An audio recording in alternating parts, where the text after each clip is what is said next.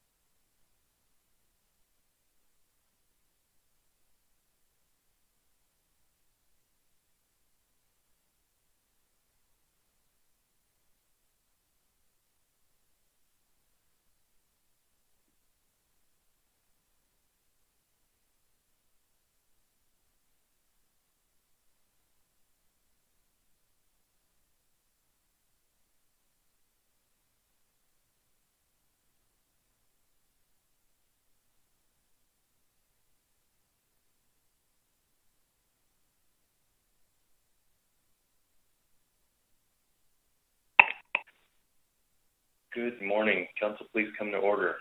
Okay, we're in our final day of here. We've taken the staff presentation on staff tasking and have 39 people signed up to testify. I did want to, Mr. Mesereau had indicated potentially having a few questions for staff. I did want to circle back and make sure we allowed for that in the event folks did have questions. So, Mr. Mesereau, did you have anything?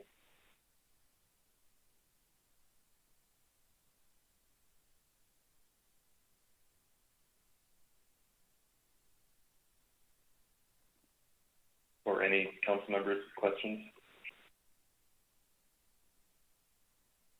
Dr. Balsiger? Thank you, Mr. Chairman. So, Council Member Kimball yesterday asked that we have some standby in the event that emergency rule regulations would like to be explained. We do have staff on board this morning that's prepared to do that, Mr. Merrill. If this is the right time, otherwise we can do it whenever Nicole would like to hear that.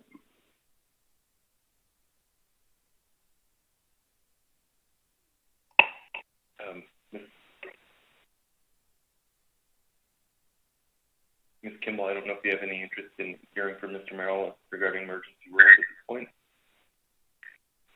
No, I'm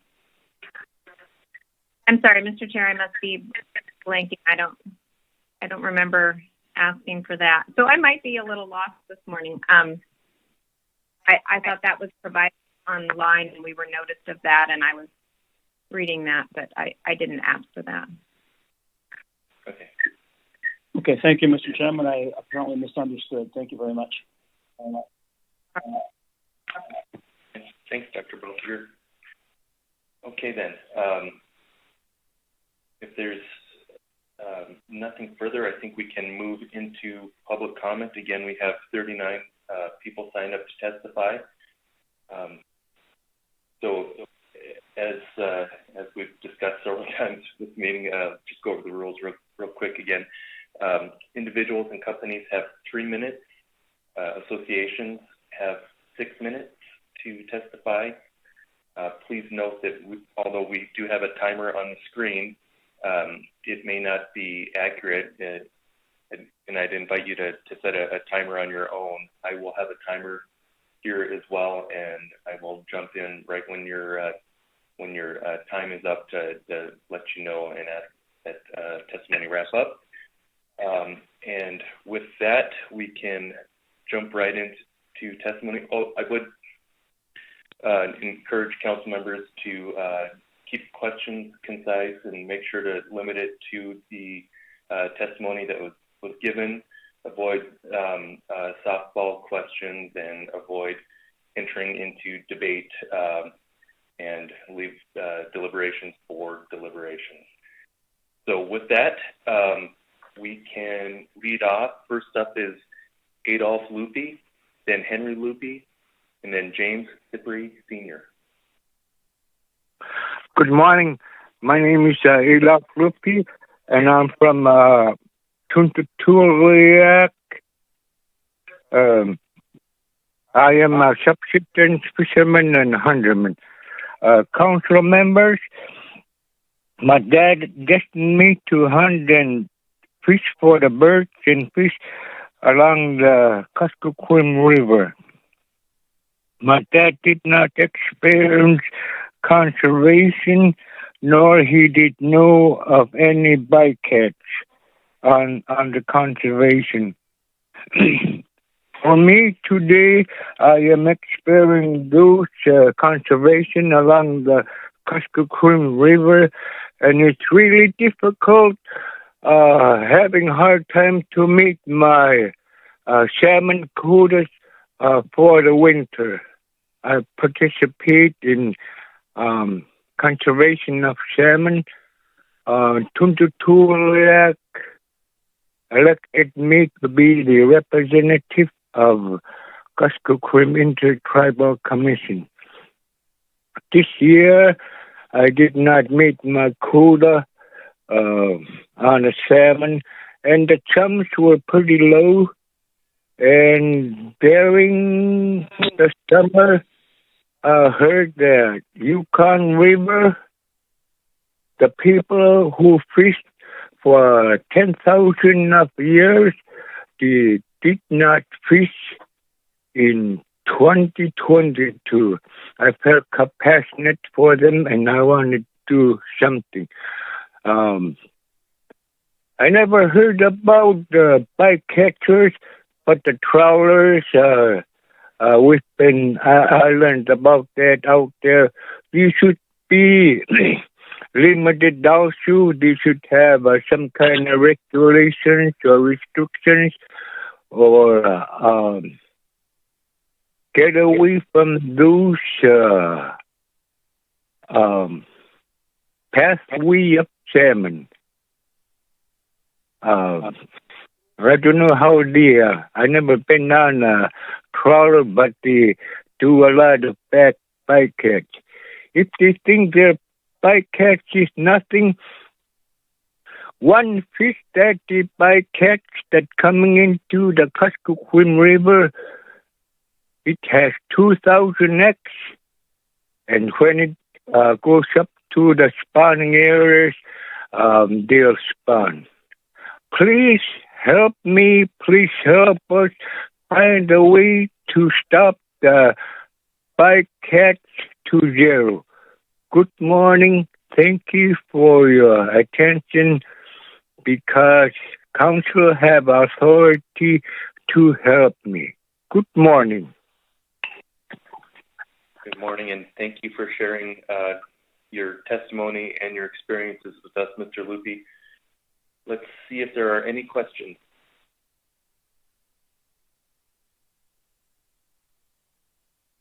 Okay, thank you again for your testimony. Next up is Henry Lupy.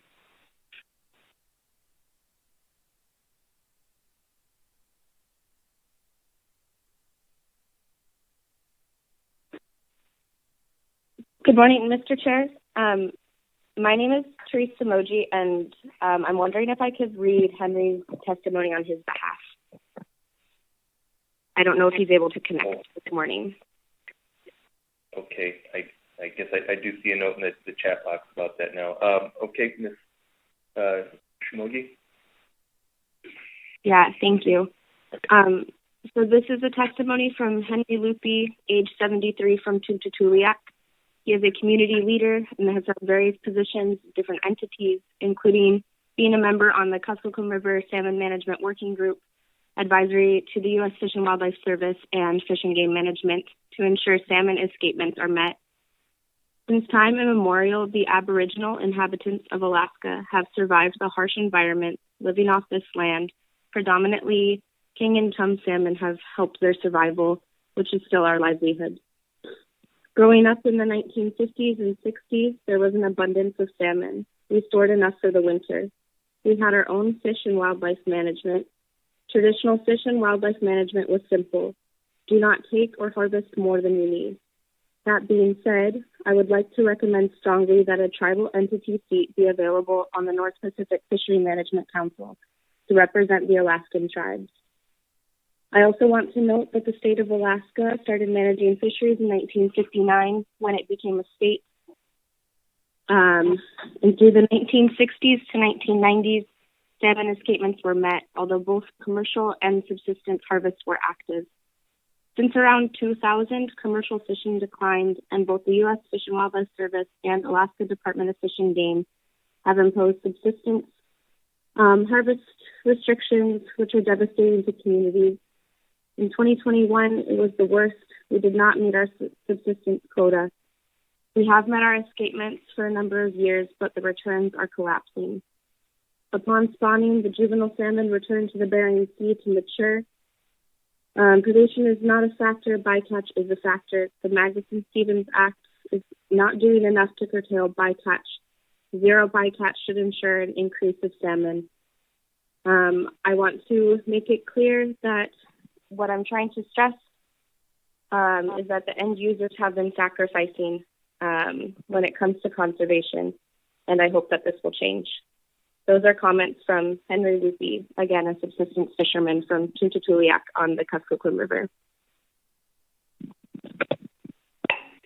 Okay, thank you for sharing his comments with us this morning. Since he's not here to answer questions, we can just move along. Thank you again for sharing those. Next up is James Sippery Sr., and then Mary Peltola, and then Mike Williams Sr.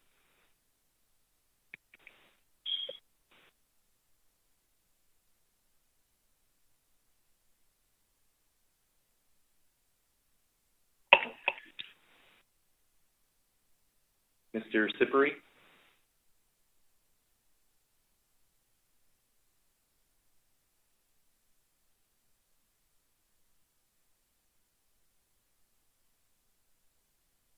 If Mr. Sippery is unable to connect, we can circle back later on and try him again. Mary Peltola.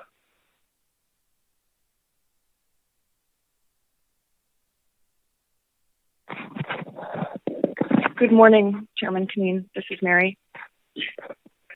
Good morning.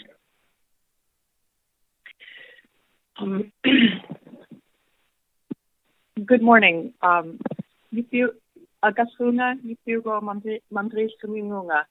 name is Mary Peltola. I'm a Yupik.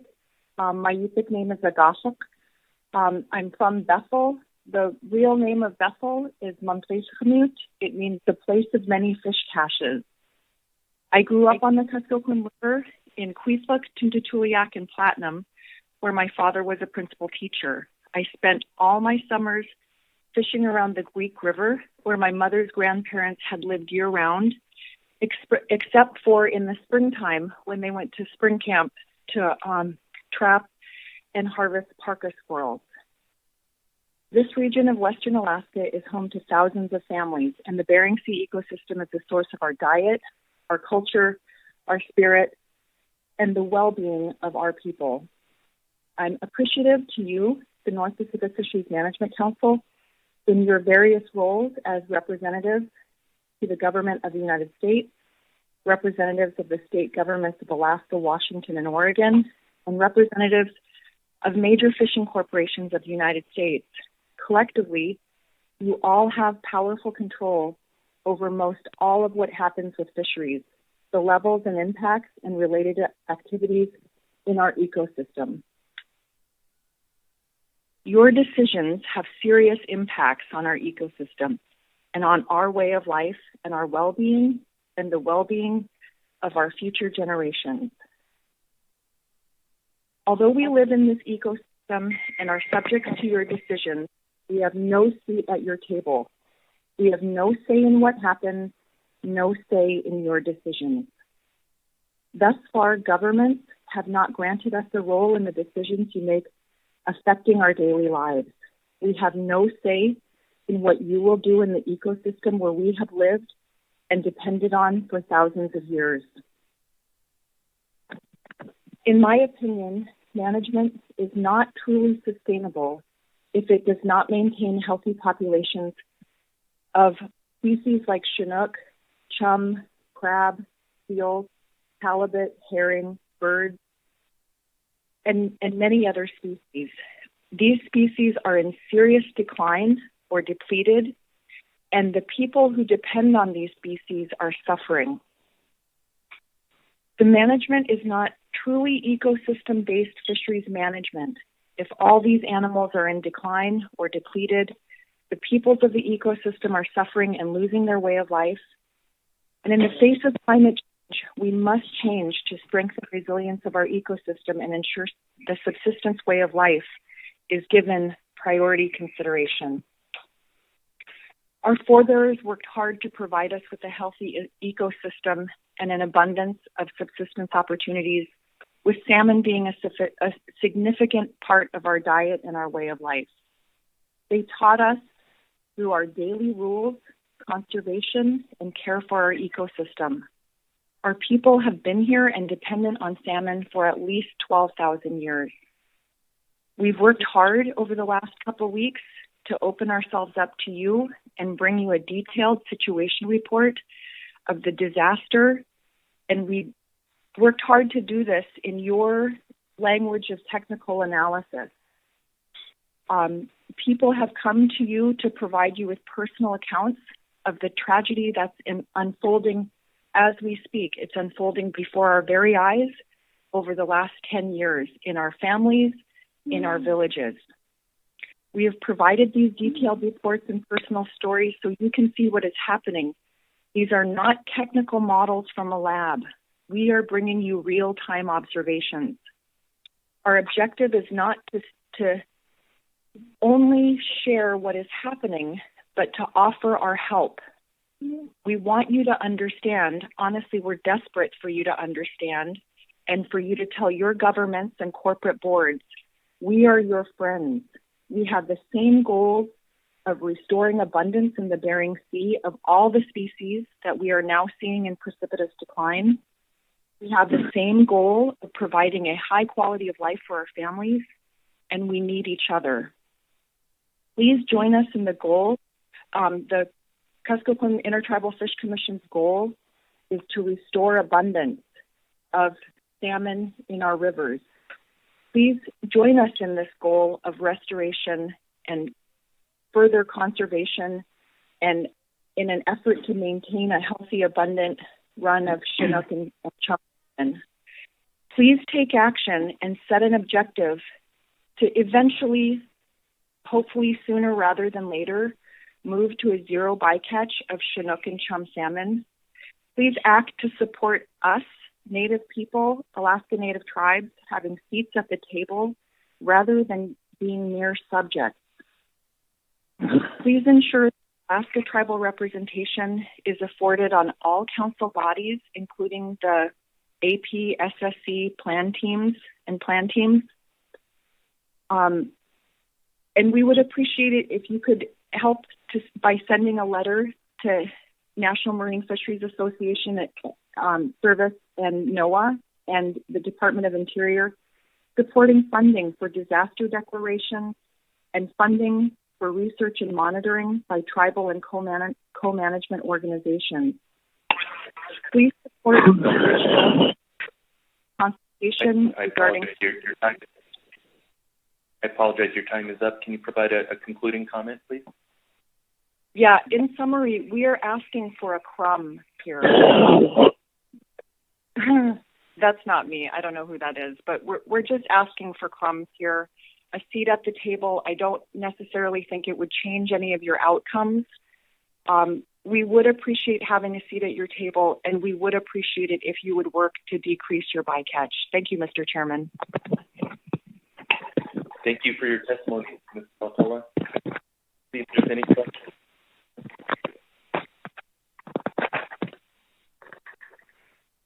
Ms. Baker. Thank you, Mr. Chair, and thank you, Ms. Pelola, for your testimony.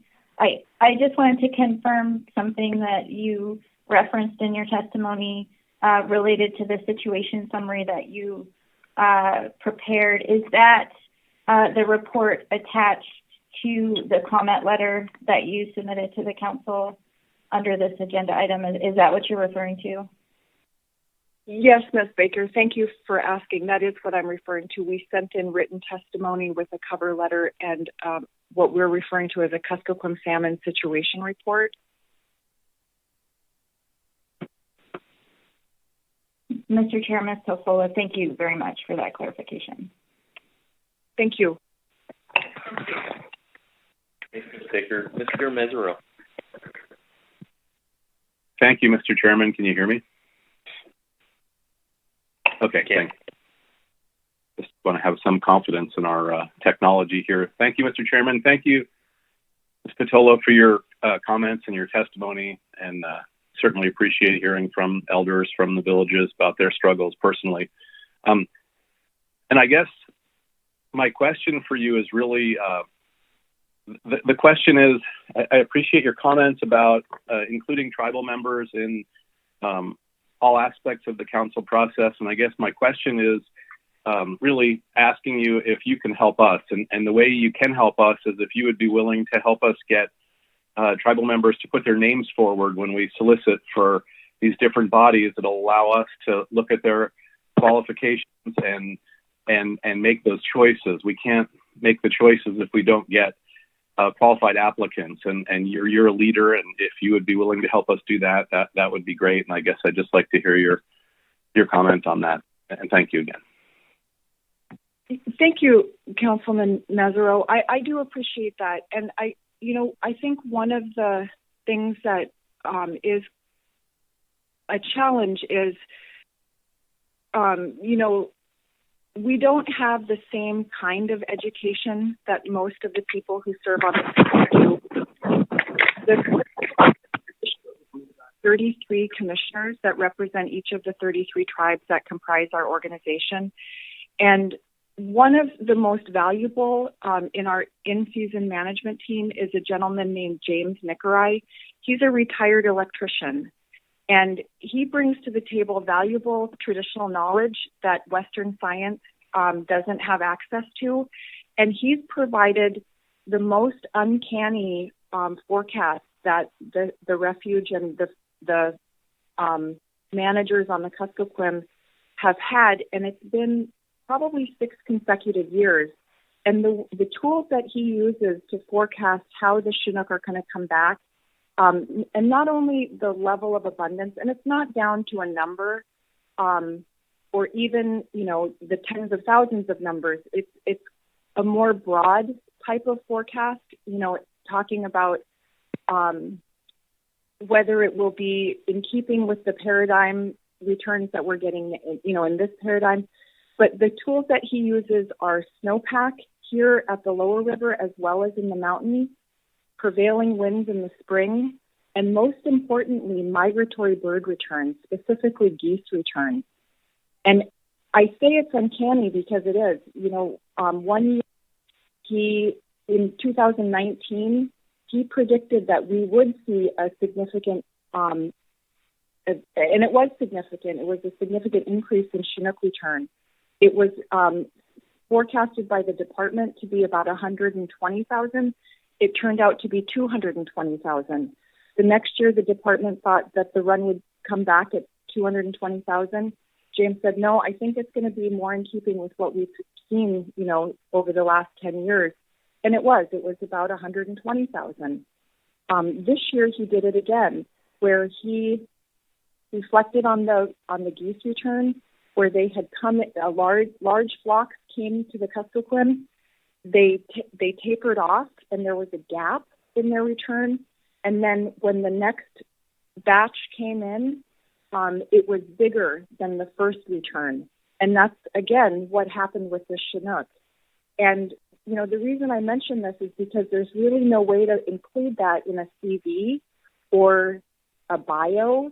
And it's discrete knowledge, but it's very applicable when Western science isn't giving us the indexes that we need. And the way that our return comes in, we're really kind of flying blind or driving blind until about June 25th, when most of the run has passed the lower river. So having his expertise has been really beneficial, but I'm not I mean, my concern, we can forward you names of really, really good people. I just hope that they will be viewed with the same kind of consideration that someone with a master's degree has.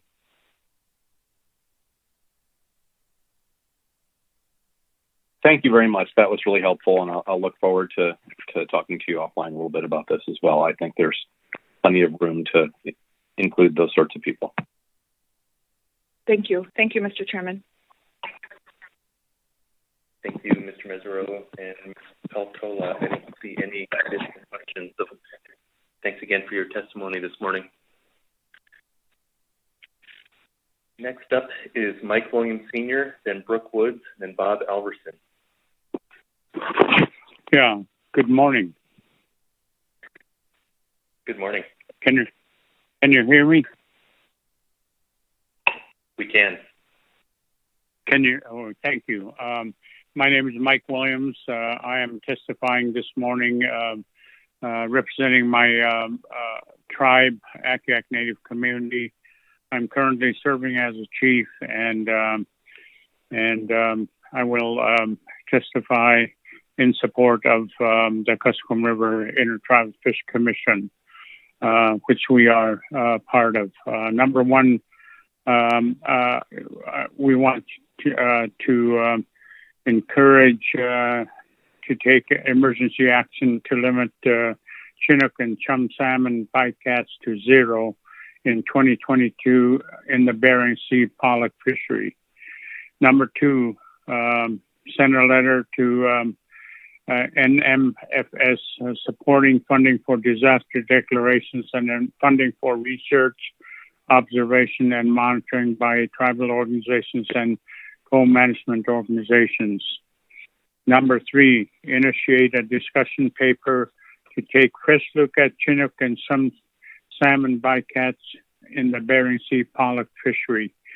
Co-produce a discussion paper that looks at the current salmon bycatch numbers, genetics, and impact on Alaska salmon stocks, as well as a summary of the current state of in-river returns.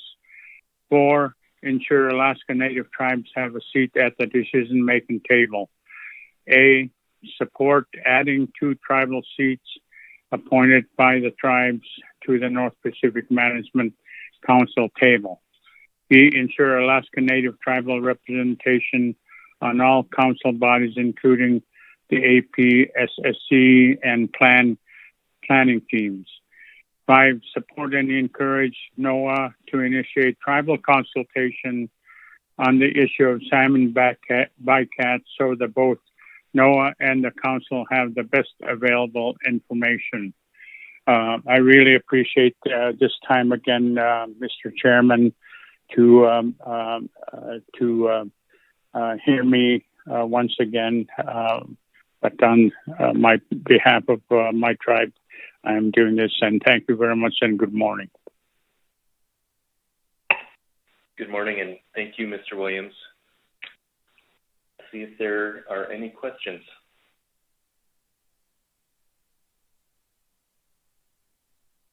I don't see any. Thanks again for testifying with us this morning.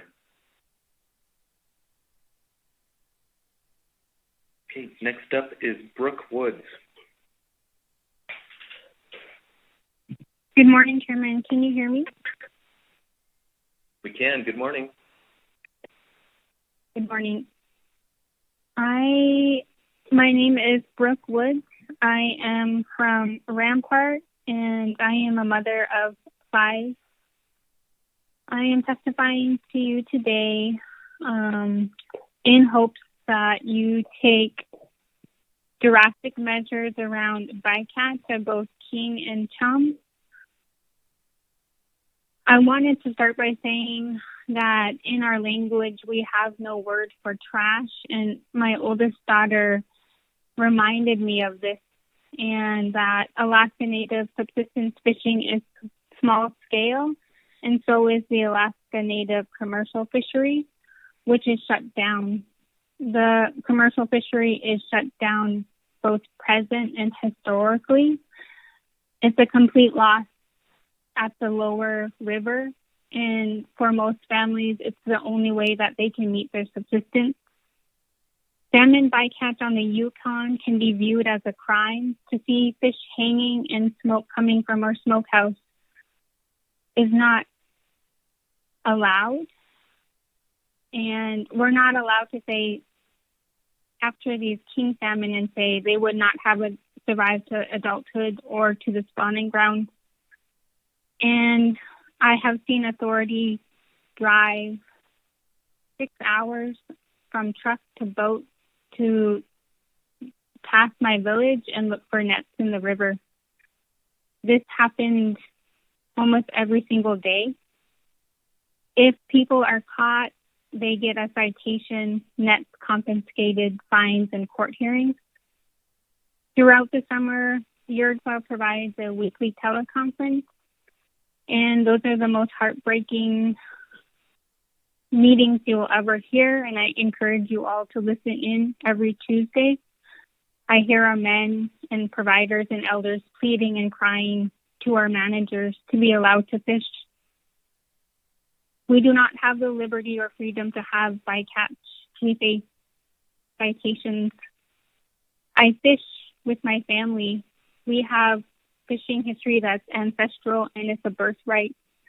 But I have to choose to fish sustainably, conservatively, and at the same time regulated and restricted to zero for many years ahead. My culture, my matriarchs, and my children cannot wait for the king and chum to return with abundance. My children need to learn now from their grandmother, and I shared photos of our time together at fish camp. I can't describe in testimony the joy of a mother seeing her children working alongside their grandmother at the fish camp, checking the net, or being at the river. I also wanted to say salmon account for 61% of protein. The spiritual component of salmon is currently missing. And when I say that, you'll see in villages when you visit king salmon tail hanging above the houses, the door. It provides protection, much like our relatives who smudge. We feed our loved ones a past the best traditional food. And what's good for pollock is good for salmon. And I will end here. I have 2 minutes left on my side. I'll just end that I am your messenger, so the actions that you take today, I have to share with commissioners, elders, and my children. Thank you so much. All right. Thank you, Ms. Woods, for your testimony. We really appreciate hearing from you. Looking for any questions?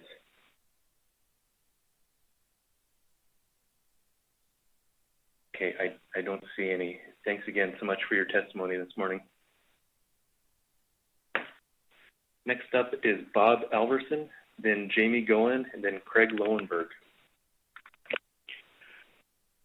Yes, Mr. Chairman, this is Bob Alverson. You pick me up? We do. Good morning. Good morning. For the record, my name is Bob Alverson. I'm testifying for Fishing Vessel Owners Association. Currently, with your 3-meeting lookup page that you had the other day on the internet, the release of small sailfish is not yet scheduled for analysis, and we would ask that the next time staff is available that that item be moved above the board and agended for action and analysis. I've testified on this before, Mr. Chairman, so I'm not going to take any more time unless there's some questions. Okay, thank you, Mr. Alverson. Looking for any questions?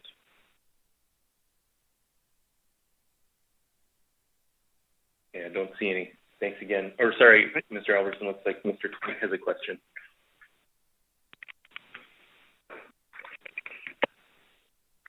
Thank you, Mr. Chair, and I apologize for being slow on the draw this morning. Mr. Alverson, I'm wondering if the incidence of small sablefish is continuing to decline, at least as a percentage, as the stock assessment authors and others predicted it might, or whether it's continuing to be the same level as the previous couple of years. Through the chair, Mr. Dwight, from what I hear from our members is that these year classes are just overwhelming. And so there is a high presence of the juveniles still in the catches, particularly in the pots. There was several of the guys said they thought that the average cut weight had gone up a little bit, but it's still there's still a lot of incidents of the small sablefish. I don't see this going away anytime soon. So I don't know if that completely answers the question or not, Mr. Dwight, but I think that's the best I can do. It does answer it. Thanks, Mr. Alverson.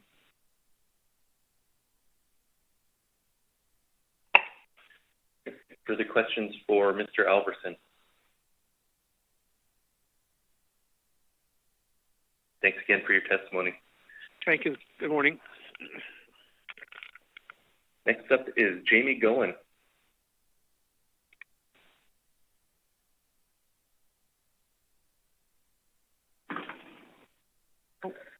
Start over. Good morning, Chairman Kineen and members of the council. I'm Jamie Goen with Alaska Bering Sea Crabbers. We're an industry trade association representing the majority of harvesters fishing with pot gear for king snow and bear dye crab in the Bering Sea and Aleutian Islands Crab Rationalization Program. We'll be speaking to our comment letter under this agenda item and building off topics we discussed in agenda item C1 for crab specifications. 2 of 3 major Bering Sea crab stocks have reached a level of conservation concern. The magnitude of this blow to our industry is still sinking in and is unlike any other the crab industry has experienced in 1 year. Now that our harvest levels and IFQ have been announced, we're looking at a $234 million, let me say that again, $234 million hit to fishermen, skippers, 60 vessels, and longtime crew in 1 year. And that doesn't even account for all the downstream economic impacts to the state of Alaska, processors, markets, and communities. In addition to losing their jobs, some fishermen are going to lose their vessels, their homes, and families are going to be displaced. It's simply devastating. Many factors are likely playing a role, and we've heard that there's no smoking gun. There's changing ocean conditions, direct and indirect fishing pressure, and predator-prey dynamics. We have more control over some of these factors than others. Let's focus on the things we do have control over. Things we can do to help build resilient fisheries, to help our stocks rebound, and to help our fishing communities. Fisheries managers and decision makers should focus on fishing pressure, both direct and indirect or bycatch, and area protections. In a changing world with rapidly changing crab stock status and species on the move, we need to be more responsive, adaptive, and flexible. This is not a time to maintain the status quo while we do more research. We need to be thinking both short-term and long-term for management actions and research to build a roadmap and to help crab stocks rebound and build resilience. And it's going to take thinking outside the box, a lot of collaboration, and changing how the council and agencies do business. What is happening with crab stocks is a wake-up call. This is the time to take bold action now while we continue to gather research and refine our approach in the years to come. Focusing on things within our control, we are asking managers and other industry sectors to come to the table to work on proactive solutions that will keep us all fishing and keep Alaska's fisheries sustainable. We are looking at all sectors, including our own, for how to help crab stocks. Crabbers recognize and appreciate ADF&G's decision to close the Red King crab fishery and severely limit our snow crab fishery, recognizing that we have a big impact on the stock and these measures are needed. Crabbers are also looking to further reduce our own discards of small males and females by exploring larger mesh sizes and longer soak times for the upcoming season and refining our hotspot reporting for areas of female crab. Those are some of what we're doing in our own sector, and now I'll turn to other sectors. Crabbers have reached out to all other industry sectors requesting voluntary action to stay out of the Red King crab savings area, the sub-area, and a new area a half-degree north of the savings area. We've asked for that from now through next year to reduce impacts on Red King crab. In addition, for all crab stocks, we have also asked other sectors to report and avoid crab hotspots and to use best handling practices to help reduce mortality.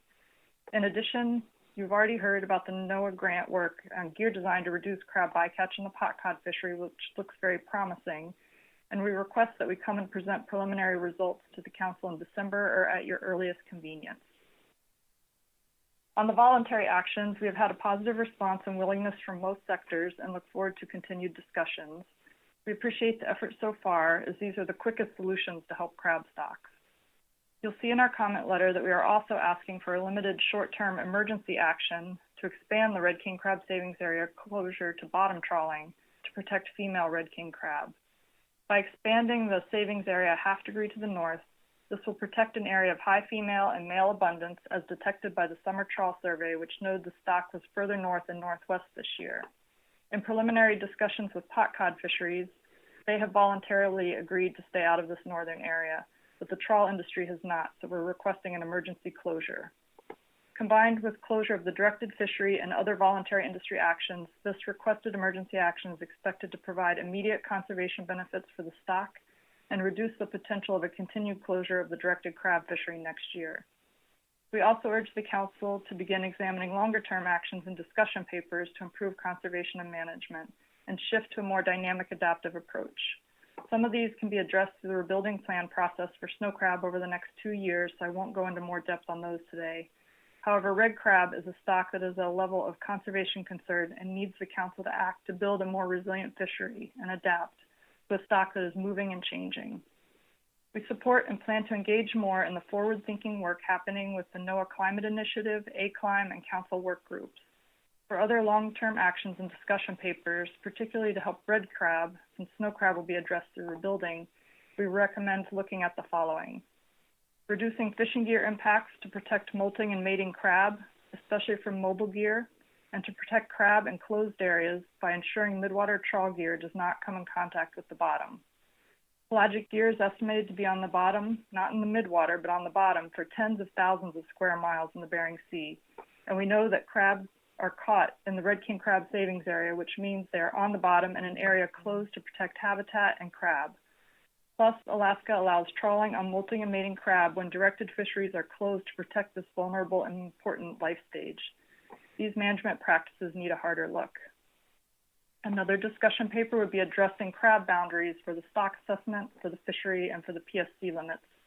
You heard under C1 about the stock assessment and fishery boundary issues, where for red crab, the continuous stock extends past the management boundary to the north and northwest. And for PSC, red king crab was caught inside Zone 1 on that same continuous stock is not counting toward the PSC limit. A third of the red crab bycatch happens outside of Zone 1. Oh, am I up? It's going. Yeah, I apologize. Your time is up. If you could provide a summary comment, and then we'll see if there's any questions. Yep. One other discussion paper we were thinking about were tools to reduce crab bycatch and pot cod fisheries.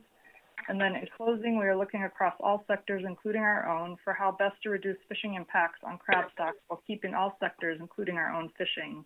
We urge you to take bold action now to help our crab stocks rebound and give us a chance to have a fishery next year. Thanks, and happy to take any questions. Let's see if there are any. Ms. Vanderhoven. Thank you, Mr. Chair. Thank you, Ms. Goen. 2 questions. The first one, I'm a little unclear why your request to industry didn't include the pot cod fishery in Area 512, where they've had big strikes this year and other years, and also where there seems to be higher levels of female and juvenile crab. Through the chair, Ms. Vanderhoven, thanks for the question. We did look at that area. What we decided to do was take a more narrow approach for all sectors, because there are areas where the pot cod fishery has higher bycatch outside the red king crab savings area, and also the trawl industry inside of Zone 1. And what we decided was to take a more narrow approach by just expanding the red king crab savings area. The thought was that that would protect the heart of where we saw the higher abundance of females and males from the survey this summer. Okay, and then second question, Mr. Chair, Ms. Goen. You had several discussion papers and other proposed actions for the council to consider and we have limited staffing resources in particular for doing that. Can you prioritize one or two of your requests that we should focus on, in your opinion? Through the chair, Ms. Vanderhoeven, yes, that's a great question, and part of what I was trying to get to there at the end of my testimony. So I would prioritize 3 discussion papers. The first being reducing fishing gear impacts to protect molting and mating crab, and to protect closed areas by ensuring midwater trawl does not contact the bottom. The second would be addressing crab boundaries for the stock assessment for the fishery and for PSC limits. And the third would be a discussion paper looking at tools to reduce crab bycatch in pot cod fisheries. Thank you. Thanks, Ms. Vanderhoeven. Ms. Baker. Thank you, Mr. Chair. Thank you, Ms. Goen, for your testimony. I wanted to ask a question about your emergency rule request. And as you know, emergency rules should be a somewhat rare event in our regulatory process. And so we have the council and NIMS need to carefully consider those emergency rule guidelines provided by NOAA Fisheries. And so I just want to be clear that from your perspective, I think I heard you say the objective of the emergency rule request to expand the red king crab savings area is expected to provide immediate conservation benefits and improve the likelihood of a red king crab directed fishery the following year. Did I capture that correctly? Through the chair, Ms. Baker, yes, that's correct. And I'm happy to step through why we think it meets the criteria, the various criteria for emergency rule, if you like. Thank you, Mr. Chair. Thanks, Ms. Goen. I think your comment letter addresses that adequately. I just wanted to make sure that I had the really concise point of the objective. So that's okay, Ms. Goen. Thank you, Mr. Chair. No more questions. Thank you, Ms. Baker. Mr. Mesereau. Thank you, Mr. Chairman, and thank you, Ms. Goen, for your testimony. And fortunately, it is riddled with pretty bad news, but hopefully we can do some things to help. And my question for you is regarding your comment about discussion paper regarding bycatch in the pot cod fishery. And my question is, would that be appropriate, or would it be more appropriate if we're going to look at crab bycatch in pots to look at all sectors that have crab bycatch in pots? And if we're going to move towards potentially a regulatory amendment that is going to look at that, don't you think it would be more appropriate to look at bycatch in all pot fisheries in the Bering Sea of crab, just for a holistic look at the problem? Through the chair, Mr. Mesereau, yes, I think that would work. I also, in our discussion or in our comment letter, we were going even a step higher at a more holistic look of looking at bycatch in all sectors of crab and how to best address that. I was trying to narrow it down here in our comment. So anywhere in between just looking at pot cod fisheries to looking at all pot fisheries to looking at all fisheries. I think I would look to the council's direction on how they want to approach that. Thank you. Thanks, Mr. Mesereau. Other questions? Thank you, Ms. Goen. Thank you. Next up is Craig Lowenberg. Good morning, Mr. Chairman, members of the council. For the record, my name is Craig Lowenberg. I'm here today on behalf of the Bering Sea Pot Cod Cooperative. The BSPCC is a trade organization that represents stakeholders in the BSAI greater than or equal to 60-foot Pacific cod pot catcher vessel sector. I'm the executive director of the organization as well as the co-owner of a vessel that participates in the fishery. I'm providing testimony today to once again ask the council to take action to rationalize this sector. Almost 3 years ago, at the February 2019 meeting, the council took action to signal its intent to develop a discussion paper on BSAI Pacific cod pot catcher vessel management. Resulting from that action, a scoping paper was produced and stakeholders developed a draft rationalization framework for analysis. At that point, the council process on analysis of a catch share plan stalled. And since that time, the problems that exist in the sector have been exacerbated. Contacts continue to decrease. The pace of the fishery has contributed to an increasingly compressed season, resulting in decreased ability to maximize the value of the fishery and negatively impacting all fishery participants, including the catcher vessels, shoreside processors, and communities. Of course, safety at sea has also been a significant issue.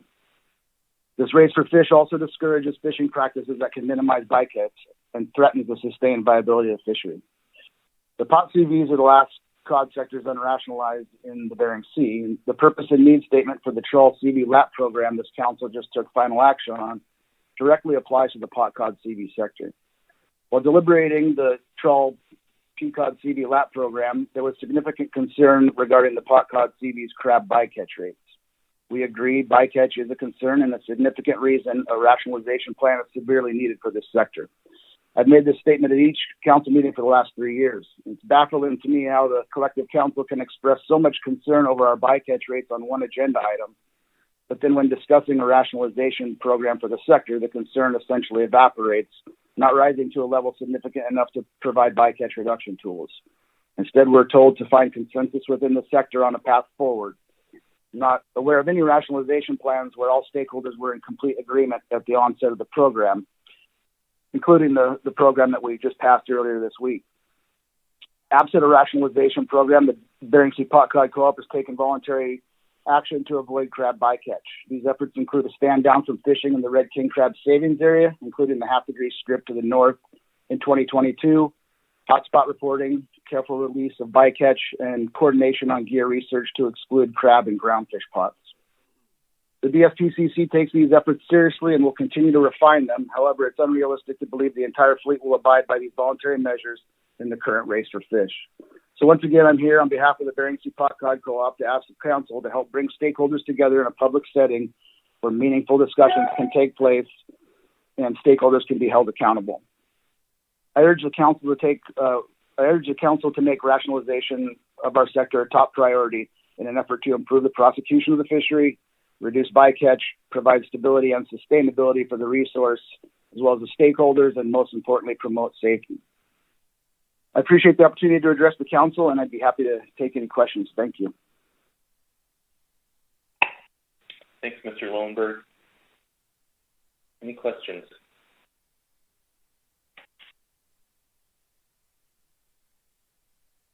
Thank you for your testimony this morning. Thank you. Next up is Lance Farr.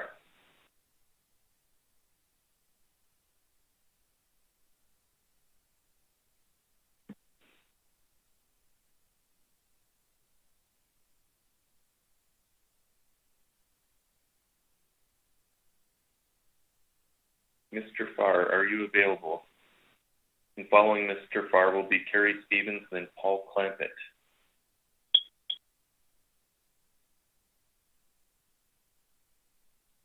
Okay, we can circle back to Mr. Farr after a bit. Carrie Stevens. Good morning, Council and Chair. Can you hear me? We can. Good morning. Good morning. Good morning. My name is Carrie Stevens. Thank you to the Chair and Council for this opportunity to speak with you today. Very much appreciate this opportunity. Again, my name is Carrie Stevens. I am here on the lands of the Chinahutani in Fairbanks, Alaska. I am testifying for myself as a fisherwoman of the Yukon River. I also serve at UAF as Associate Professor in Tribal Governance, where we work to ensure tribal and Indigenous voices are heard in these forums. But again, I am testifying as myself, having married a traditional fisherman along the Yukon River and been fishing for over 20 years along the Yukon in a traditional fish camp. I'm not going to tell you anything new in my short time, but I just want to remind you that the people along the Yukon, over 43 communities, over 20,000 people are suffering, and they have sacrificed for decades now in fisheries closures. They're criminalized when they fish, they're harassed, and as you all well know, their freezers are empty. Yesterday, I testified to protect a moose hunt. It is an onslaught just to feed your family and your people. Our fish camps feed dozens of families. We know the Three River Index did not meet the threshold for bycatch. I am just repeating here again that current rules would allow you to catch over 45,000 salmon, while the people of the rivers have nothing. It's devastating, it's criminal, and yet the people of the rivers are being ticketed and fined and harassed. So I am in full support of the AP member and the motion she put forward for zero salmon bycatch. Again, I really do want to encourage tribal consultation and a full ecosystem approach with NOAA and NIMPS and DOI and tribal governments. As Mary Peltola eloquently put, we have the exact same agenda as you. There is no doubt that the current process is completely unsustainable, and there is a complete crash of so many species, as we're hearing today.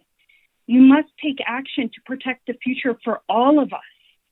We are sacrificing, and we ask you to sacrifice. Anabasi for your time and your service. Thank you, Ms. Stevens. If there's any questions.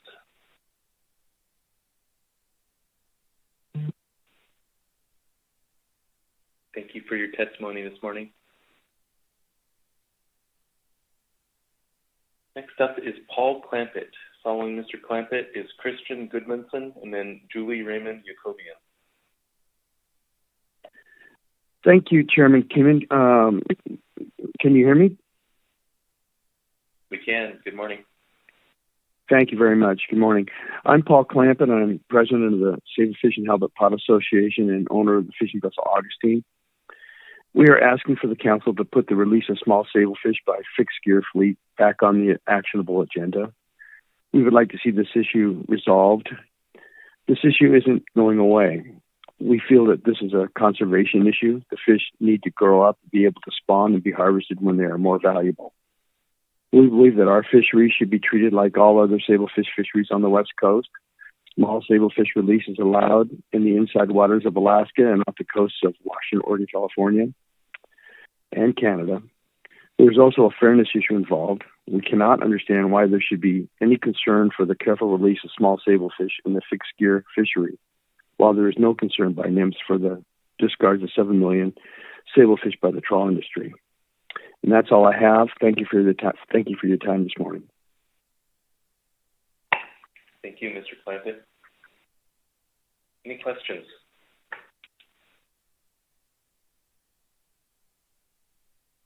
Thanks again. Christian Goodmanson.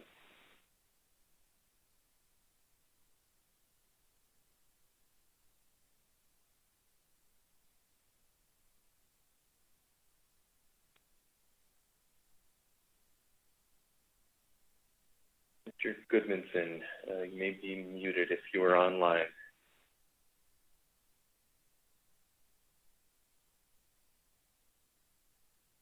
Okay, and again, we'll circle back to those that we've missed. Next up then would be Julie Raymond-Yakobian. Good morning, can you hear me? We can, good morning.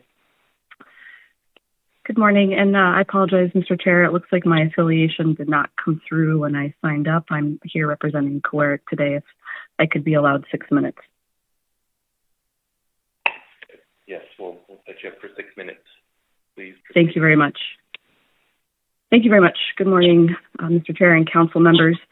My name is Julie Raymond-Yakobian. I'm speaking on behalf of Cver, the tribal consortium for the 20 tribes of the Bering Strait region.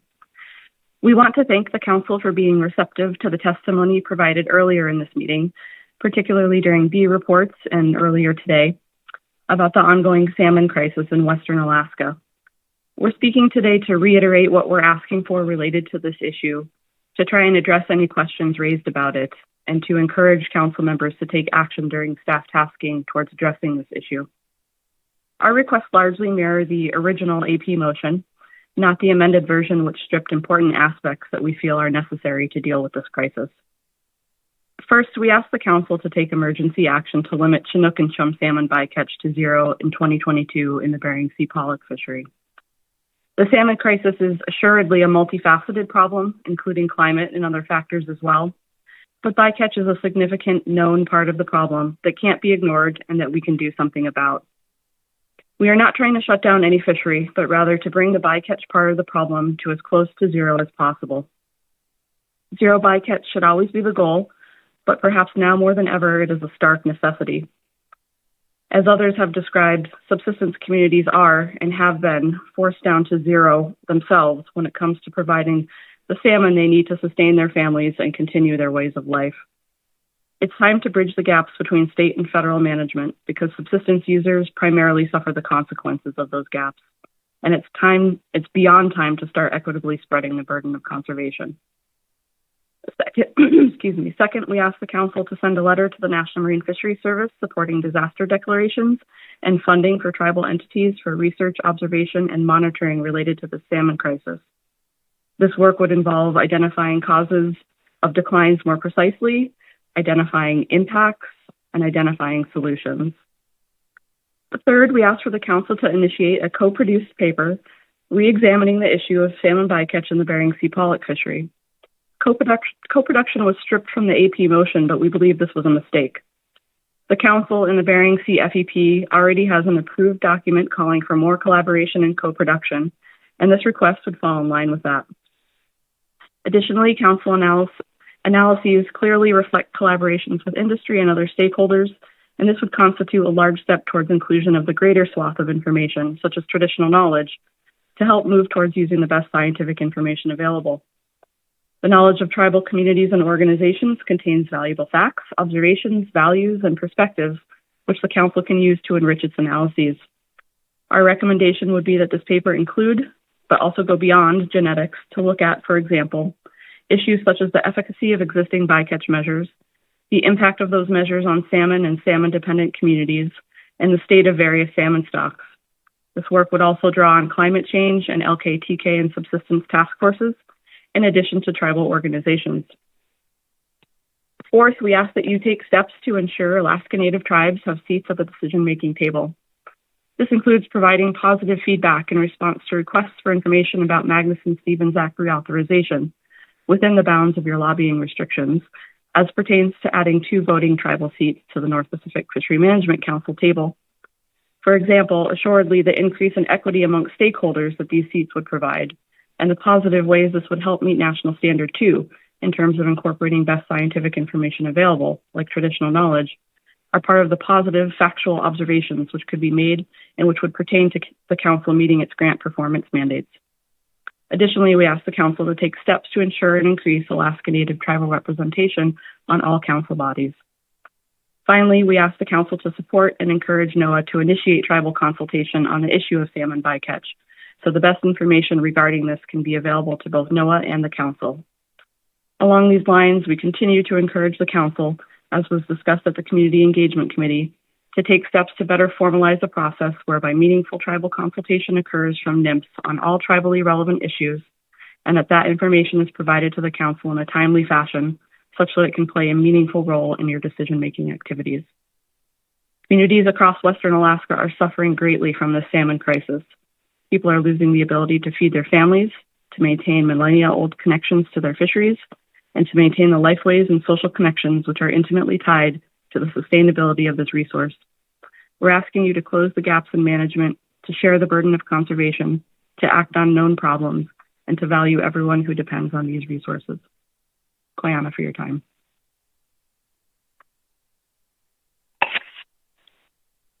Thank you for your testimony this morning. Mr. Mesereau has a question. Thank you, Mr. Chairman, and thank you, Ms. Raymond-Yakobian, for your testimony.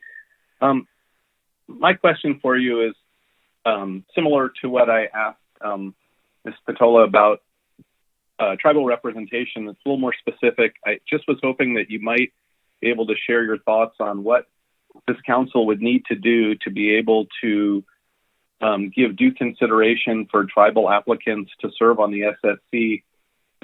Is there some sort of an endorsement that tribal organizations could provide for applicants, or do you have any other thoughts on what kind of changes we might need to make to have a qualified, productive member of the tribe serve on the SSC?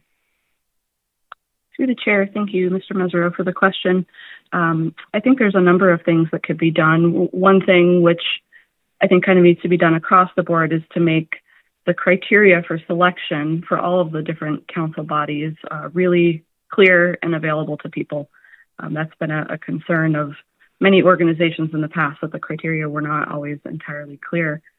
Secondly, I think that as others have noted, tribal members don't always have the same types of qualifications that someone from an agency or a university, for example, might have.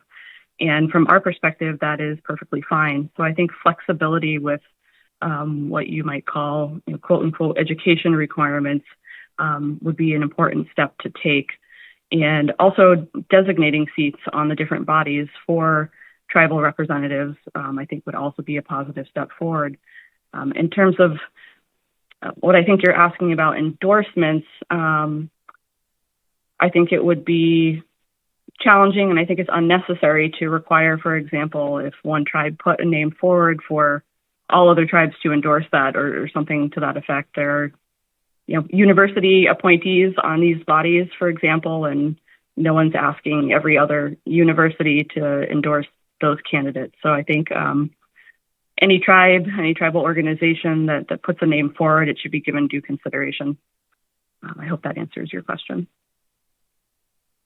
It does. Thank you. Thanks, Mr. Mesereau. Ms. Vanderhoven. Thank you, Mr. Chair. Thank you for your comments.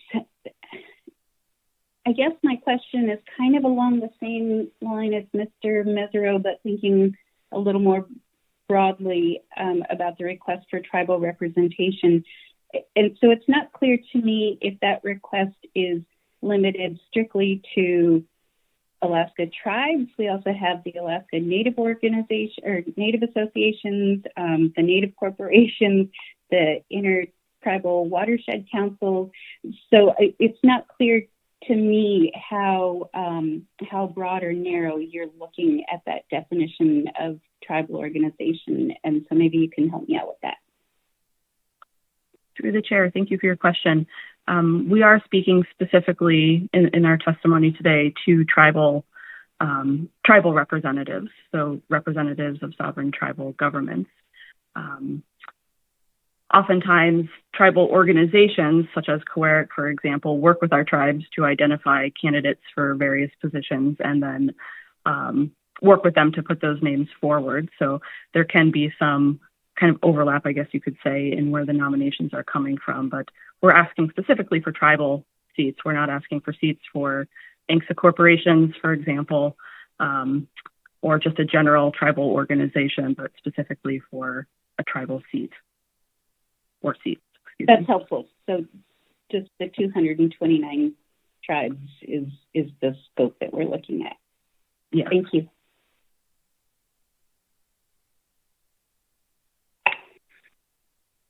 Any further questions? Thanks again for your testimony. Thank you. Next up is David Harris, then Bruce Urban, and then Siri Damarell.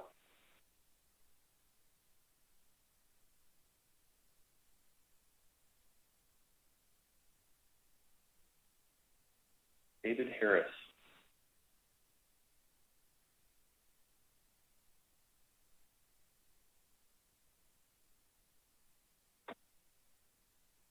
Okay, let's move to Bruce Urban. Hi, can you hear me okay? We can. Good morning. Good morning. Thank you, Chair, Council members, for this opportunity to provide my testimony. My name is Bruce Urban. I'm an Upper Tanana Dene living in Tok. I work for the Tanana Chiefs Conference Tribal Resource Stewardship Program.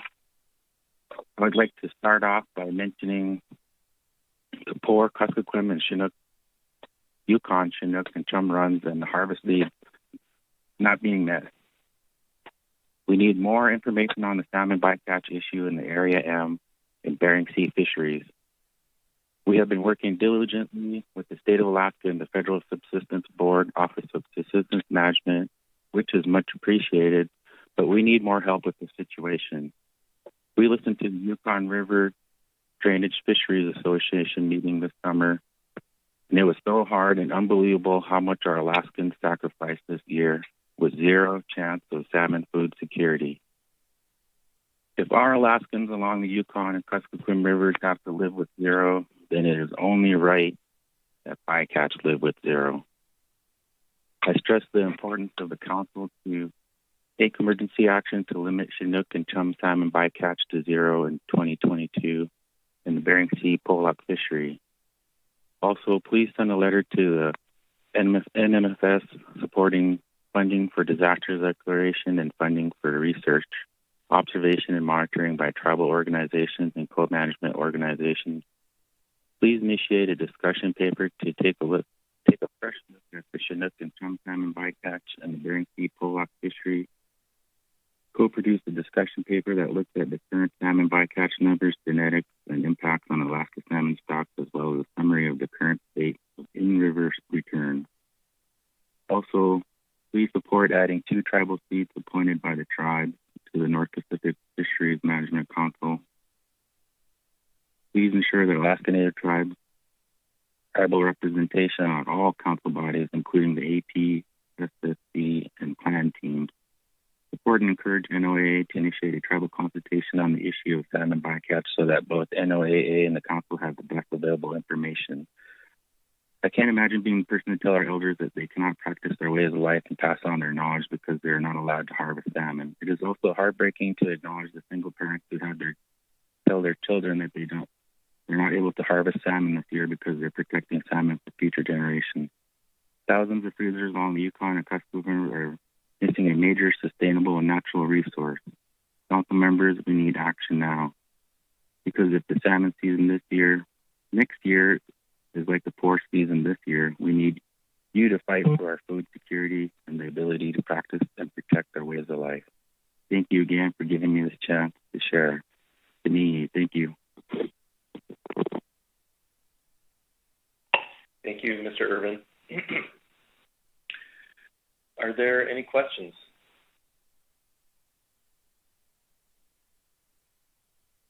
Okay, I don't see any. Thanks for your testimony this morning. Okay, next up is Siri Damarell. Good morning. Can you guys hear me? We can. Good morning. Good morning. My name is Siri Damarell, and my family owns the fishing vessel Silver Dolphin. We are a small crab fishing family business. My grandpa immigrated from Norway, then my dad took over, and now my husband has been working on the boat for 20 years while I do all of the work in the office. The lowering of the quota of snow crab and there being no king crab quota has greatly affected our small family business. We are so worried that we won't be able to continue in the industry because of high costs and now the loss of income personally as well as across the entire fleet. On the fishing grounds, my husband and crew caught beautiful big 5-inch clean male snow crab at 115 to 120 fathoms, which is deeper than it has been in a very, very long time. For king crab, they were catching 40 to 60 per pot, and one of our crew members who has been with us for over 30 years has said these are the nicest and biggest males he has ever seen. We all know that life and nature evolves and changes. Often we have to adapt and make changes to make and see progress. We want to see the stock grow so that it will still be here for future generations. So we want to find solutions. We also want to see action to find the best steps to make the crab stock grow. I believe one of the steps we can take to see the crab stock increase is to adjust the boundaries and go deeper in the summer surveys, as well as possibly add another survey in the winter months since we know the crab moves. This is only one step that we can make, as well as many others, such as asking other sectors to avoid crab hotspots and close some areas. We are all a fishing family, all sectors are. We just happen to be a part of the crab section of the family, but still consider all other sectors as part of our fishing family. As a family, we should be working together so that the whole family can succeed. I thank you for the time you take to listen and the steps you take to help us to adapt and make those changes that are so needed so that we can succeed as a fishery. As a small family business that relies on the crab fishing industry, I urge you to take action and look forward to working alongside you. Thank you. Thank you for your testimony this morning, Ms. Damarell. Any questions from council members?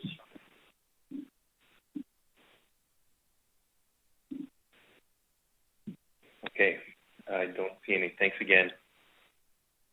Thank you. Looks like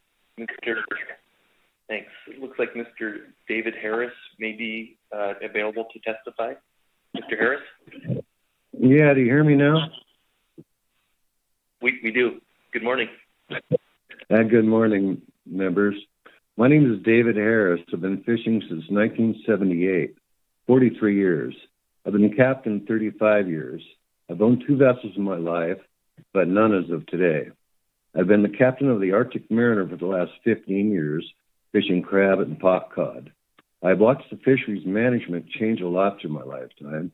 I've longline, drag bottom fish, and midwater pollock. I've never really understood why they call it midwater fishing when we could put 5,000-pound chains on between our doors or our foot rope to keep the net tight on the bottom to target the females for the roe. We all know that's where the big money is. We'd also pick up old crab pots that did tear up our net. However, we would just zip on a new one, shoot it out, keep fishing, and fix the other one. This was on a 240-foot factory trawler. I've always wondered if this was legal gear to fish. The observers never said anything. Therefore, over the years now, you're seeing smaller pollock and probably a drop in their quota.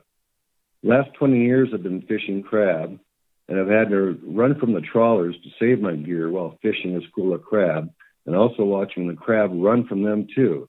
Yes, they do run from the disturbances on the bottom.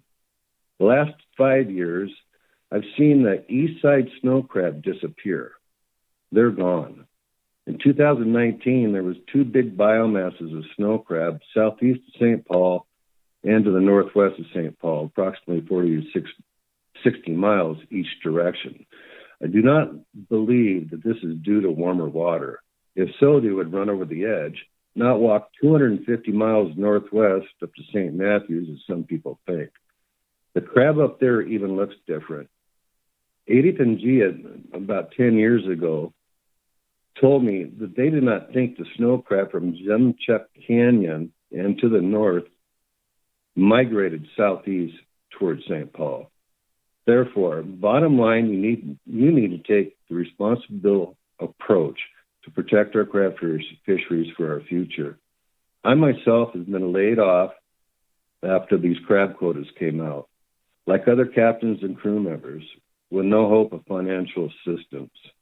In closing, you cannot rototill your garden every week and expect your vegetables to grow, figuratively speaking. Thank you for your time. Any questions? Thank you, Mr. Harris. Let's see. Dr. Balsiger. Yes, thank you for the testimony. It's not dissimilar to what we've been hearing, but in your particular case, what are your opportunities to get another job in the fishing industry for the coming year?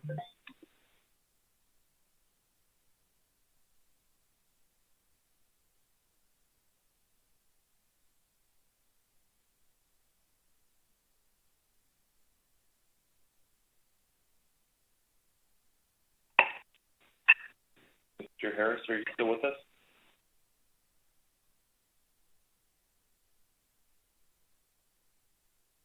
Well, thank you, Mr. Chairman. I may be on the edge of softball question anyway, but the stories are difficult to hear. Thank you. All right. Thanks, Dr. Balsiger. Okay.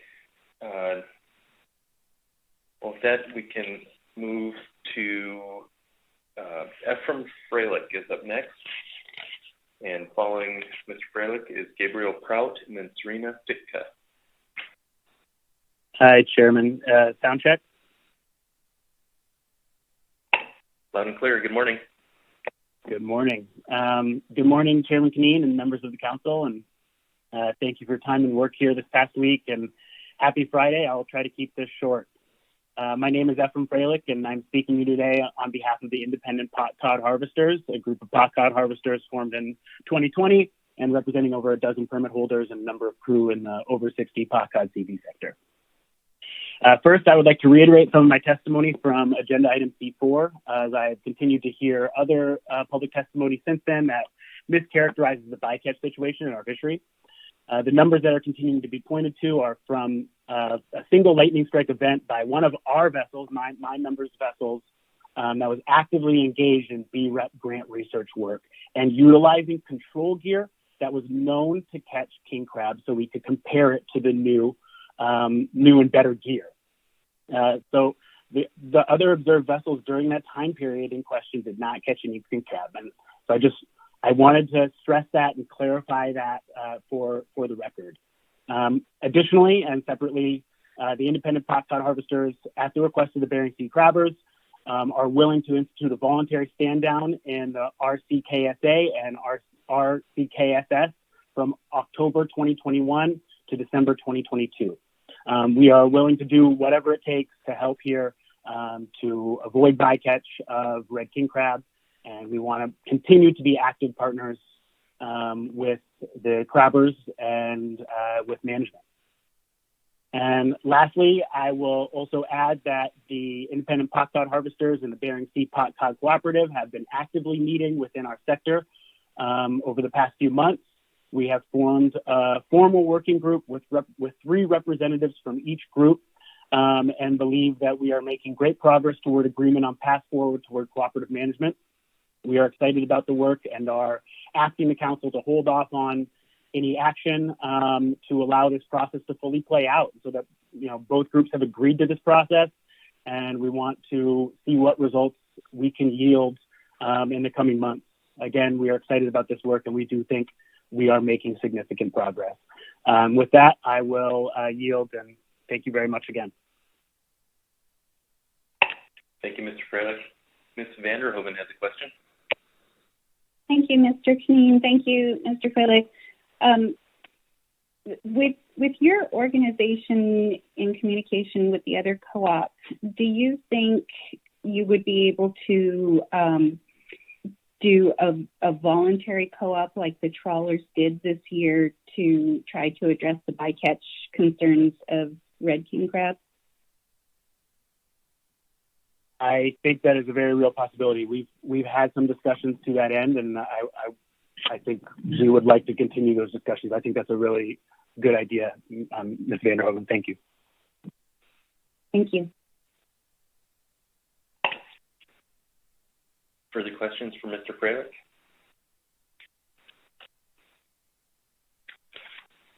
Thanks again. Next up is Gabriel Prout. Yes, good morning, Chairman. Do you hear me all right? We do. Good morning. Hey, good morning. I had the opportunity to testify a little over a week ago under the C1 BSAI crab agenda item, so hopefully a few of you remember me, but I'll go ahead and reintroduce myself, as I know it's been a long week of work and testimonies for all of you. My name is Gabriel Prout. I'm 31 years old. I'm a born and raised Alaskan. I co-own the FB Silver Spray with my 2 brothers and father and 2 other deckmates. We make up a 100% owner-operated vessel in the Bering Sea crab industry. I'm here to urge you to take action on several of the issues presented today and over the past few weeks to protect the future of our Bering Sea crab stocks for the next generation of fishermen like myself. Economic impact from the reduction of snow crab quota, as well as the loss of the red king crab season, is close to $250 million for the industry. This year will have far-reaching impacts on the Bering Sea crab fleet, and I've already spoken with several vessel owners and skippers that will not be going out to fish because it's not economically feasible for them to do so. If this situation repeats itself in the years to come, many small business owners like myself will find it increasingly harder to operate under these conditions to pay their loans, pay crew, pay vessel insurance and maintenance, and will be forced to sell out or go out of business. I encourage you to take action on the items that have common sense behind them and will help the crab stocks recover and increase the likelihood that we can have a red king crab season next year as well. One of the items that has been addressed and mentioned is the fact that the Bristol Bay red king crab are moving in a northwest direction, much like we see with the Bering Sea snow crab stocks that are moving to the far reaches of the north. King crab are moving just outside the Bristol Bay red king crab management zone and consequently are not included in the stock assessment models for determining if we can have a season. As an example, this year the female threshold for determining if there would be a Bristol Bay red king crab season was approximately 273 mature female crabs needed. 273 mature female crab in the entire Bristol Bay district were needed to determine if a season for the crab fleet would happen or not. Of these 273 mature females, they are able to extrapolate and determine if 8.4 million pounds of mature female biomass is met. That is the first threshold that needs to be met in order to determine if a season is feasible. And just as a fun fact, for each mature female crab they're pulling up, that represents approximately 30,000 pounds of biomass per crab. Unfortunately, only 222 mature females were counted and caught during the summer trawl survey for the Bristol Bay district. Now, just to the north, where a good portion of the king crab are moving, as mentioned, they towed and caught an additional 67 mature female king crab. If any of you are following the math on this, 223 plus 67 is 290, which exceeds the first threshold. The mature female threshold is the first step of the process for determining if there would be a king crab season or not. If those mature females were included in the north, likely a season would have happened.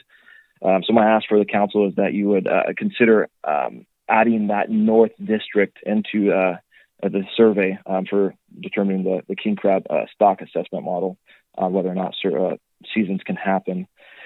I'm not here to argue about the data and the science and the current methods for the stock survey and stock assessments. I just want to make it known that crab are moving, water temperatures are changing, the ecosystem and the animals that live there are adjusting to that change.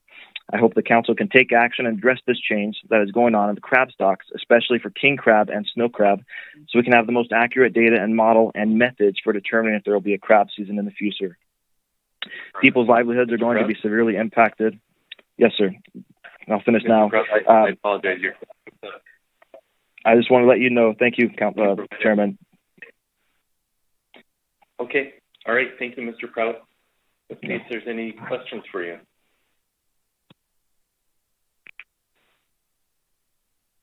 Okay. I don't see any. Thanks again for your testimony this morning. Thank you, Chairman. Thank you, council members. Okay, next up is Serena Fit-Cut, and then Rick Shelford, then John Goen.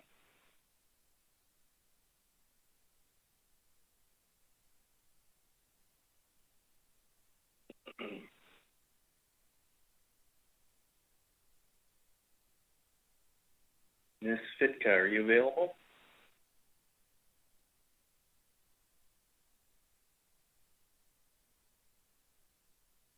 Okay.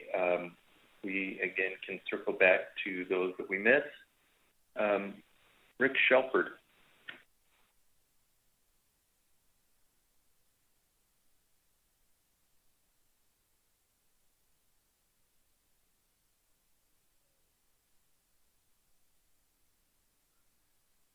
Okay, if Mr. Shelford is not available, John Goen.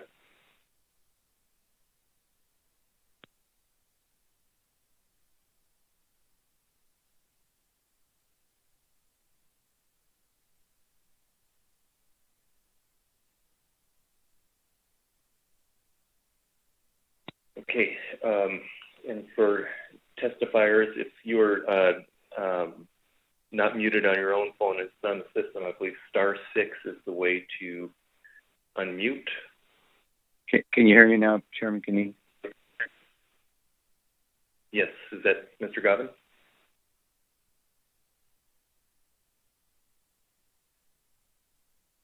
I heard somebody.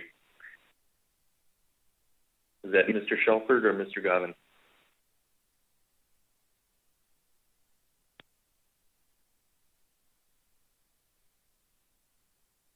Okay.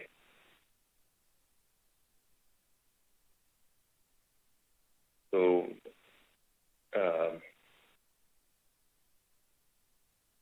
I got that. I mean, now, Mr. Chair, it's John Goven. Yes. Okay. I apologize. Hey, Mr. Goven. Yeah, sorry. It just keeps going back to being muted. But Chairman Kameen, members of the council, John Goven, Alaska Seafood Cooperative. Hopefully the sound works now. Thanks for the opportunity to testify this morning. I'd like to focus on the Alaska Bering Sea Crabbers' request for emergency action to close a large area north of the Red King Crab Savings Area where Amendment 80 and the trawl limited access fishery fish for yellowfin sole, mostly in the winter and the early spring. While we understand and appreciate the situation facing the crabbers with the Red King crab fishery closed and low paleo attack, we don't support this request, and we think it could actually result in higher bycatch of Red King crab and possibly halibut, and would otherwise occur under measures in place. I'll talk about that in a minute.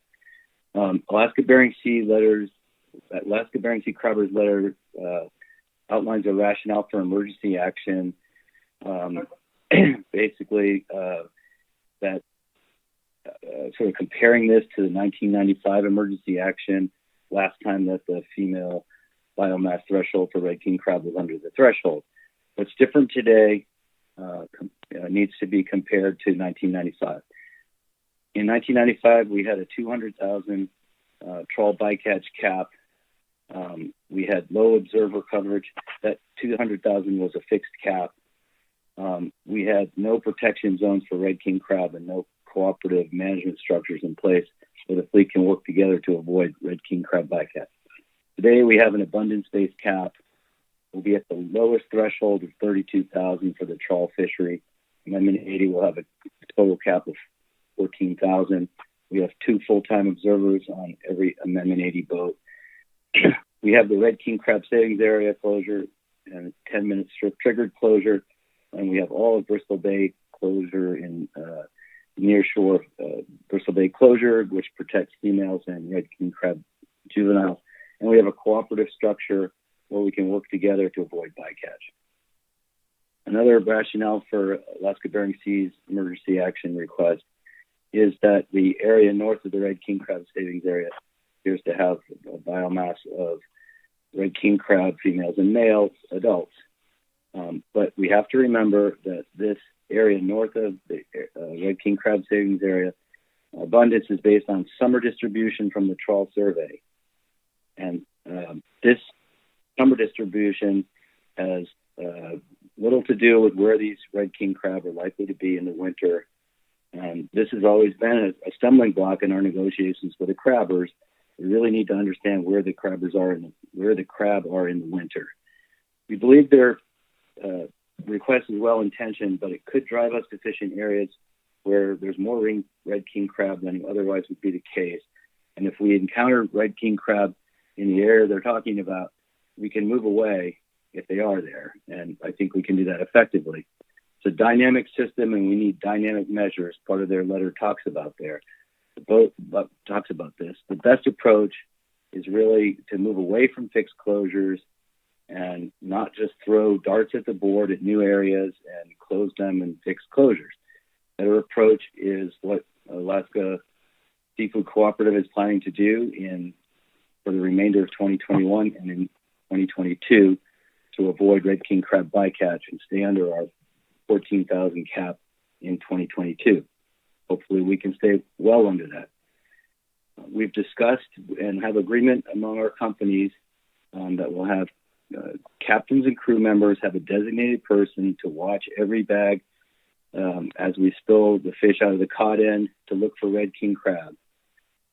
This will give us real-time information and avoid the data delay we have with observer data where we don't have the data and sometimes we make another tow in an area before we really know what's there. We also plan to share hotspot information through a Google group that will give instantaneous information to everybody about our bycatch rates. We're working on move-away rules, but we haven't had a chance to talk to our captains about how far we can move away if we encounter crab. But we plan to have those in place. And most importantly, we plan to have these measures in place wherever we fish for flatfish and other species in the Bering Sea, not just in Zone 1 and this is adaptive to the movements of red king crab that we see, and I think it's responsive to the problem. We support part of the ABSC letter for move to responsive, adaptive, and flexible measures, and we think that we can work together with them on that. But this request for a fixed closure isn't really that, and it flies in the face of that. We also support in their letter examining deck sorting for red king crab.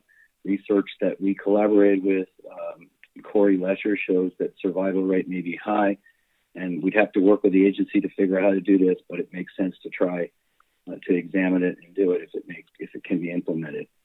We also agree with, as I've said, their suggestions to move towards a system of flexible closures that are responsive to real-time information. But again, that flies in the face of their emergency action, and we don't support that action. Thank you, members of the council, for your time. Thanks, Mr. Goven. Is there any questions? Ms. Campbell. Thank you, Mr. Chair. Thank you, Mr. Goven. I appreciate you noting that parts of the ABSC comment letter that you support, particularly the need for more flexible, adaptive, responsive closures, or some type of mitigation measures, if not closures. But appreciate you seeing your willingness to work with the crabbers on that. I guess my question is, the Bering Sea crabbers had asked that we start a discussion paper through our formal council process, or perhaps a series of discussion papers to try to get there. You seem to be indicating that it's something you could work together on. How can the council engage in that, encourage it, make sure the discussions happen? Should we have a formal discussion paper moving through the council process, or is there some other mechanism to get to a place where we have industry suggestions for how we can be more responsive and adaptive? Through the chair, thanks for the question, Ms. Campbell. I don't know how many of the council know this, but I know Mr. Marks does. We've already started discussions with them last year about trying to find better ways for us to avoid bycatch and move towards flexible closures and some other issues that they wanted to discuss. I think that was a productive process. It seems to get sidelined when there's an opportunity to come to the council and they request things that we haven't discussed, or they flag it before a council meeting, which can make it harder for us to have sustained and full participatory discussions. But I think we can work with them offline. I like the idea of having Mr. Marks. I'm not trying to volunteer him into the future, but I think it's good that he can participate in these to make sure everybody's there in good faith. And I really look forward to working on a better system, flexible approach to avoiding bycatch. I think much of the information in their letter showing where the crab are show that the existing closures at least don't seem to cover the distribution in the summer. We may need to find some way to figure out how to identify where the crab are in the winter. That's been the stumbling block. And I know that the Bering Sea Fisheries Research Foundation is doing a tagging project this fall, which probably will elucidate the distribution in the winter. And I look forward to working with them when we get that data and being helpful in their research there, because that's one way to start to solve the puzzle. We may need to figure out how to do a winter survey as well. So hopefully with those elements of things, we could move forward and really have bycatch measures that identify where we don't want to fish and help the fleet, recover areas that probably are productive for groundfish and aren't going to result in bycatch of red king crab. Thank you. Thank you, Mr. Goven. Thanks, Ms. Campbell. Any further questions for Mr. Goven? Okay. All right. Thanks again for your testimony. Let's try Rick Shelford again. Sound check. Loud and clear. Good morning. Good morning, Mr. Chairman and members of the council. My name is Rick Shelford. I am the captain of the Aleutian Lady. I'm a fourth generation class in fishermen. I have fished in the Bering Sea for 26 years, and I'm here to kind of explain the economic impact on my family and our fleet. And so for almost 100 years, there has been a Shelford in Alaska fishing. My family started back in 1926, coming up on 100 years.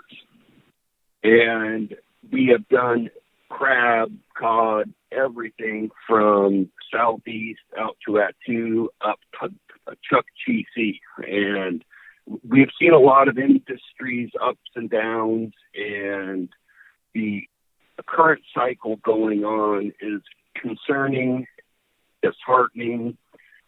For the first time in my lifetime as a fisherman, we're looking at such extreme impact that it could actually start closing shop for a lot of us companies.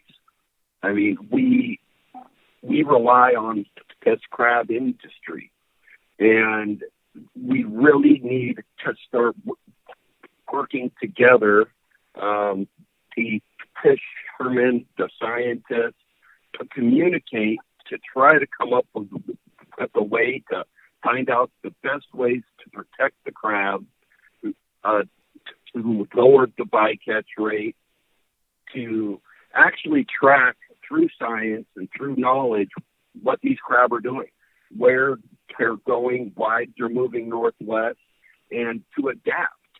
The Bering Sea or the Bristol Bay king crab northern border, we've seen the crab moving for the past 3 years, and they keep moving up there. I've fished moving up to the northwest.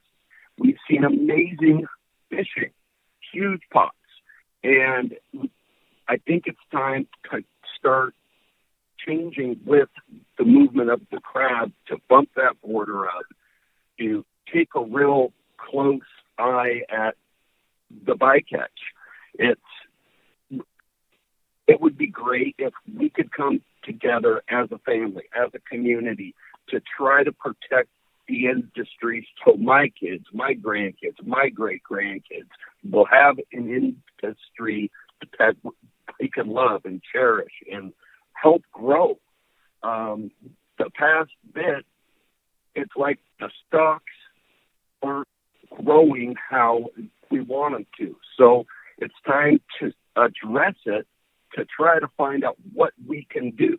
And I know our quotas have dropped, and sorry. I apologize. Yep. Your time is up. Can you provide a summary comment? Oh, yeah, I would really love if we could work together, take our input, and if we could find a way to adapt and overcome. Thank you very much. All right. Thank you, Mr. Shelford. See if there's any questions. Okay, I don't see any questions. Thanks again for your persistence in your testimony this morning. All right, thank you. Okay, let's go ahead and take a morning break here, come back at 9:55 Alaska time, and continue with public comment.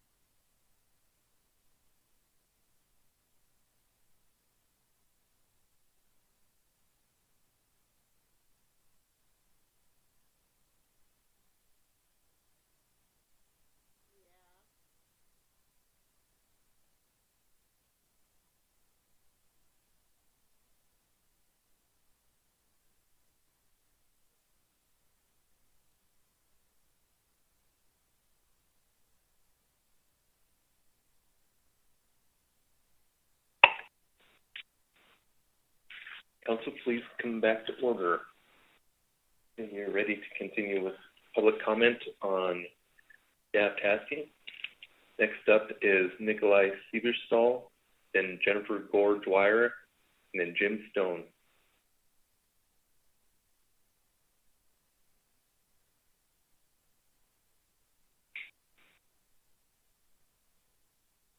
Mr. Cver-Stall, are you with us?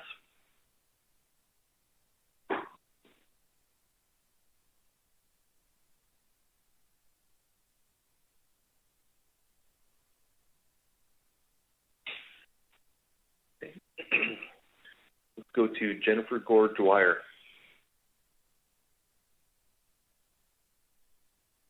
Again, a reminder for testifiers, our system unmute process is *6. Hi, this is Jennifer. Can you hear me? We can. Good morning. Hi, good morning, Mr. Chairman and members of the council. Thank you for the opportunity to comment. I commented last week, and I'm going to reiterate my comments from that meeting. My name is Jennifer Gourd-Dwire, and I was born and raised in Ketchikan, Alaska. My family has been involved in the fishing industry since before statehood. I grew up cleaning fish on the slime line and cooking on salmon tenders. In May of 1985, on one of those tenders, I met my future husband, Pat Dwyer. In 1986, we started our company, St. George Marine. After Pat passed away 8 years ago from ALS, my son, Sean Dwyer, became co-owner of the company with me. We own 3 boats that work Alaska's waters, the Jennifer A, the Brenna A, and the Eleanor J, and we also own crab quota in the crab fisheries. I am commenting here today in several ways. First, as a small independent business owner that has invested 25 years into the crab fisheries, and as a mom and a grandmother. As that business owner, I'm asking you to do what is necessary to keep the crab fisheries sustainable. Please consider all options to give our crab stocks the chance to rebuild. If areas need to be closed to protect our crab stock, please consider it. If bycatch numbers need to be evaluated and recalculated, please consider it. If crab survey areas need to be adjusted, please consider it. Whatever actions can be taken to help keep small family businesses sustainable like ours and many others in the fishery, this is an urgent need for us. Not only for us, but for our crew, who are also impacted by these declining crab fisheries. As a mom and as a new grandmother, again, I ask you to do what is necessary to keep the crab fisheries sustainable for future generations. Over the years, our kids, Brenna and Sean, spent time on the docks with their dad, Pat, and as young adults spent summers working on the boats. Sean now runs the Brenna A. I've had many nephews work their way through college with income they have earned by working on our boats. My daughter-in-law, Bree, has spent summers on the Brenna A working side by side with her husband, Sean, just as Pat and I did 35 years ago. The birth of my granddaughter introduces the chance for a 3rd generation of Dwyers and a 5th generation of Gores to work Alaska's waters, should she choose to. As I close, I'd like to say first and foremost, we run a business based on fishing crab in the Bering Sea. But it's not just a business. Hopefully you've learned that for us, it's a way of life, and it's a complete and total family affair. We understand managed sustainability, and we are thankful for it. And when I ask or implore you to keep the fisheries sustainable, I don't mean that they haven't been. What I do mean, as times and climates change, we ask you to please consider new solutions to keep this old fishery sustainable. Solutions like adjusting survey areas and protecting crab areas. We need your help to keep this way of life available for small independent fishing families and generations to come. Thank you so much for your time. Thank you for your testimony. See if there's any questions.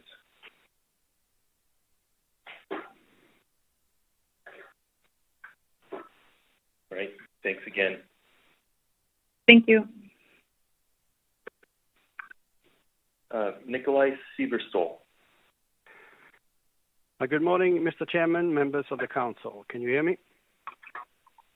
We can. Good morning. My name is Nikolai Cver-Stall. Thank you for the opportunity to testify. I represent Krabby Venture, LLC. We hold crab quarters. Our founder, Leif Nordbo Larsen, fished crab for over 40 years in Alaska. We urge the council to take emergency action to expand the red king crab savings area as outlined by the ABSC and also by the other measures outlined by the ABSC, Alaska Bering Sea Crabbers, that is. We are often met with statements that the trawl sector is fully observed. We think that statement often gives the impression of vouching for something more than it really does. Consider this. Our activity on the ground can best be described as the logger that targets the tree he wants to harvest and then surgically removes it, even using a helicopter. What if the harvesting practice of the bottom trawl sector can be compared to that of the clear cutter? After clear cutting, some of the animals living there will probably flee the area. They will be refugees on the run. Some of the species living there will be unable to escape and will die there and then. Some will survive, but with much worsened living conditions. What if those fully observed crabs on board the vessel were just survivors or scooped up victims of a carpet bombing event that just went on down below? What if this activity combined with stress from increased temperatures becomes too much for the habitat to handle? What if it causes die-off? If any of this is true, then the closing and reduction of the crab fisheries will do little to preserve the crab stock. It will remove the canary from the coal mine, though. It will create heartache and despair in fishing families. It will create devastation in local communities in Alaska. This year's quota is set. That damage is done. Many years ago, we testified to the council on a regulatory matter that would have had devastating effects on the business. We poured our heart out to the council, and many of its members back there are still on the council. Guess what happened? You took time and the care to solve the problem. I cannot describe how powerful that was. It showed us that the little guy did matter to you. It showed us that fairness and equity was important to you. Our respect for the council, our support for the council process, and the system you represent grew immensely. That same boldness, with the same warm hearts, the same care for the little guy and his best buddy, the crab, is needed now. It is urgently needed to preserve the health of the stock and to preserve the health of the council process. Act now in accordance with the recommendations of the ABSC. Thank you for your time. Thank you, Mr. Cver-Stall. Are there any questions?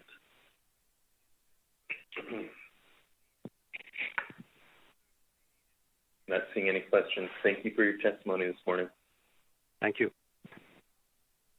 Okay, next up is Jim Stone, then Edward Polson, and then Chad C.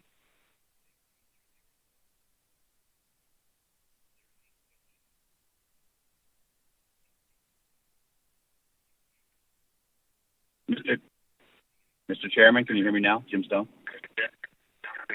We can. Good morning. Okay, good. Good morning. Good morning, Mr. Chairman, Council. My name is Jim Stone. I'm owner of the Bering Sea Pot Cod and Crab Boat, the Polar Sea. I'm a member of the Alaska Bering Sea Crabbers and the Bering Sea Pot Cod Co-op. My testimony today is my own and not theirs, although it should be. The large number of king crab bycatch by the pot cod fleet the last 5 years or so could have been completely avoided by simply not fishing on the king crab grounds. These pot boats fish in the near shore, no trawl area, and in the red king crab savings areas that are both prolific with king crab.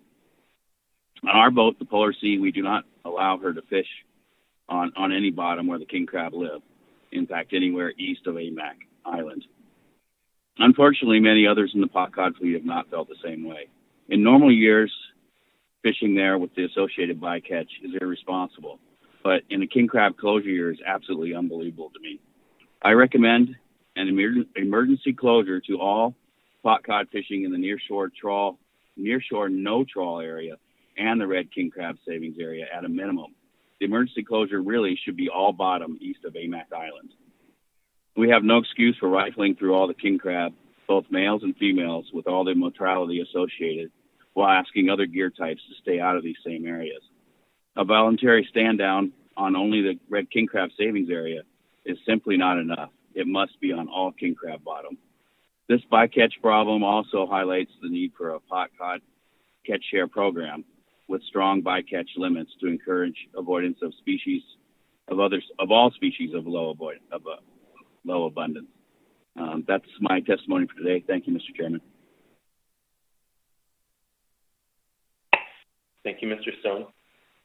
Are there any questions?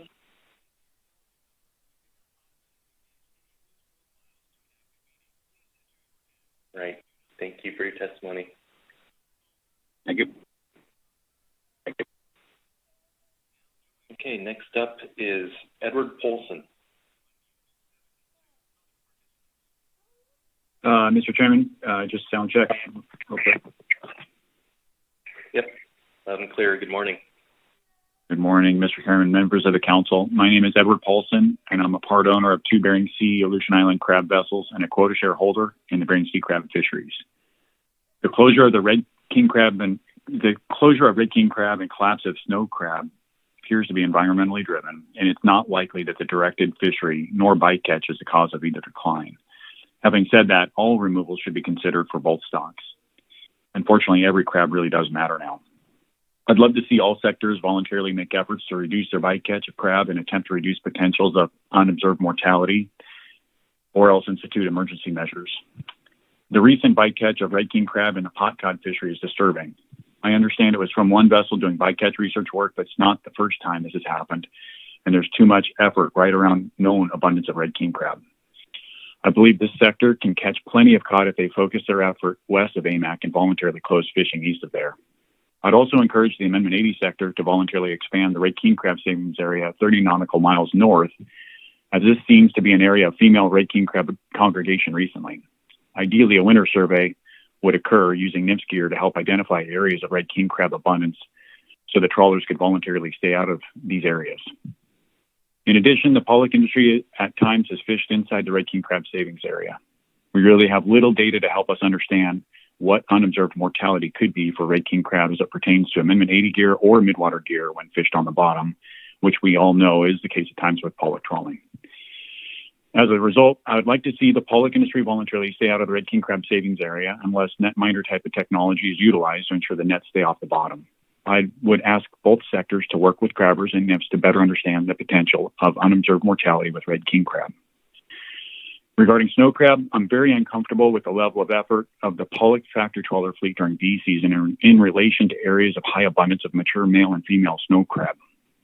The fact that these vessels fish right where there's high abundance of crab, with nets on the bottom at times, yet have no bycatch makes me scratch my head. We're simply not accounting for this. When midwater gear is being used in areas with high crab abundance or during molting windows, ensuring this gear is off the bottom would reduce the potential for mortality until we can better quantify the risk. In general, I encourage the council to incentivize trawl sectors to better understand if there are potential unobserved mortality risks to crab, particularly during times of molting, through collaborative research. And again, I don't think the directed crab fishery, the pot cod fishery, the Amendment 80 sector, or the pollock fishery have resulted in the decline in the crab stocks. However, every crab does count, and the status quo just doesn't work anymore. Thank you, Mr. Chairman. Thank you, Mr. Polson. Are there any questions? Ms. Vanderhoven. Thank you, Mr. Chair. Thank you, Mr. Polson. Mr. Polson, are you aware of the research done by Craig Rose 10 or 15 years ago where he looked at the concern you have about unobserved mortality in the Amendment 80 fleet? And I guess that's my first question. Thanks. Yes, through the chair, yes. My understanding is that work looked at Amendment 80 gear particularly with Verdi and Apelio, and showed what did make me feel more comfortable that there may not be that the mortality may be fairly insignificant. I think some more research could be done. I don't know if there's been a lot of research on red king crab in particular. That does concern me because the profile of red king crab is very different than a snow crab or Verdi. I do think more work needs to be done, even on snow crab. In addition, I don't think the foot rope was looked at, just the raised sweeps. And I'm not aware of much work at all on midwater gear that at times is collapsed on the bottom. Thanks. I'm glad you're familiar with that follow-up, Mr. Chair. So with that in mind, with that bottom gear, I guess I'm not clear, based on those results, why you would think midwater gear that spends far less time on the bottom would be a concern. Yeah. Well, I think the area swept is pretty large, and I don't think that I don't know of any studies that have been looked at, and I think it's when you look at the area swept and the potential of the time on the bottom, it's definitely an area of concern, particularly when crab are molting. I mean, they're very susceptible, and there's large windows of time when that gear is on the bottom, and it could be having an effect. Again, I'm not trying to claim that is causing any major downturns in the stock or anything like that, but it is a potential effect. And particularly during windows of sensitivity for crab, we probably should understand what's going on. And, if the pollock industry wants to work with the crab industry collaboratively to make sure we understand if there's risks, I would absolutely welcome that.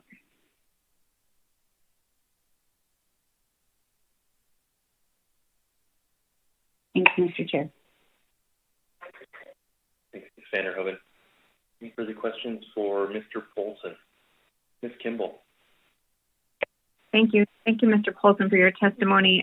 I wanted to be sure I was understanding whether, your general request that all sectors, how do we best incentivize all fleets to stay off red king crab in particular? Is that a support for asking all sectors to stay out of the red king crab savings area? Or is that support for all sectors to continue to try to avoid crab, whether they're inside or outside of the savings area? Just wanted a little more detail based on your discussion about the efficacy of fixed area closures. Well, I think the red king crab savings area is very important. And, I think that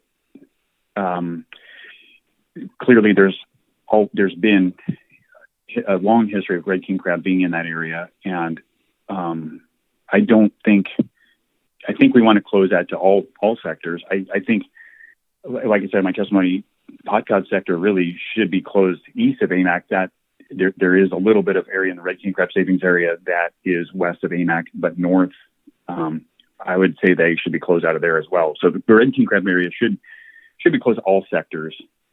So that means with the pollock industry, I'm fine with them fishing in there as long as they're not on the bottom. Pot cod should be closed, and then Manatee should be closed in that area. And again, with the pot cod sector, I would prefer it if they're closed in the red king crab savings area and east of AMAC Island. Thank you. That's very clear. Thank you. Thank you, Ms. Kimball. Any further questions for Mr. Pson? Thank you for your testimony. Thank you, Mr. Chairman. Next up is Chad C., then Ann Robertson, then Keith Colburn. This is Chad. Can you hear me? We can. Good morning. Good morning. Good morning, Chairman and members of the Council. For the record, my name is Chad C., Executive Director of the Freezer Longline Coalition. Today, I will be focused on the Bering Sea Pacific cod fishery and measures to avert future early closures like that experienced this year. In Council's comments on the early closure during the motion on the 2022 BSAI groundfish specifications, it was encouraged that our sector specifically comment to Council on, as we understood, plans to harvest at our historical rates so as to ensure they do not preclude harvest by other sectors, particularly those without the ability to go to the AI. Reference was also made to actions by our fleet to prosecute the fishery that were suggested to be problematic to the point that Council may look at making adjustments to our B season halibut PSC allocations to limit our harvest opportunity in the summer season. We appreciate the concern expressed about the status of the Bering Sea Pacific cod fishery, and we understand the challenges many sectors, including our own, have faced this year in the cod fishery. We welcome a continued discussion with all Council members on this issue. I will speak to some initial thoughts on how to address these concerns, but first I am compelled to offer our perspective on some points asserted about the early closure and our sector's actions. I make these to help provide more understanding so we can identify solutions going forward. First, it was asserted that a primary reason for this year's early cod closure was that one sector, presumably us, greatly increased its harvest rate in the Bering Sea in the summer bee season. Based on our numbers, FLC's average weekly catch in the 2021 bee season was 1,490 metric tons. It's true that this is a sizable increase from our 2020 harvest over the same period. However, 2020 was anomalous relative to our 10-year historical catch during these weeks. Going back to 2012, our average weekly catch over these same weeks is 1,472 metric tons, almost identical to our 2021 numbers. Second, it was noted that our sector was made very well aware that our harvest rate deviating so greatly from our historical average would preclude a meaningful fall season for other sectors. FLC, as was suggested, was informed by NIMS Alaska region in mid-July about the agency's concerns about our sector's bee season harvest rates may result in a closure in the Bering Sea in early September. As we understood it, this was based on some high early bee season weekly harvest by our fleet. For a number of reasons, we suggest that we would expect our average weekly harvest numbers to decline as the bee season continued, which would likely help to extend the season. This proved to be the case as our numbers closed the season at just about our historic average.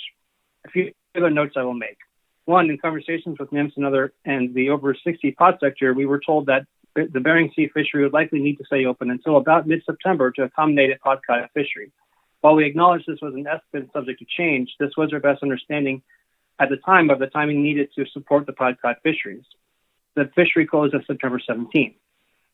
We understand and are sympathetic to concerns about stranded harvest that did occur, but do believe that collective efforts to extend the fishery did help support additional harvest. Two, to help in-season management best estimate a closure date, FLC was in regular contact with NIMS staff to share information with them about our vessel activity. To alleviate pressure on the Bering Sea, we also did have a vessel deployed to the AI prior to the Bering Sea closure to fish on the AI allocation. It was also commented that our sector is not in a race to fish. FLC would respectively disagree with this assertion. From our perspective, FLC and other sectors are currently in a race to fish in an increasingly limited Bering Sea cod resource. The reductions in the Bering Sea TAC in recent years is making Bering Sea cod more scarce and shifting a higher proportion of the Bering Sea Aleutian Island allocation to the AI. Meanwhile, market and operational challenges make harvesting in the AI difficult, and for many of our members, result in a significant financial cost relative to harvesting the Bering Sea. This is creating more competition for sectors to harvest Bering Sea fish, particularly when federal sectors are already hurting from reduced tax. As a cooperative, we understand we have tools to help address some of these challenges. Historically, we harvest about 3,000 to 3,500 metric tons in the AI each year. However, there are limits to how much we can reasonably facilitate additional harvest in the AI by our sector. Speaking to what can be done, I'd like to echo much of what was said by another council member in response to these comments. The early closure of the Bering Sea Pacific cod fishery wasn't the result of one sector, but rather an accumulation of developments in the fishery that led to this outcome.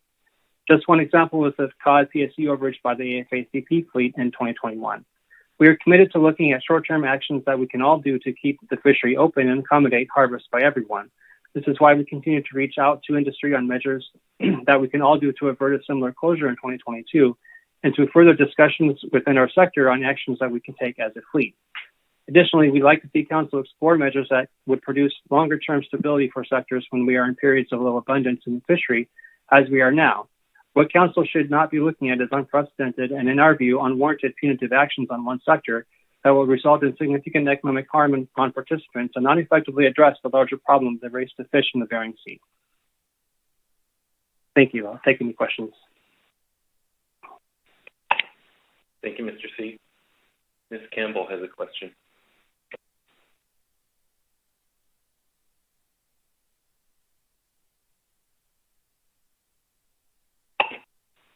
Ms. Campbell, I'm not hearing you.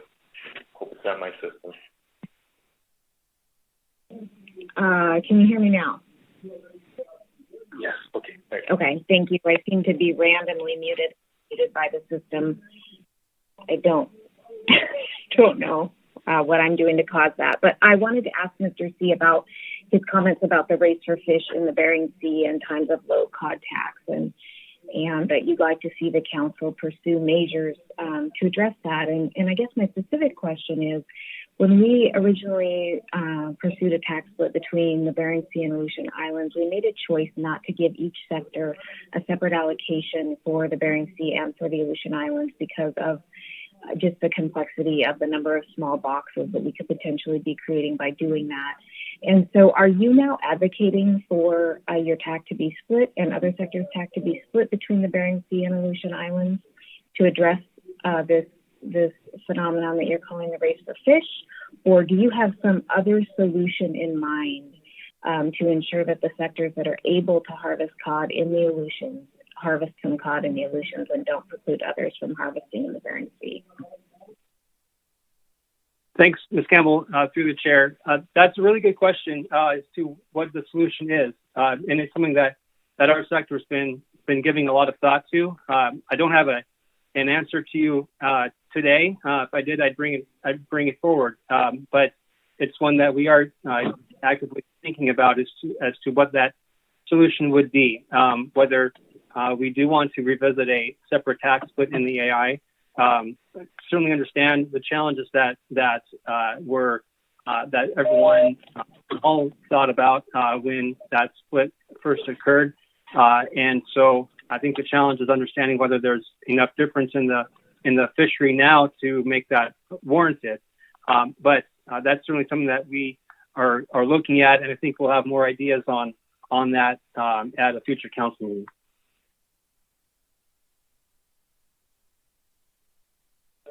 Okay, thank you, Mr. C. Sure. Thanks, Ms. Campbell. And let's see, Mr. Down has a question. Thank you, Mr. Chairman. My question will be relatively brief.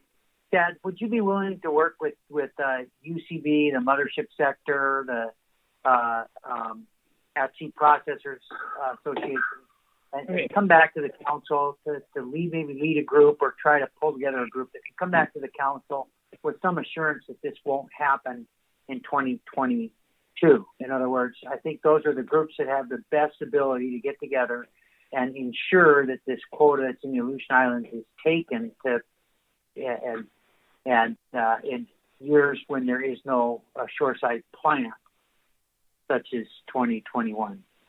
Thank you, Mr. Chairman.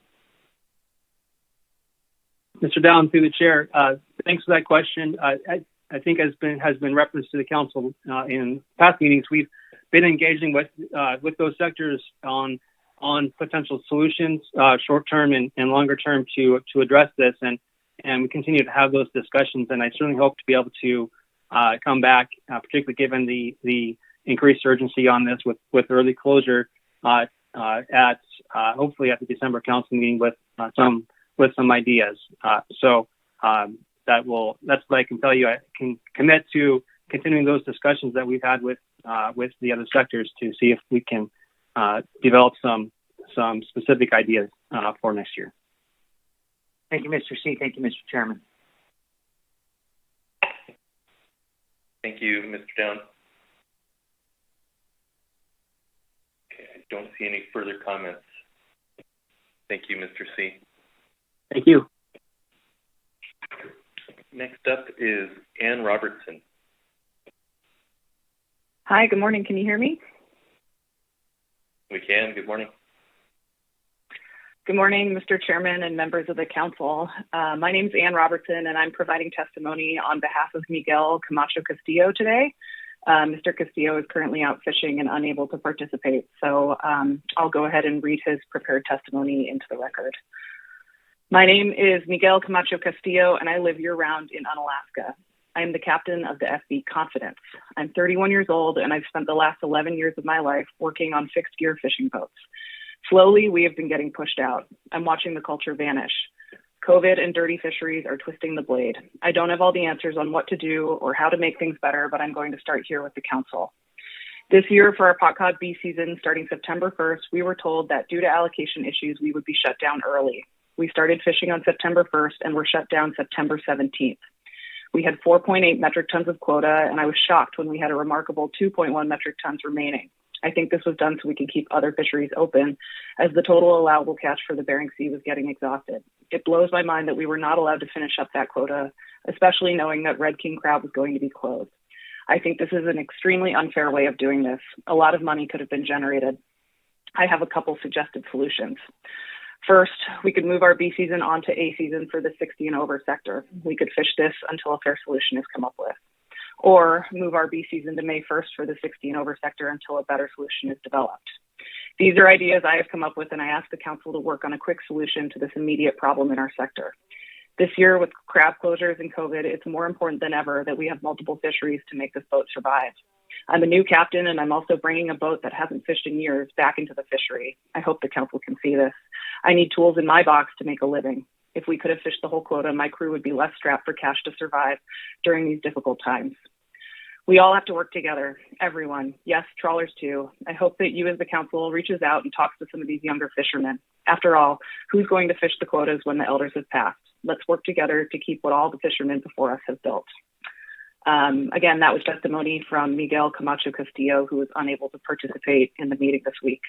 Thank you for the opportunity to testify on his behalf. All right, thank you for doing so, Ms. Robertson. Okay, next up is Keith Colburn, then Patricia McDonald, and then Teresa Peterson.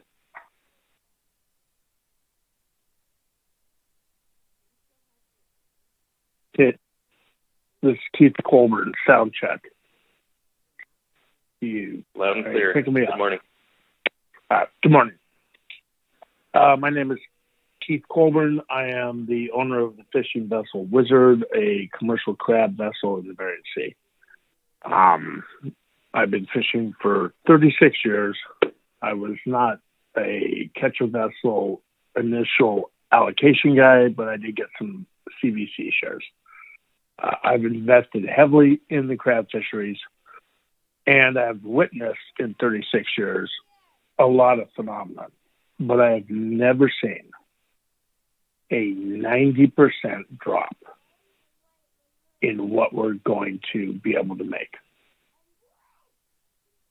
With king crab closed and the Pelola going down 88%, we're losing 90% of our income to the point where most boats cannot even afford to fish. So this is not a crisis. This is beyond that. This is not a dip. This is beyond that. So where do we find the answers? One, we've seen a significant trend, both with juvenile pre-recruits and females moving further north for red king crab. We have seen the same trend for paleo moving further and further north in search of colder waters. Climate change is real. It's just the bottom line. And with climate change, we have seen the trawl sector and midwater trawls go from working off the edge to actually working up into the fishing grounds. And any scientist, observer, or whoever can tell you that the biggest, most lucrative fish for midwater trawlers are right on the bottom. And as the fish come off the bottom, they're smaller fish. So those nets are not in the midwater. But they're not our biggest problem. Our biggest problem is the flatfish guys working up and around the king crab area. I mean, they're the equivalent of D8 tractors grinding up the bottom. When you get a 120-foot mesh as the first opening, do you think you're going to get any bycatch? Very little. So is there a way to put sensors on the foot ropes to see what's actually occurring on there? not just the eggs that show what happens in the crawdad? Are there ways to police that? And I'll tell you what right now. Letting an earlier testimony, one of the gentlemen said, we'll have our crew police it, and we'll do our best to get off of the king crab if we get on it. I've been hearing that for 30, 40 years now. It hasn't occurred. So are we going to let them police themselves? No. Am I trying to put someone out of business? Absolutely not. Yes. You still have me? Yep, we do. Your time is up, though. Can you provide a summary comment? Summary comment, I support ABSC's request to close the area north of the red king crab savings area. Thank you. Thank you, Mr. Colburn. Are there any questions? Ms. Vanderhoven. Thank you, Mr. Chair. Thank you, Mr. Colburn. You said in your testimony that you thought your biggest problem was Amendment 80, but when I look at the numbers, it seems to me that the pot bycatch is the bigger concern. Can you talk a little bit about your concern or not for the pot cod bycatch? Thanks.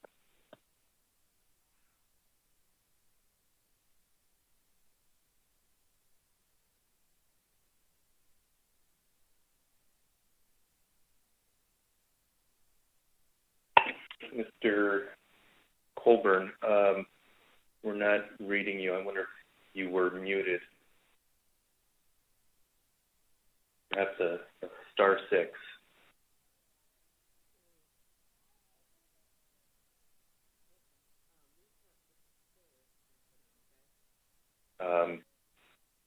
If we've lost him, that's okay, Mr. Chair. Thank you.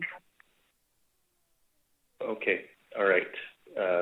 Looks like he may not be online anymore. Okay. Well, with that, we can move on to Patricia McDonald.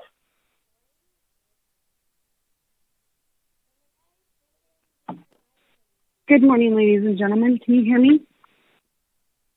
We can. Good morning.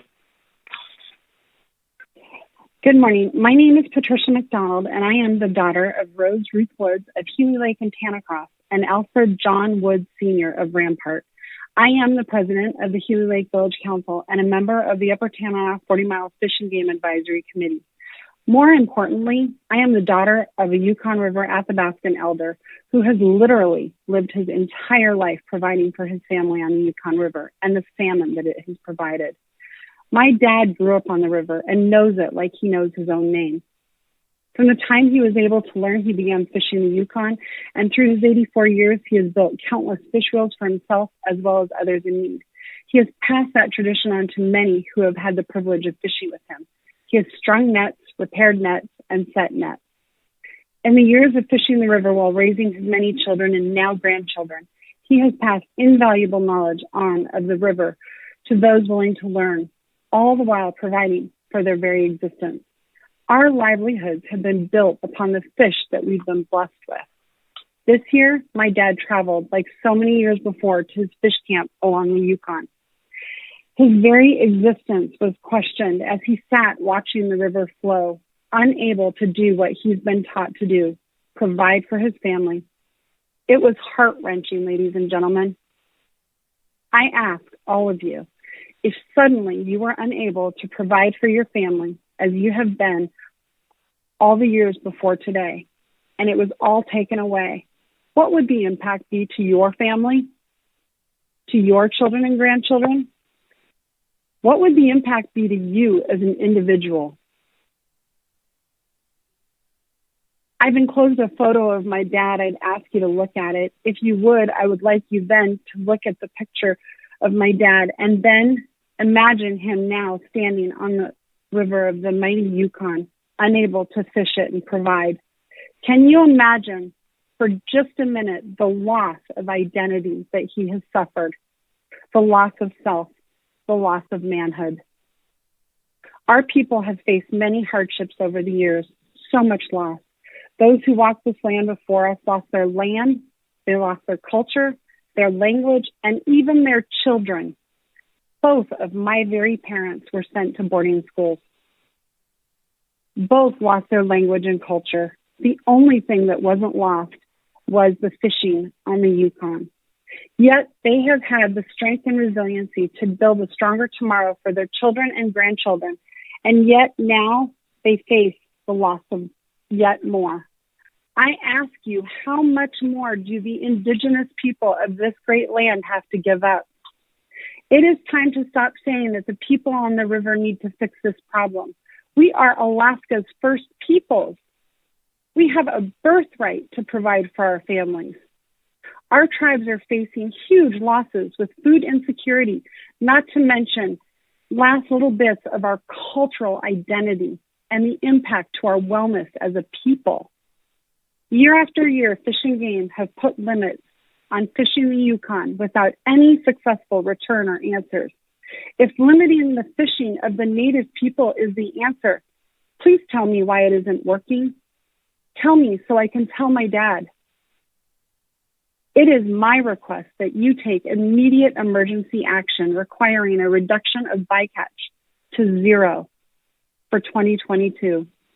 If you are restricting Alaska Native people to not be able to fish, then there must be drastic measures for those commercial fishermen and the bycatch of Alaska salmon. If you are going to talk about restoration and sustainability, then there has to be accountability of the mismanaged and wasteful bycatch of Alaska salmon. Alaska Native people don't believe in throwing anything away. From the head to the tail, even the bloodline is edible. Pretty good if you fry it. As Alaskan Native leader and the daughter of a Yukon River fisherman, I request that the NPFMC share this burden of sacrifice that you ask of our Native people. The Council must reduce the harvest specification for all federal fisheries and reduce the bycatch to 0 until the King of the Chum salmon decline is understood. I would also respectfully request that Alaska Native tribes and elders of these waters have a seat at the decision-making table by providing 2 tribal seats to the NPFMC table. Please support the Magnuson-Stevens Act. Support funding for research to find out what is impacting the marine environment. Support legislation to declare disaster declaration. Take action today. Support Alaskan Indigenous people. Remember our elders. This is a part of the very core of who they are. Remember my dad, his family, and his children and grandchildren, all the other fishermen and fisherwomen that have lost so much.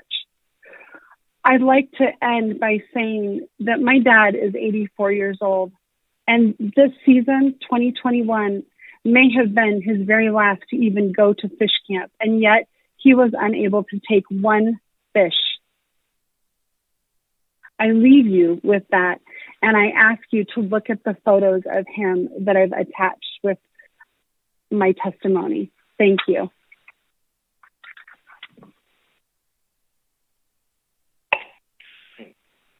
Thank you for your testimony. Okay, let's see.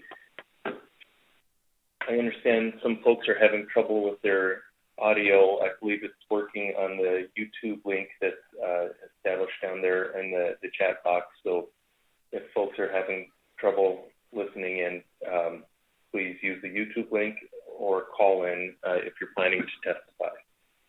So Mr. Chair. With that, we'll move on to Mr. Chair. This is President McDonald. President McDonald, I just spoke. Yes. You didn't ask if anyone had any questions. However, I would like to say someone has asked repeatedly today about having elders step up, how to identify elders, and I just like to add that you identify elders by asking for the men and women that know these waters. All right. Thank you, Ms. McDonald. The reason I didn't ask for any questions is because you had selected no questions during this presentation. So I was just going off the way you had signed up. I can see if that was inadvertent. I can see if there's any questions. Yes, it was. I apologize. All right. Okay. Are there any questions for Ms. McDonald?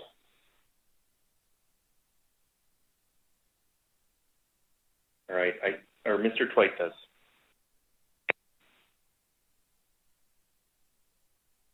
Yes, sir. Thank you, Mr. Chair. Thank you, Ms. McDonald. And sorry for my slowness. I seem to be having problems with the mute button today as well. I can assure you, though, that I've been listening. That the mute button, fortunately, doesn't affect the ability to listen. And I think that's been the most important thing for me today, is just listening. Ms. McDonald, I think you wanted the opportunity to just talk a little bit more about some thoughts on how to engage Native people in the process. And you had one suggestion. I'm wondering if you had any others. I think that I have two suggestions, and one is to ask who the elders are that have been fishing these waters. I think that it's been very difficult to ask Native people to step up because of the intimidation of sitting at a table with people that are educated, higher educated. But these elders that know the Yukon and these fisheries, they have so much cultural knowledge and understanding and also history. At 84, my dad has,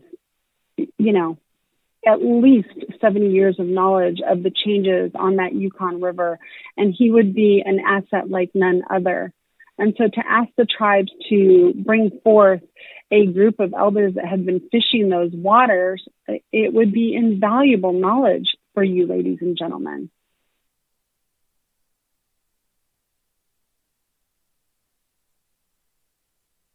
Thank you.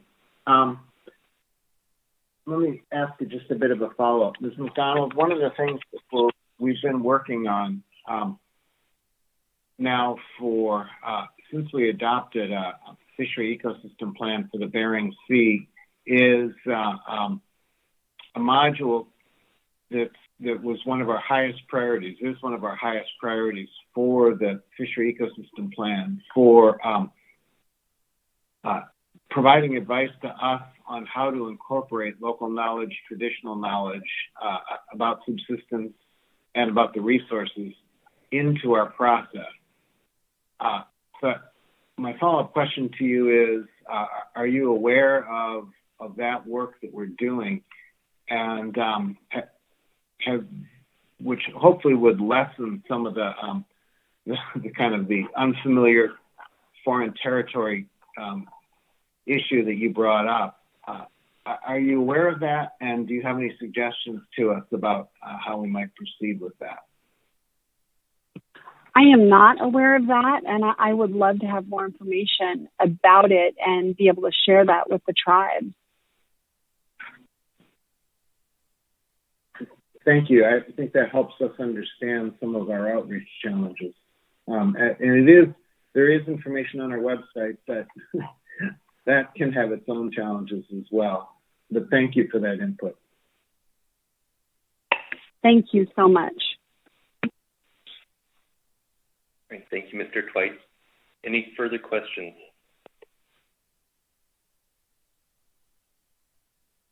Thank you for your testimony this morning. Thank you. Next up is Teresa Peterson. Following Ms. Peterson is Oystein Lone, and then Hannah Heimbuck. Good morning, council members. Are you picking me up okay? We are. Good morning. Okay, great. Thank you. Well, thank you. This is Teresa Peterson with the Alaska Marine Conservation Council. And first off, I just wanted to say welcome to Ms. Vanderhoven. And I'm sorry you have to jump into your new role in a virtual setting. This is hard for everybody. And I also wanted to say a heartfelt farewell to Dr. Balsinger and his role as regional administrator. You've done an incredible job, and thank you for all your service supporting the marine ecosystems in the North Pacific. You will be missed, and I hope you find some time to smell the roses, and no doubt your tomato plants will be happy to have more of you. You've heard a lot throughout this week, and I want to keep my comments brief. It's as hard as it is to hear on so many levels. I appreciate all the discussion about climate change in the context of fisheries management.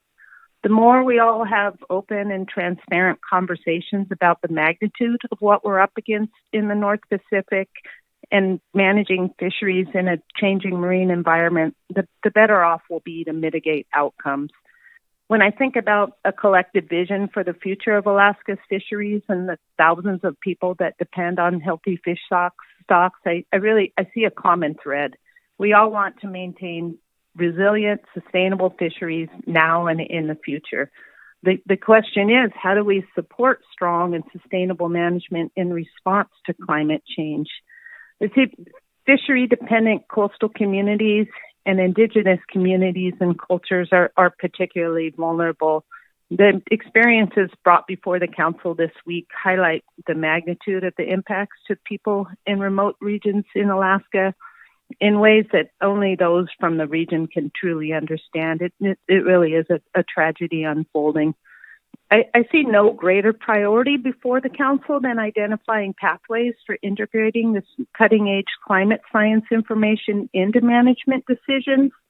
The ACCLIME reports yesterday highlighted this sophisticated climate research, which can augment fisheries management in a variety of ways, and provided quite a lot of information to get a sense of what the council can do with actions, planning, and adjustments to offset climate impacts.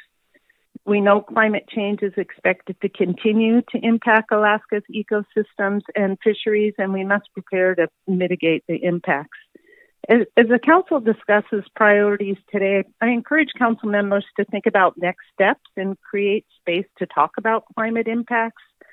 It's important to identify climate and ecosystem-related management needs as they relate to projects in place such as ESRs, the CFI, and the ACCLIME research, and a white paper compiling the various climate activity and how the work may interface with ongoing fisheries management needs will help focus the discussion and provide the opportunity to talk further.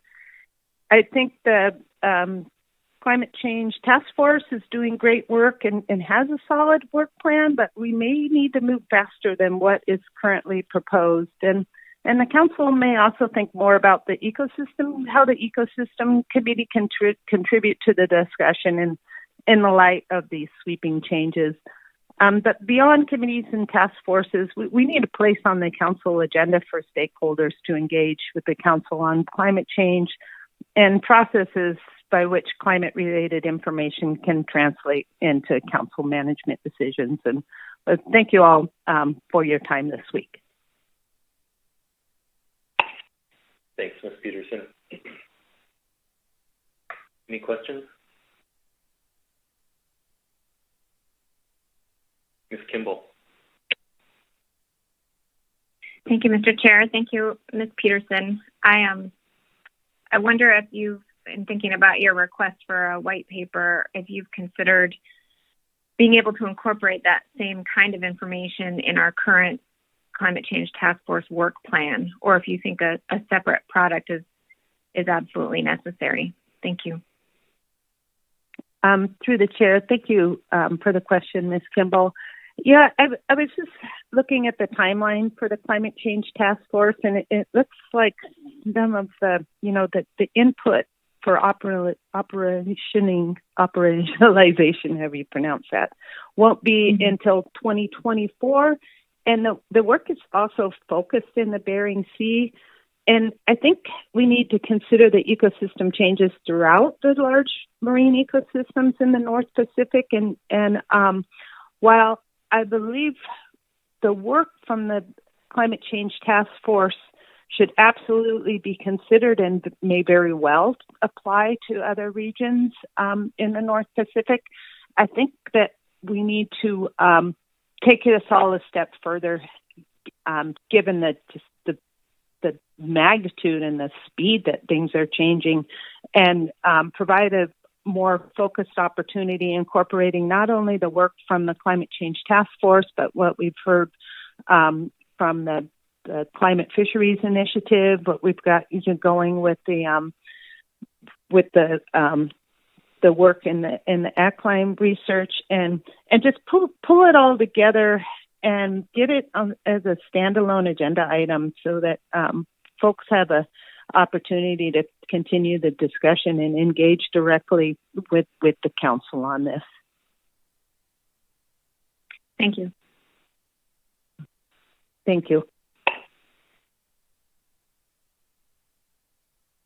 Any additional questions? Thanks again, Ms. Peterson. Oystein Loan. Do you hear me? Yeah, do you hear me now? We can. Yes, we do. Dear Chairman and members of the Council, my name is Oystein Loan. I'm an active owner, captain in the Bering Sea crab fishing industry. I've been actively fishing since 1983. I purchased my first crab vessel, the Pacific Sounder, in 2011. The closures and reduced quotas that have been put into motion at this time will have grave consequences in our business, not only for owners like myself, but for our crew, leaseholders, and the communities that also rely heavily on the crab industry as a source of income. This economic impact will be far-reaching and absolutely devastating to many. I personally believe that there should be more than one method to calculate how much crab is actually out there. The trawl survey is the only survey that is being used at this time. I've always questioned the accuracy of this survey. Taking one small sample tow in a 20 square mile box one time a year cannot possibly be an accurate reflection. Having only this one method that determines our entire season just seems to be unreliable and very outdated. There needs to be a more accurate way to determine resources on the fishing grounds.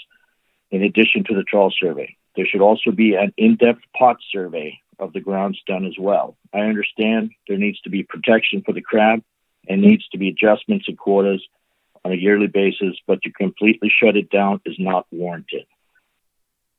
Bold action is needed to protect the crab stocks and explore new ways to reduce discards. I support ways in which Alaska Bering Sea Crabbers is working on these issues and hope other sectors feel the same way. On PodCon, I wanted to add, I submitted a letter with a few solutions and hope the council will look at some alternatives for this so we can capture our part of the quota. Both my boats were running control gear for cod and trying different measures to control bycatch this cod season.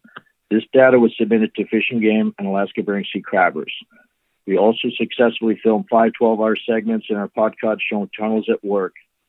The few testimonies from trawlers earlier was far from the truth. Stating catches of king crab bycatch was extrapolated on one cod vessel to our whole fleet. This vessel was also testing different older types of tunnels to newer stock tunnels to compare its catches. I hope the council will see through this. The sustainability of the crab industry and cod is dependent on having skilled workforce. If we cannot keep our crew, we will have no future. I have a steady crew for many years now and encourage them to purchase seashore quotas. They now have payments due on these loans with no means of income. The entire future of this industry is very unsettling now.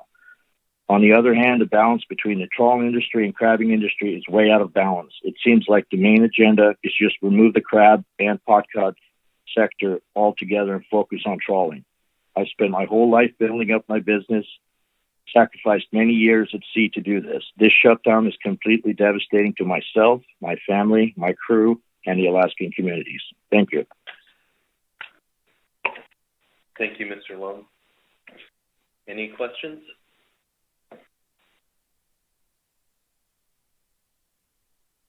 Okay, thank you for your testimony.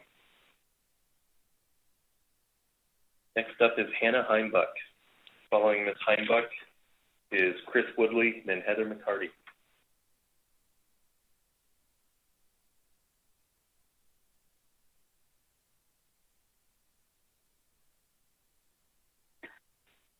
Can you hear me now? We can. Great, okay. Mr. Chairman, council members, Hannah Heimbuck here speaking on behalf of the under 60 cod harvesters. Our members harvest pea cod with pot gear, and I'm going to speak on several topics today. First, regarding crab intercept, this has been a priority issue for my organization for the last few years. As you know, the pot sector also has serious concerns about how lightning strike data and most recently research data can distort the overall picture of crab intercept. However, while we're sorting that out, given the critical state of several of our crab stocks, we support mitigation measures to address sources of observed and unobserved crab and crab habitat impact. This includes the gear work done in the BREP program, really support that progress, and we hope the Council can hear an update on that work at your earliest possible convenience. We also support voluntary avoidance measures and have the past few seasons by reporting crab hotspots amongst our fleet. And as you heard through testimony from several of my members to this meeting, many pot fishermen already choose to avoid those areas and very rarely intercept crab. However, we do agree with much of the Alaska Bering Sea crabbers' request to increase efforts for savings and really tackle the outlier areas with greater intercept. We support a voluntary stand down from the red king crab savings area through 2022. And while I haven't spoken with every member of the fleet, the ones I have spoken to are very supportive, and my organization has prioritized this as a critical fleet-wide communication through the next year. That said, I understand that the Council and the crab fleet need long-term solutions from all sectors. ABSC detailed many good options to investigate. And should the Council pursue discussion papers examining crab intercept in pots, potential solutions should be very targeted in the interest of timeliness and because we really believe significant crab savings can be achieved while maintaining opportunity in the pot cod fishery, largely through adaptive strategies that hone in on those points of greatest concern and use dynamic responses to conserve critical areas and encourage harvest in areas and with gear we know to have less crab. To that end, any discussion paper should look at ways to derive more utility from the observer and EM data we already have available. It should scrutinize bycatch rates and fishing effort with more spatial detail, both before and after extrapolation, to give us that additional context. I just think in discussion, we often only talk about these final fleet-wide numbers, and I just don't think that's reflective of the overall fishery. I also think it's critical that any discussion include the progress made through the BREP study and the opportunity that represents, and then just generally that we should look at the full context of years with high intercept. Did the fishery pace increase? Did stocks move? Were there a lot of new operators? Any anomalies that help us identify what targeted strategies can change that outcome. Next topic regarding gear conversion. I really appreciate the comments we heard during deliberations on the trawl program that supported gear flexibility with some additional targeted information around crab. As you've already heard myself and others say, we believe those concerns can be fully addressed, perhaps especially in the limited cooperative context we're discussing, and strongly encourage the Council to indicate a clear path forward today for providing that additional information and incorporating gear flexibility within the trawl program prior to implementation. And that additional information should include analysis of limiting the use of gear flexibility in the red king crab savings area, results and implications of the BREP work, and further clarity on crab intercept by pots in 2021 in particular, and at times of high intercept generally. And I think the considerable potential benefits of gear flexibility are well worth that additional step. Next, regarding climate and ecosystem issues, I'm really impressed and heartened by the incredible climate science being done in the North Pacific, and so grateful for the commitment by members of this Council and associated bodies to integrate EBFM. That said, I agree with others who have testified that I think we have work to do as a system regarding on-ramps into the process that incorporate these considerations into action. We heard from the climate presentations that management has the ability to offset climate impacts. I think it would be helpful to produce a short staff report articulating those existing on-ramps for incorporating those items into Council action as a way to really help the Council and the public understand the tools available and how they fit together particularly. I think the need for some additional work on this pathway, if you will, is really exemplified in the huge diversity, scope, and gravity of public feedback that the Council is getting right now on species-specific and broad ecosystem concerns. I think at this critical point, we need to outline the existing on-ramps so that the public has a greater understanding of where the concerns can be most effectively addressed and help the Council identify any areas where we need additional improvements for timely action. And lastly, regarding peacock overages in the Bering Sea, as I've testified before, my fleet is very concerned about the overages and incidental harvest of peacock by the ASA catcher-processor fleet. The fleet has exceeded its initial peacock allocation by several million pounds for the last 2 years. Because cod quota must be moved to cover this overage, millions of pounds of discards effectively preempt what would otherwise be a directed cod fishery to harvesters from multiple sectors and the only fall fishing opportunity for the under 60 hook and line and pod fleet.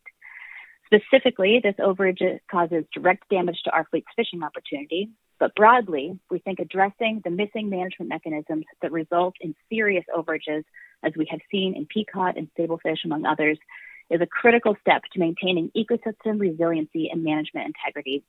These are really the systemic issues we need to be addressing. I'd ask that the Council consider the tools available to incentivize these fully rationalized fleets to stay within established allocations, including additional performance standards and accountability measures.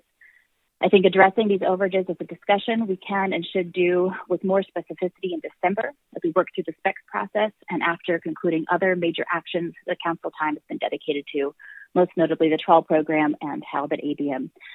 Look forward to finding a solution to that, and thank you. Thank you, Ms. Heimbach. Any questions?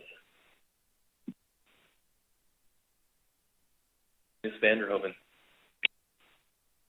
Thank you, Mr. Chair. Thank you, Ms. Heimbach.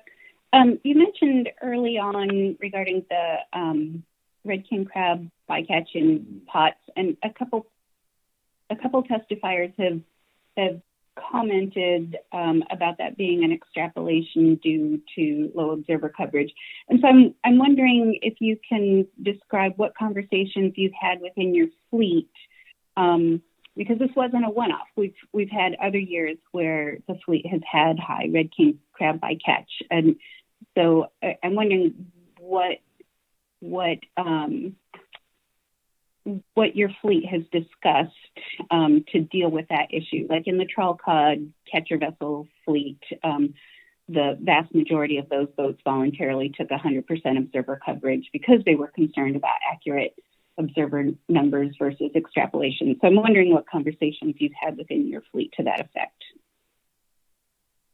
Through the chair, Ms. Vanderhoven, thanks for that question. We've definitely been talking about that a lot. What I can tell is that, at least from my discussions and then looking at the observer data that's reported, is that this really is kind of a high variance of time and area as far as how much this fleet intercepts crab, and it's a variance of behavior among the fleet, right? I think you heard from a number of pot fishermen this meeting that say, we don't go past this line because that's where we intercept crab and we don't want to do that. And I think that there's quite a lot of people in this fleet that really actively and intentionally avoid those areas. And I think that there's some outliers that don't always, use that strategy as effectively. And so when I think about how we can really reduce the actual intercept of crab and not just tackle the extrapolation issue, I'd like to think of ways to just improve avoidance of those problem areas. And part of that is really accurately reporting where these high intercept occurrences take place, where and when, and making that a bigger part of our discussion rather than the extrapolated number. That being said, I fully understand that additional monitoring reduces extrapolation, but I think that there are some ways we can scrutinize and think about strategies to actually, reduce effort in those critical areas that will achieve actual crab savings much faster than just cranking up monitoring.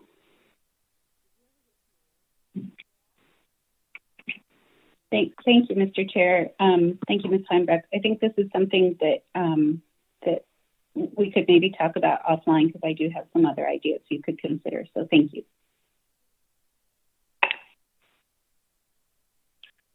Thank you, Ms. Vanderhoven. Any further questions for Ms. Heimbach?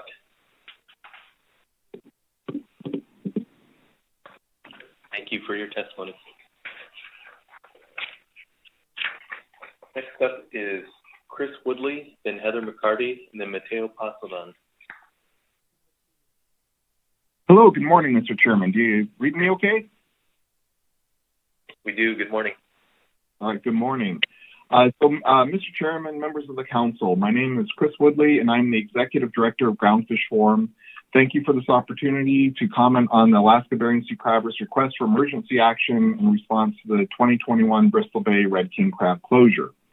I want to say at the start that all of us within the Amendment 80 sector recognize the enormous pressures that these fishery declines are having on crab fishing families and are sympathetic to the difficult times they are going through. Speaking personally, I've known many of the previous testifiers for over 20 years. A number are my friends, And I want to make sure that they understand and you understand that our sector has been and remains committed to working with the crab sector to develop science-based and practical solutions to this issue, and believe that council participation in this process to date has been helpful. In addressing this emergency action request, it needs to be emphasized that this is not an unanticipated situation, and NOAA Fisheries has existing and robust abundance-based measures in place, tailor-made to manage the trawl groundfish fisheries during this period of low red king crab abundance. These management measures include automatically reducing the Zone 1 trawl PSC cap by 66%, and also include full closures of the red king crab saving sub-area to flatfish trawling, which was specifically deemed to be important to stock recovery. Lastly, if the reduced bycatch caps within Zone 1 are reached by a sector, then the entirety of Zone 1 would be closed to that fishery with the overage for the remainder of the year. These bycatch reduction measures are significant.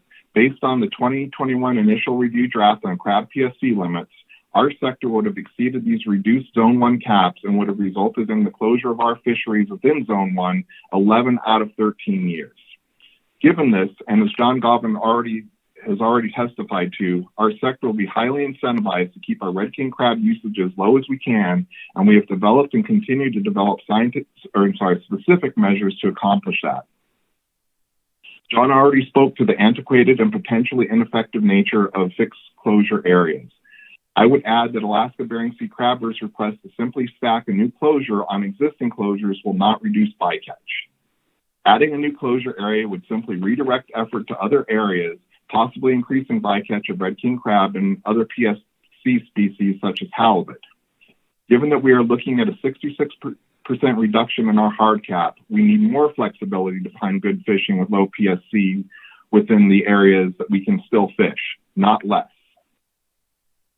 Ms. Goen is right in that we need to be forward-thinking and innovative, but simply creating an additional closure area through emergency action without any data or information to support the notion that the closure will benefit red king crab stocks or support a directed fishery in the next year is misguided and unscientific. We believe that the new cap reductions and closures scheduled to go into effect in January, plus our own actions previously described, will reduce what is already a very small amount of red king crab bycatch. Mr. Chairman, thank you again for the opportunity to comment, and I'd be happy to answer any questions. Thanks, Mr. Woodley. Are there any questions? Dr. Balsiger. Thank you, Mr. Chairman. Thank you, Mr. Woodley, for your testimony. I was trying to take notes, but I'm a bad typist, so I'm not sure I can read exactly what you said, but I thought you said that prior to any emergency actions that your fleet has already taken several specific things to reduce crab bycatch, and I wondered if you could tell us what those several specific things might include. Yeah, Dr. Balsiger, through the chair, what I was speaking to there was the list of items that our sector has agreed to move forward on for the remainder of 2021, specifically, having the captain or somebody designated on the crew evaluate, the composition of the hulls as they're dumped out on the deck, which would give a initial indication to the captain as to whether or not there may be higher than normal red king crab bycatch within the tows. We feel that tool is important in that allows for more real-time decision making as to whether or not further action needs to be taken. So that's the thing that we are going to be focused on for the remainder of the year, which is about another 6 weeks or so. And then during that time, we're going to continue to work within our fleet to consider whether move-on measures would be appropriate or how they might be incorporated into decision-making process, keeping in mind that there's probably not real simple solutions or real simple assessments. It's going to depend on the composition of the catch, which fishery and where you're at, things like that. So that's the main thing that we're looking at for the remainder of this year. Thank you very much. Thank you, Mr. Chairman. Thank you, Dr. Balsker. Further questions for Mr. Woodley? I'm sorry, Mr. Chairman. I also got caught up in that detail. Also staying out of the red king crab saving sub area for the remainder. So AKA the 10-minute strip. Sorry about that. Thank you.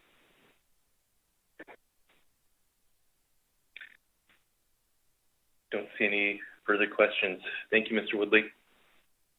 Yeah, thank you, Mr. Chairman. And Dr. Balsker, congratulations on your retirement. Best of luck to you in the future, sir.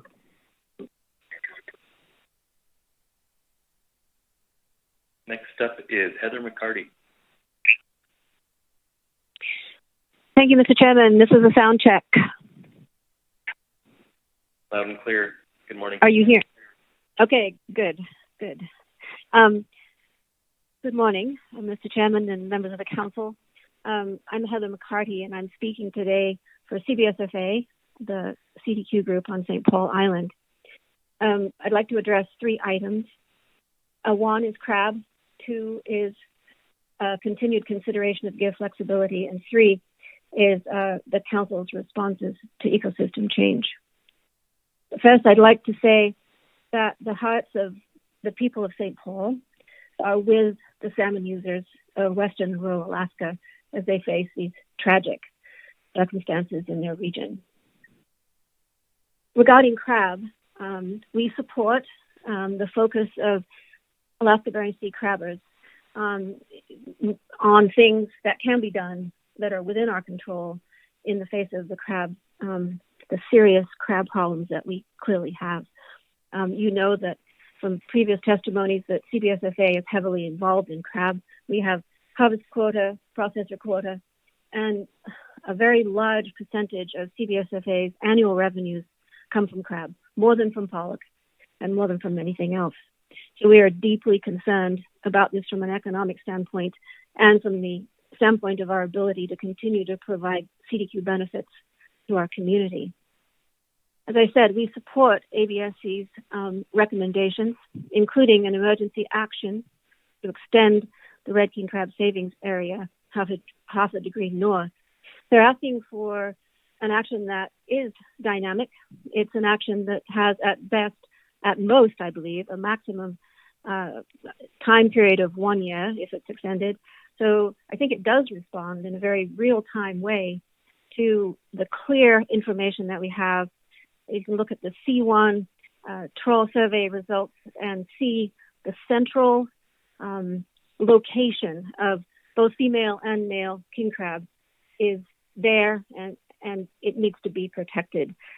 We talk about flexibility. We talk about the ability of the council to respond to current conditions in a reasonable and quick manner, and this is one of the tools that the council does have at its disposal to do just that under these circumstances. Second, I'd like to speak to the council's consideration of gear flexibility in the PCTC program. Like others have testified, we appreciate very much the comments that we heard from council members, including the maker of the motion, that shows support for the concept of gear flexibility. We ask that the issue be put back on the council agenda in the nearest possible future. We think it's extremely important to inform that conversation with having the BREP reports, the final and sort of peer-reviewed reports on the results of the experimental work that's being done on gear modification that looks as though it could help solve an enormous number of problems with bycatch in pots. We also think it's important at that time to have very clear information about the bycatch situation in pots in 2021. There was a lack of clarity surrounding that issue, and I believe some misleading information that was put before the council, and that needs to be back on the table in its most clear form to inform the discussion.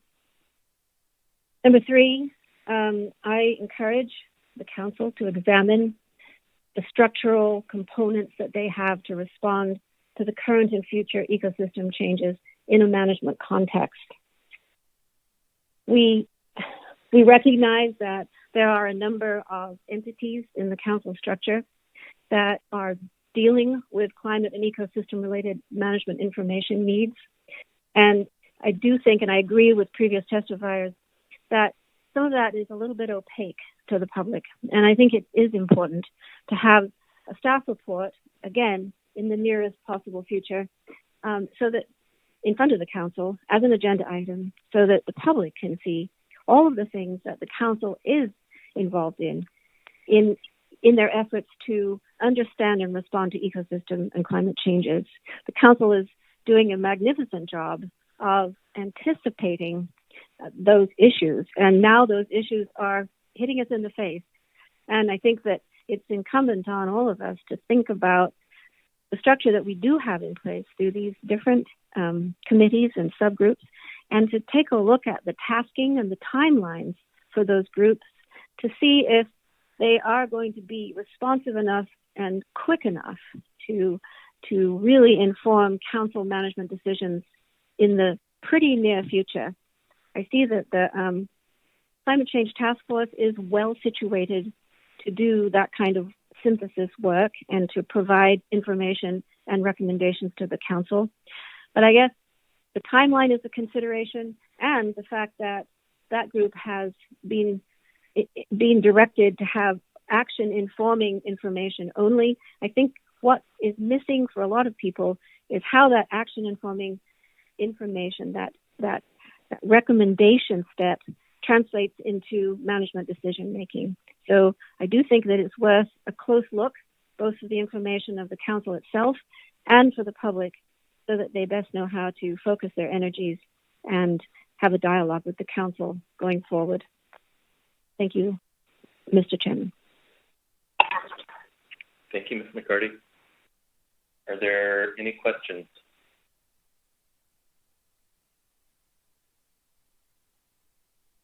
Don't see any. Thank you for your testimony. Next up is Mateo Pasadon.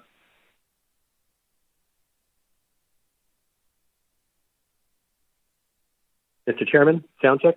Good morning. Oh, yep. Maybe Hi. good afternoon. Okay.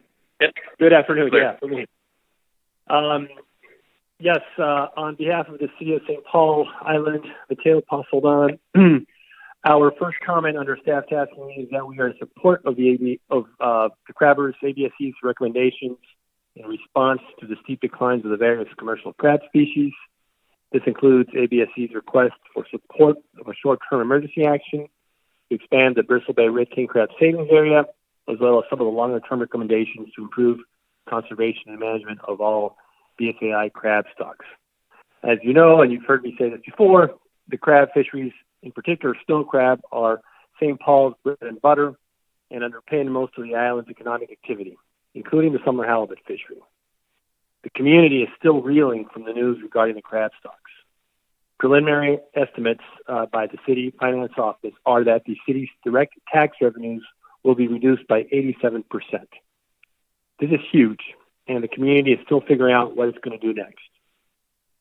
Our second comment has to do with MSA Section 305 on emergency actions and MSA Section 312 on fishery disaster declarations, both of which are being raised in testimony today as tools to respond to the crab situation, but also to abrupt declines in various fisheries.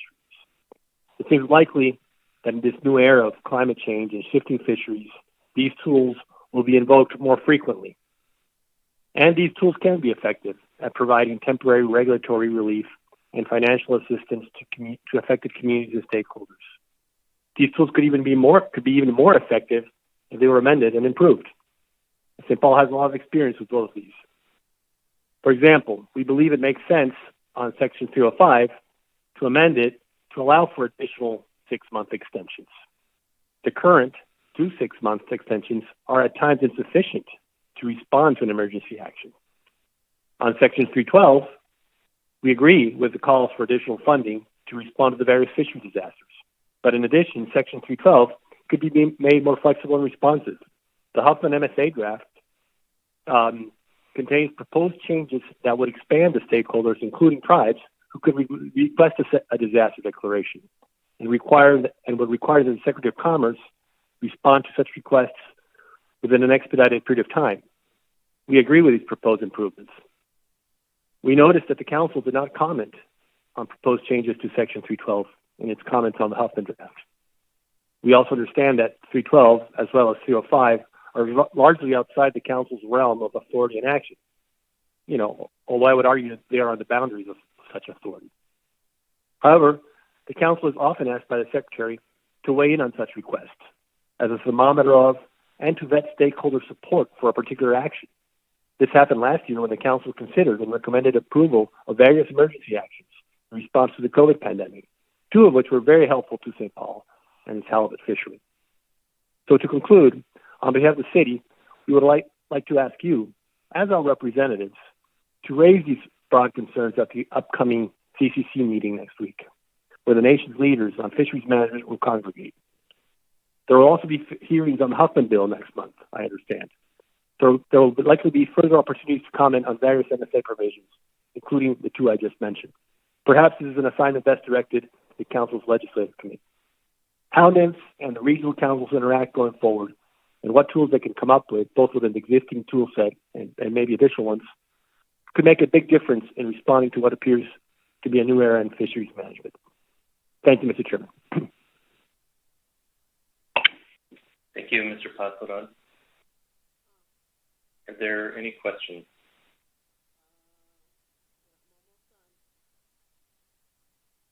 Ms. Kimball. Thank you, Mr. Chair. Thank you, Mr. Puzzledon. I just wanted to clarify. I think you said that the council has often been asked to weigh in, and you were speaking both about emergency rule requests and disaster declarations. And I'm not personally aware of us being asked to weigh in on disaster declarations, but I wanted to see if your testimony was on one or the other or both. Through the chair, Mrs. Kimball, it was on both. I think we all remember the 305 situation last year, and the Secretary valued very much the Council's recommendation as a sense of where the North Pacific fisheries family, stakeholders, stood on these.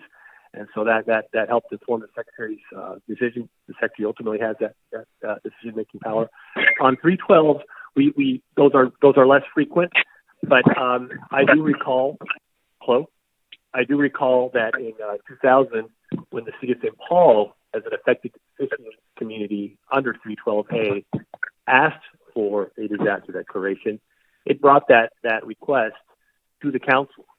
And I need to look through my papers. It was 20 years ago, but I believe the council was supportive of that request. And so again, I think while you don't have the direct authority to approve or disapprove such a request, you're weighing in on it. Certainly helps inform the Secretary's decision on this kind of stuff.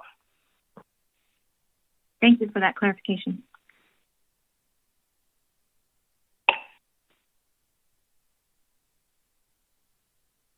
Okay, I don't see any additional questions.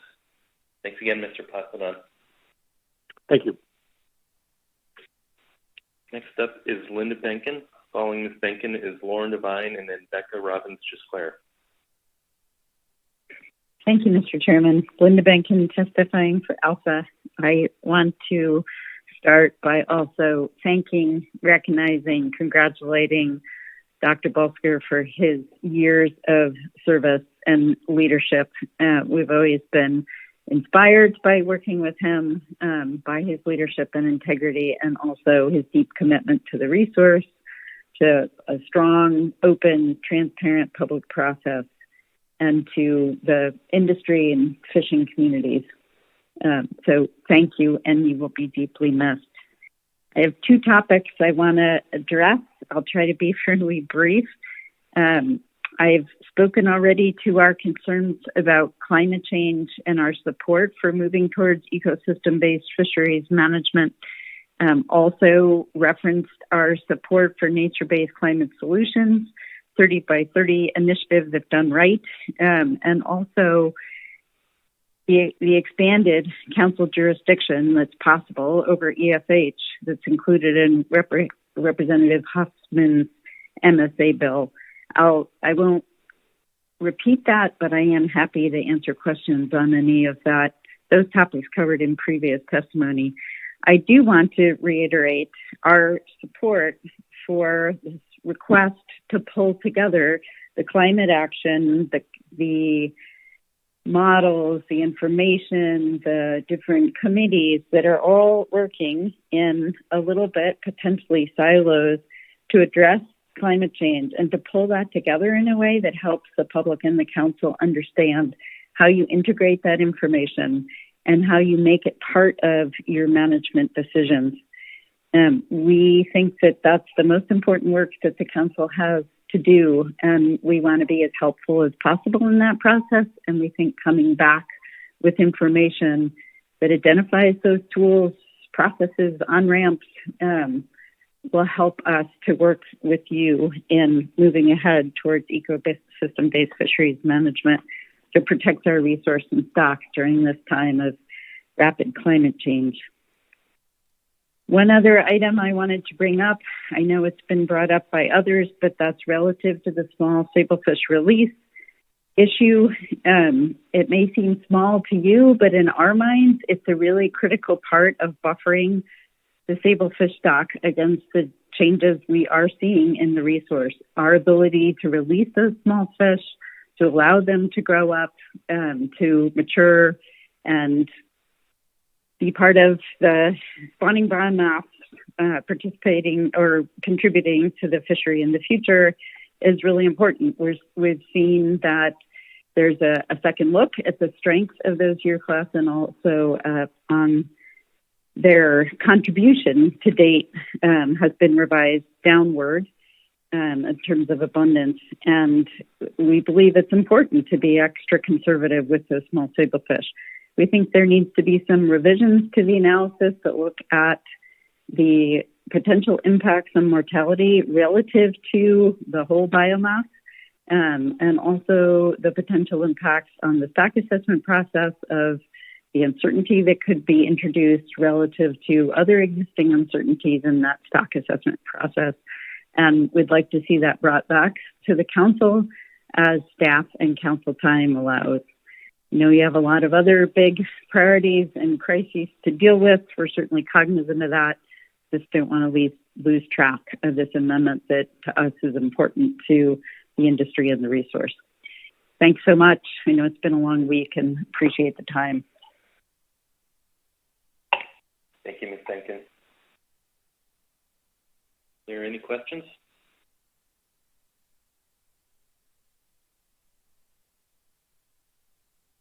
Okay. Thank you for your testimony. And I think you do win the Frequent Testifier Award, as you mentioned yesterday. My apologies. All right. Next up is Lauren Devine. And last up on the list is Becca Robbins-J-Clare. Good morning, Chairman, Committee, Council members. I will make this very short as listening to the testimony provided by Mrs. Peterson. My comments are very aligned with her. I believe we all want resilient and healthy ecosystems. I think we have no greater priority for the council than learning how to integrate climate-ready and ecosystem-based information quickly into this decision-making process. There is a very well-identified need for the urgency of this type of information. I testified yesterday to during the ACLIME on behalf of my membership in the Climate Change Task Force, and I will just again appeal to you as a Climate Change Task Force member. I am very supportive of something like a white paper, a discussion paper by council staff that could be absolutely jointly worked on, or happy as a CCTF member to contribute to something like that. I do think it is highly needed, and that if the council could prioritize that white paper, as well as support kind of the faster timeline that we heard of. There are several things that were identified that should have already been provided to the Ecosystem Committee, the Bering Sea FEP team, and ultimately the council by this time that I think could have been very useful information for you to have as you deliberate these very heavy, very deep ecosystem-related concerns that you've heard over the past hours and hours of testimony through the past couple of weeks. I wonder, in listening to previous testimony, there was a request for, something to be on the agenda in order to provide a place for stakeholders and tribes and communities to engage the council on these ecosystem level concerns. And I do think that previously the Ecosystem Committee had served in that role quite well. As they are Ecosystem Committee, they are supposed to bring ecosystem-related concerns, information, data, traditional and local knowledge that is provided through that forum to the council and be able to elevate those, to grapple with them, to discuss them in an open table. And I wonder if perhaps ensuring that the Ecosystem Committee can maybe grapple with those in the coming months as we look ahead at the 3 council meeting agenda and outlook. And I would like to say, I never mentioned this, but Ms. Bankin's testimony reminded me that the Aleut Community of St. Paul did not provide during testimony, but would like to echo our deep gratitude and thanks to Dr. Bossinger for his long leadership and commitment to excellence as an agency representative. We recognize the legacy he's leaving behind, and we know that he'll enjoy that next chapter. So we just want to make sure we squeeze that in, and I will stop there. Thank you so much. Good luck taking a break after this council meeting to all of you. Thank you. Thank you, Dr. Devine. Are there any questions?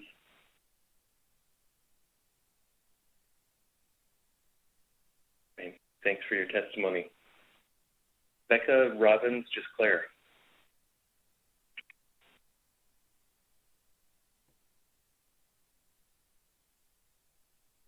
Good morning, Mr. Chair. Sorry, I thought I was unmuting myself, but I muted myself. Can you hear me now? We do. Good morning. All right. Thank you. So good morning, Mr. Chair and council members. My name is Becca Robbins-J-Clare with the Ocean Conservancy.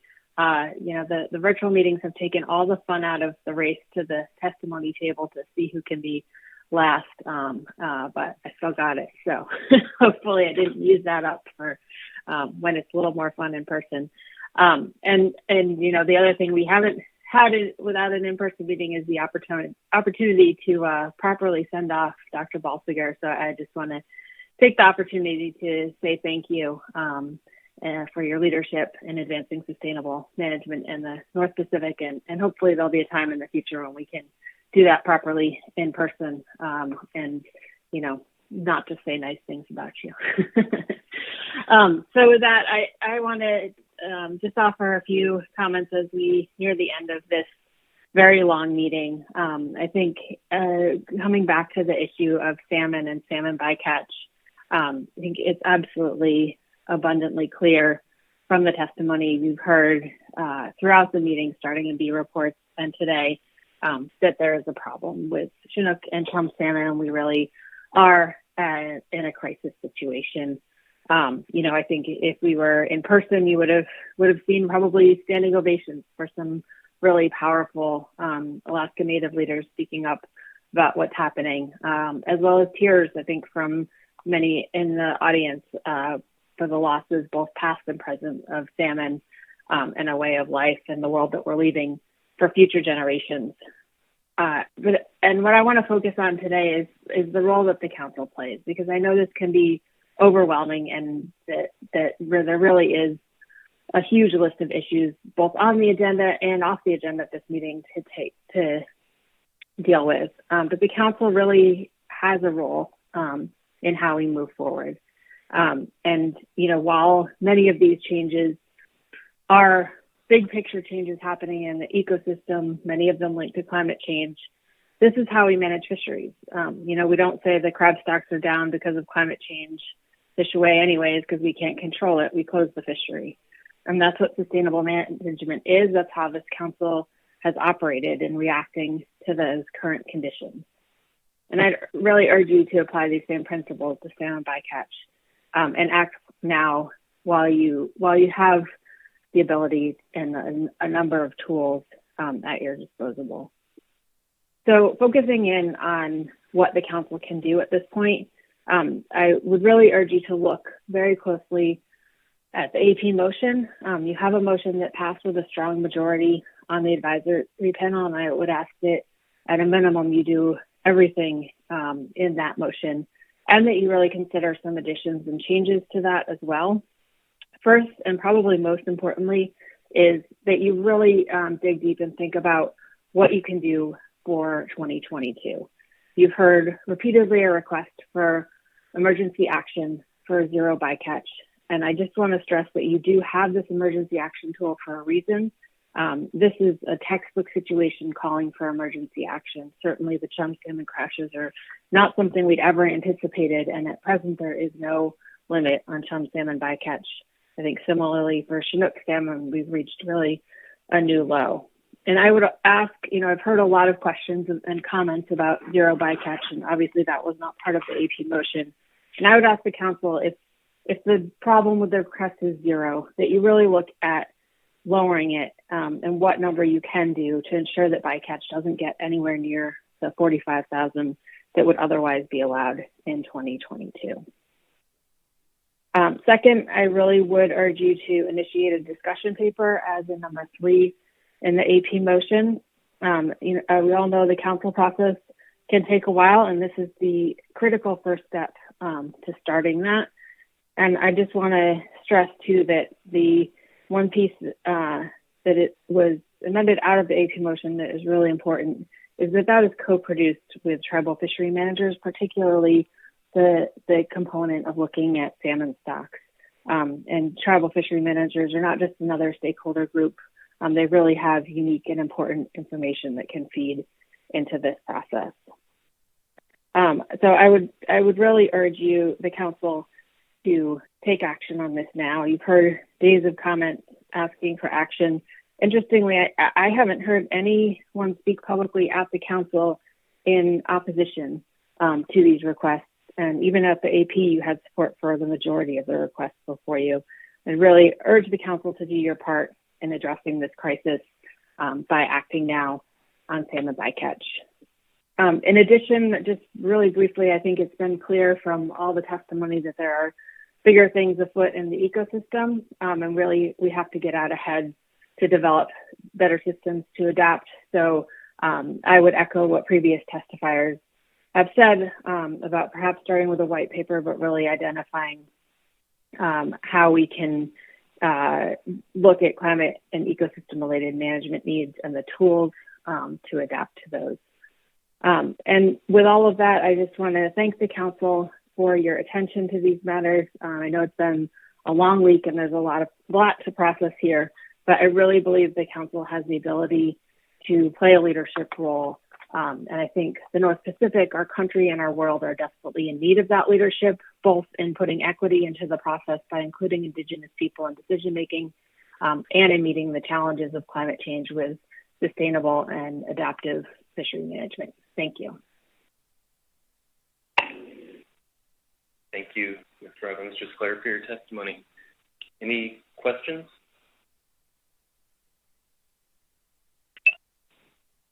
Okay. Thank you. Or Mr. Twite does. Thank you, Mr. Chair. The slow Mr. Twite does have a question, yeah. Thank you, Ms. Robbins-J-Clare, for your testimony.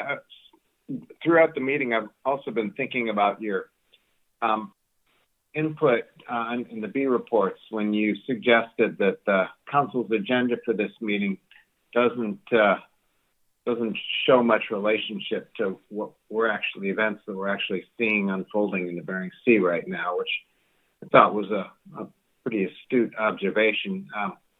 And as I've been sort of thinking about it through the meeting, course, one reaction is I doubt our agenda will ever truly mirror what we're seeing. We do have a pace that, by design, more methodical than the rate of change that we're seeing sometimes. But I'm wondering how you think we might use some of our bodies, like the Ecosystem Committee or the Climate Change Task Force, or a lot of other. We've got quite a few different groups sort of working on aspects of a lot of what we're seeing right now, and without creating anything new. And I'm not ruling out creating anything new, but just of the existing bodies. That's my question is, what are your suggestions for how we might use some of our existing bodies differently to better address the rate of change that we're seeing? Thank you, Mr. Chair and Mr. Twite, so much for my theory of going last. Nobody asks you any questions. But I'll say, I think, in terms of the council agenda, I think in some ways there are always going to be unanticipated, things that come up. But at the same time, I think many of the things we've heard a lot about at this meeting are also, things that are not new. I think there are very similar requests made. I believe it was at the April meeting last year as far as salmon bycatch, and I think you had a motion from the AP at that point in time about a discussion paper as well. So in some ways, I think, I know there's often a lot on the agenda, but when we see those red flags coming up to move swiftly to start addressing them. As far as utilizing the existing structures, I think we do, we have a lot of places that I think could be working on these pieces that you named a few, the Ecosystem Committee, the Climate Change Task Force. I think part of the key here is, I think we have a lot of information, and I think where the council can move forward is in making sure that information leads to action. And I think part of the challenge is right now, a lot of those bodies have actually specifically been told they are not to be, that they're action informing and not directly linked to council action. So I think that's where the white paper that's been mentioned is sort of a starting point to look at what we know and what we where those on-ramps are. I also, I think that throughout all of those council bodies that we really need to be making it space and making sure we include tribal representation and Indigenous knowledge throughout. And I think that is another place, that could really help throughout all of those task forces. And I think that taking a close look at across council bodies to do that. Thank you. Thanks. Thank you, Mr. Twite. Further questions?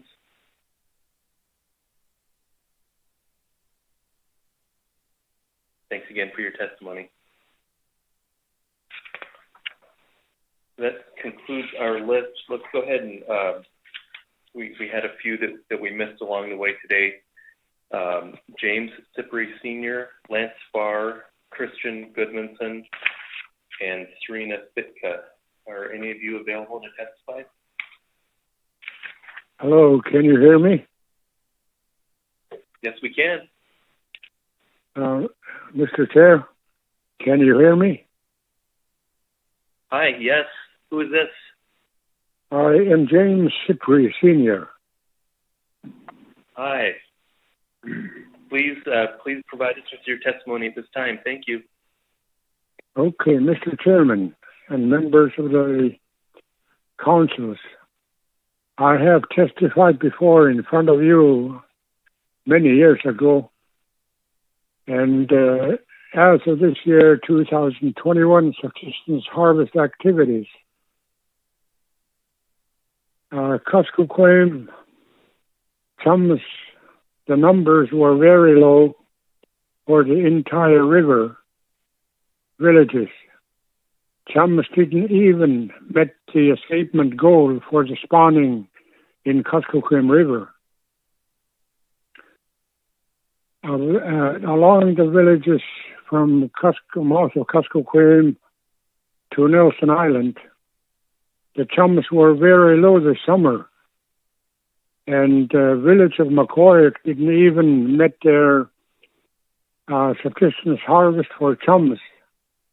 They harvest these chums after they spawn in McCoy, but the chums didn't arrive this summer, and this is the first time McCoy experienced no chums in the area.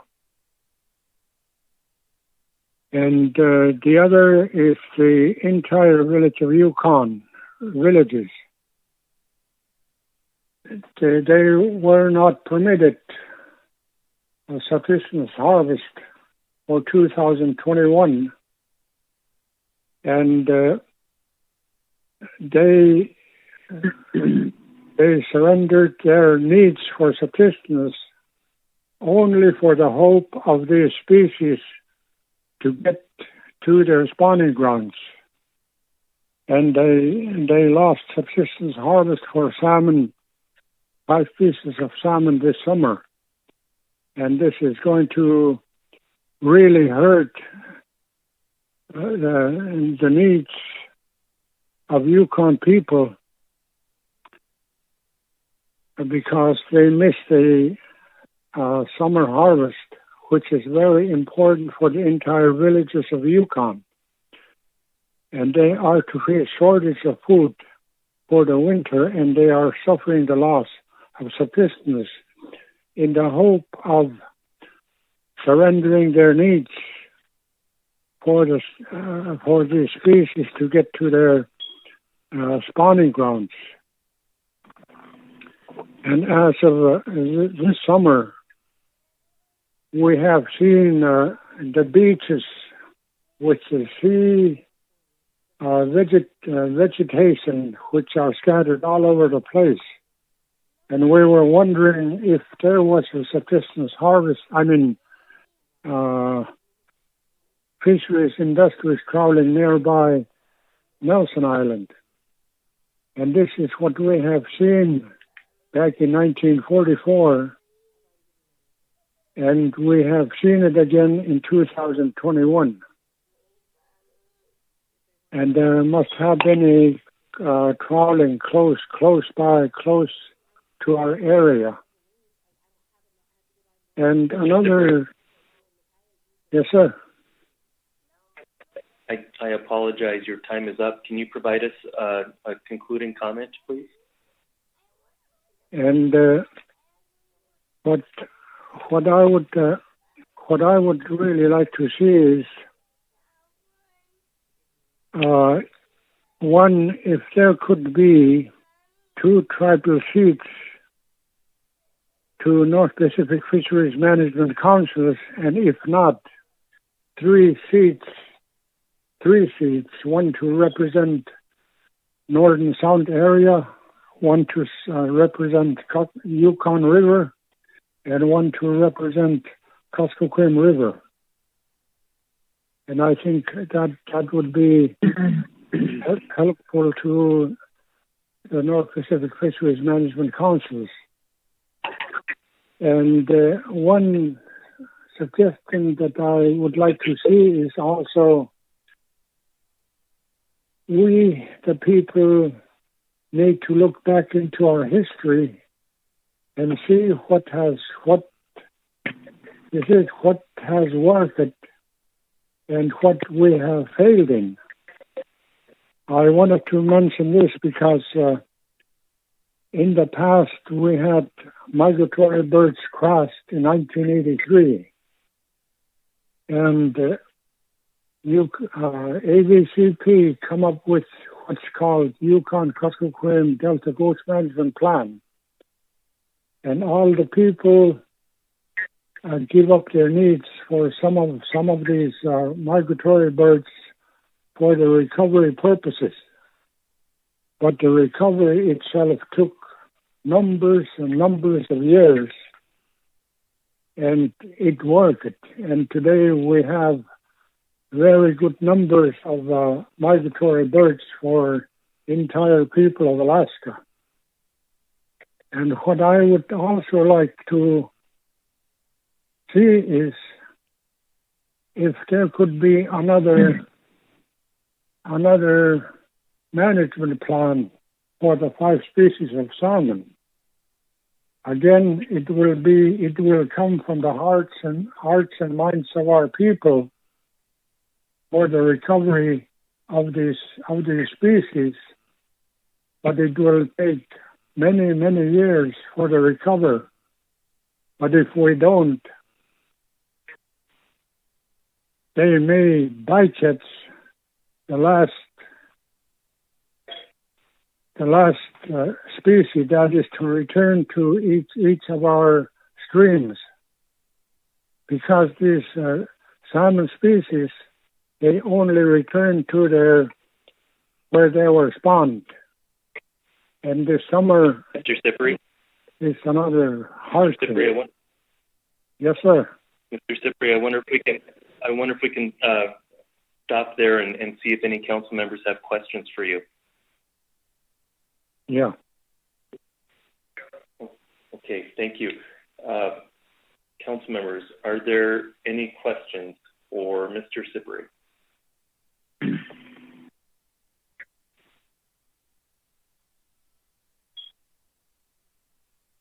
Okay, Mr. Sippery, I don't see any questions.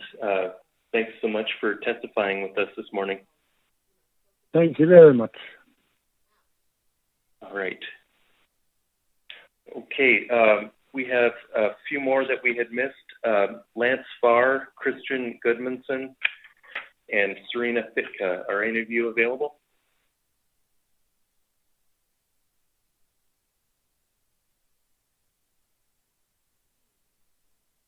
Okay. Good afternoon, Mr. Chair. This is Christian Goodmanson. Can you hear me? Yes. Okay, Mr. Goodmanson. Yep. Okay. Yeah, I'm ready to give my testimony if you guys are ready. Please proceed. Okay. Good afternoon, Mr. Chairman and members of the council. My name is Christian Goodmanson, and I'm here to testify today on my father's behalf, Grethar Goodmanson, because he's unable to make it today. As a family business, we're involved in 2 different crab boats, and through partners, we are affected by 2 other vessels that also fish crab. With the closure of Bristol Bay king crab and the devastating reductions in the Bering Sea snow crab total allowable catch, our biggest decision is, do we send out 1 boat or all 4 to keep the crew employed and available for next year, knowing this year is not enough for any of them to support their families. I think some of the things we can do right away is to expand the red crab savings area and protect some of the female grounds. Also, we need to get rid of the protected species catch limits, which I think are Zone 1 for Bristol Bay red king crab and the cobles for snow crab. It's crazy with all the changes we see in the ocean that we are still hanging on to these man-made boundaries from 30 years ago and all the movement we have all seen with multiple species. If the survey is correct, bycatch will not come from the cobles area, but from the edge where we fished last year, and none of that will be accounted for towards the prohibited species catch limit because of the line on the chart. Also, when we do have a sector prohibited species limit, it should be a true cap and not a co-op cap. I think these are short-term solutions that need to be expanded and studied for refinement and long-term objectives to have a lively and robust fishery for the next generation of crab fishers. We've been asking for many years to have you look at these issues without any result, not even going to the lower end of the PFC last year that is already in regulation, and for snow crab and overfish stock. There's a minimum PFC limit that is 10 times higher than it should be because of an artificial floor put in the regulation that didn't contemplate stock at levels of conservation concern like we're in. And I think for the council to not take some action now would be a great negligence on your part. Pending any questions, which honestly my answer will probably be that I'm going to have to talk with my father and get back to you. That concludes my testimony. Thank you. Thank you for your testimony this morning. Anybody like to ask a question? Thanks for your testimony. Yes, sir. Okay, Lance Farr or Serena Fit-Cut? Mr. Chairman, this is Lance. Do you hear me? Yes, we do. Thank you. Mr. Chairman and council members, my name is Lance Farr, and I first bought into a crab boat in 1980. I still own that boat. I believe the council should take emergency action to protect the king crab, or we might lose the king crab fishery. I encourage you to expand the red king crab savings area 30 miles to the north to protect king crab that are moving farther north. One thing that is very clear to me is that the stocks are moving north to find colder water. Expanding the red king crab savings area would help protect those crab. The next action I believe the council or the Board of Fish should take is to move the northern boundary of the Bristol Bay king crab fishery farther north. As you know, if we had counted crab in the survey just north of the regulatory line at 58 north, we would have a king crab season this year. We have seen the crab up north of the regulatory line before. It is not new. The managers were content to use those crab as a buffer, but this year we needed to have those crab included in the stock assessment for us to have a season. The king crab directed fishing season ends January 15th, and the reason for closing the season is that king crabs can start molting. We have to protect those crab when they are in that vulnerable state. Allowing trawling on king crab grounds when the crab are molting can be devastating. The trawl can bust up the crabs when they are soft-shelled, and nothing will show up in the net, and the trawler would not know they were fishing on crab. I quote from a research paper, the area estimated disturbed habitat with the standard coefficient adjustment coefficients for a mid-water trawl net at 40% resulted in an estimated area of 16,160,846 square miles of impacted habitat. That is a lot of bottom contact when they are fishing on crab grounds and could account for a lot of the unobserved bycatch. Then you can add the bottom contact from the Amendment 80 fleet. It is a bigger number. Opelio start molting in June. We need to identify areas that need to be protected when they are in a soft shell condition. Right now, there is no closed areas to protect Opelio when they are molting. Looking to get that addressed in the rebuilding plan. All bycatch needs to be accounted for. PSC counts inside and outside the zone 1 for king crab, and inside and outside the cobalts for Opelio. It makes no sense not to count crab bycatch that is outside the physical boundaries or are part of the stock. Switching to another issue, I am asking the council to move forward on the CV over 60 pod cod lab program. If the CP pod cod fishery was rationalized, the fleet would have the tools to be able to deal with bycatch, fish quality, and safety. Let us not forget that we lost 5 fishermen heading out to fish pod cod 2 years ago. If we would have had a controlled date, I believe that incident would not have happened. I am also in agreement with the rest of the pot fleet to voluntarily stand down from the king crab savings area. Our boat just finished the bee season, and we had the lowest crab bycatch we have ever had. 2 other years, primary data from National Marine Fisheries Service indicated that the king crab bycatch in the pot cod fishery was high. And then they went back and looked at the data, and the bycatch was from one boat that extrapolated to the fleet. I have looked at the bycatch from the bee season, and the same thing happened this bee season. One boat is responsible for all the crab bycatch, and it extrapolates to all the rest. I have asked Mr. Farr, I apologize. Your time is up. Mr. Farr. I'm done. I asked before and asked again. Okay, I just wanted to come with rationalization to be able to address the problems that we have in the pot cod fishery. Thank you for listening. All right. Thank you, Mr. Farr. Are there any questions?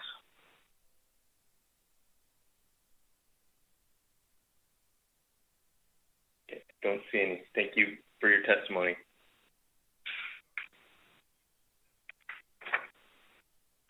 Last up is Serena Fit-Cut. Yes, this is Serena. Can you hear me? We can. Good afternoon.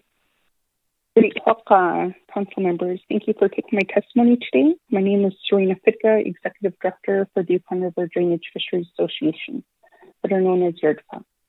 YRDFA is an association of subsistence and commercial fishermen from the 42 rural communities along the Yukon River and their tributaries. My nickname is Jutta Jock, and I grew up on the Yukon.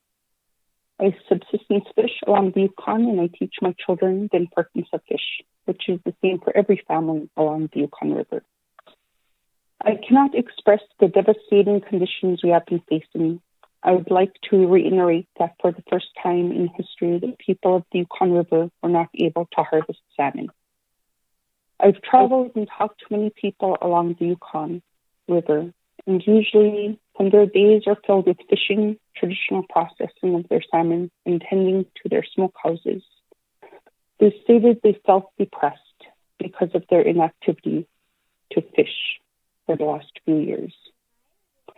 I too felt the same. I would walk to the bank of the Yukon River and wish I could go out on the boat and throw my net in the river. During these hard times, I think about my eldest daughter, Haley. When she was 7 years old, we sat down and ate kamatluk, which is half-dried salmon, with seal oil. She was really enjoying her dinner. She looked up at me and with her biggest smile and said, "Mom, when I grow up, I'm going to teach my kids how to cut fish so we can have kamatluk." My heart was beaming with pride, but at the same time, I couldn't help but feel an overwhelming sense of despair. As I sat there, I thought, I sure hope there will be fish for her to catch, so she will teach her children how to harvest the salmon. She is now 11, and I often think back on that memory during these hard times. She has not been able to cut fish for 2 years because of the Yukon River closures. This is why we are participating in your process. We fight for our next generation to be able to fish. We fight for our elders so they will be able to continue to pass on their knowledge of fish. You have heard testimony from many about the situations they are facing, and the council can help this situation by taking both immediate and long-term action to move towards zero bycatch. I ask you to take the actions outlined in the original unamended AP motion. I would like to reiterate that this issue affects all fishermen in river and in the ocean. The survival of salmon in the Bering Sea is like the pollock, dependent on availability of food, environmental conditions, and predation. I await the actions you make today to share with the 42 Yukon River communities as the Executive Director of YRDFA. All factors to the salmon decline point towards the marine life stage. We cannot disconnect what happens in the Bering Sea to the impacts along the Yukon River. The people of the Yukon River have been sacrificing their needs for years, and all we need to do is work together to sustain our fisheries, not only for us, but for the next generation of fishermen that follow us. Thank you for your time and the opportunity to provide testimony today, Guyana. Thank you, Ms. Fit-Cut. Are there any questions?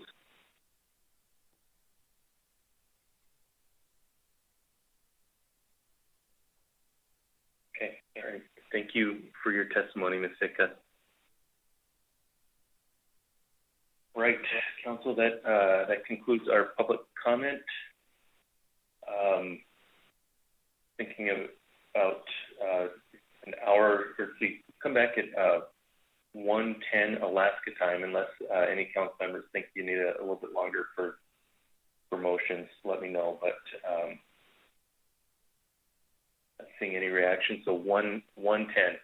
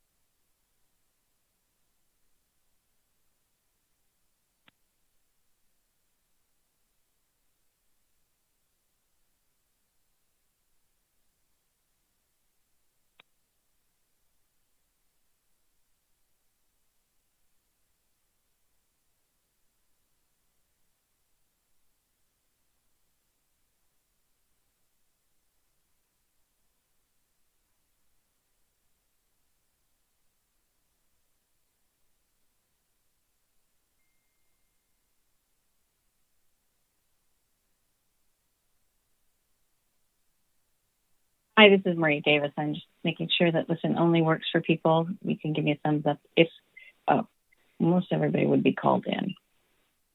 Okay, it works.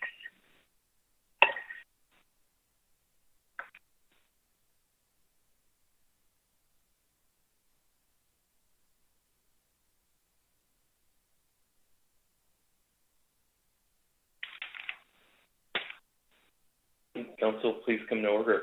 Good afternoon, everybody. We've taken our staff presentation and heard extensive public testimony for staff tasking. And so there's a couple of major themes that we heard about and can start with to see if the council's interested in taking any action.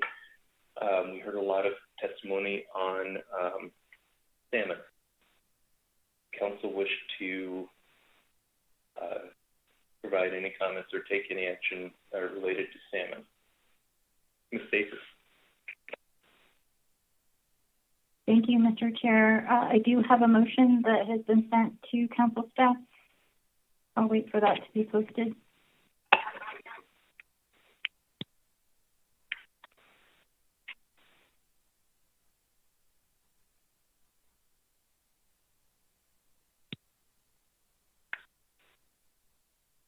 Okay, here it comes. All right, whenever you're ready, Ms. Baker. Thank you, Mr. Chair.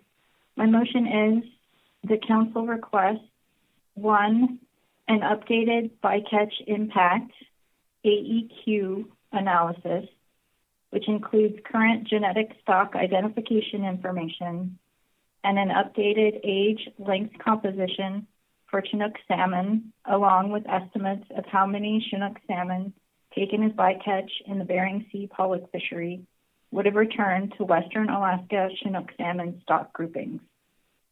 The analysis should include a PSC harvest rate analysis and an estimate of the Chinook salmon bycatch impacts to each specific stock grouping at the current cap levels and at actual bycatch levels in recent years.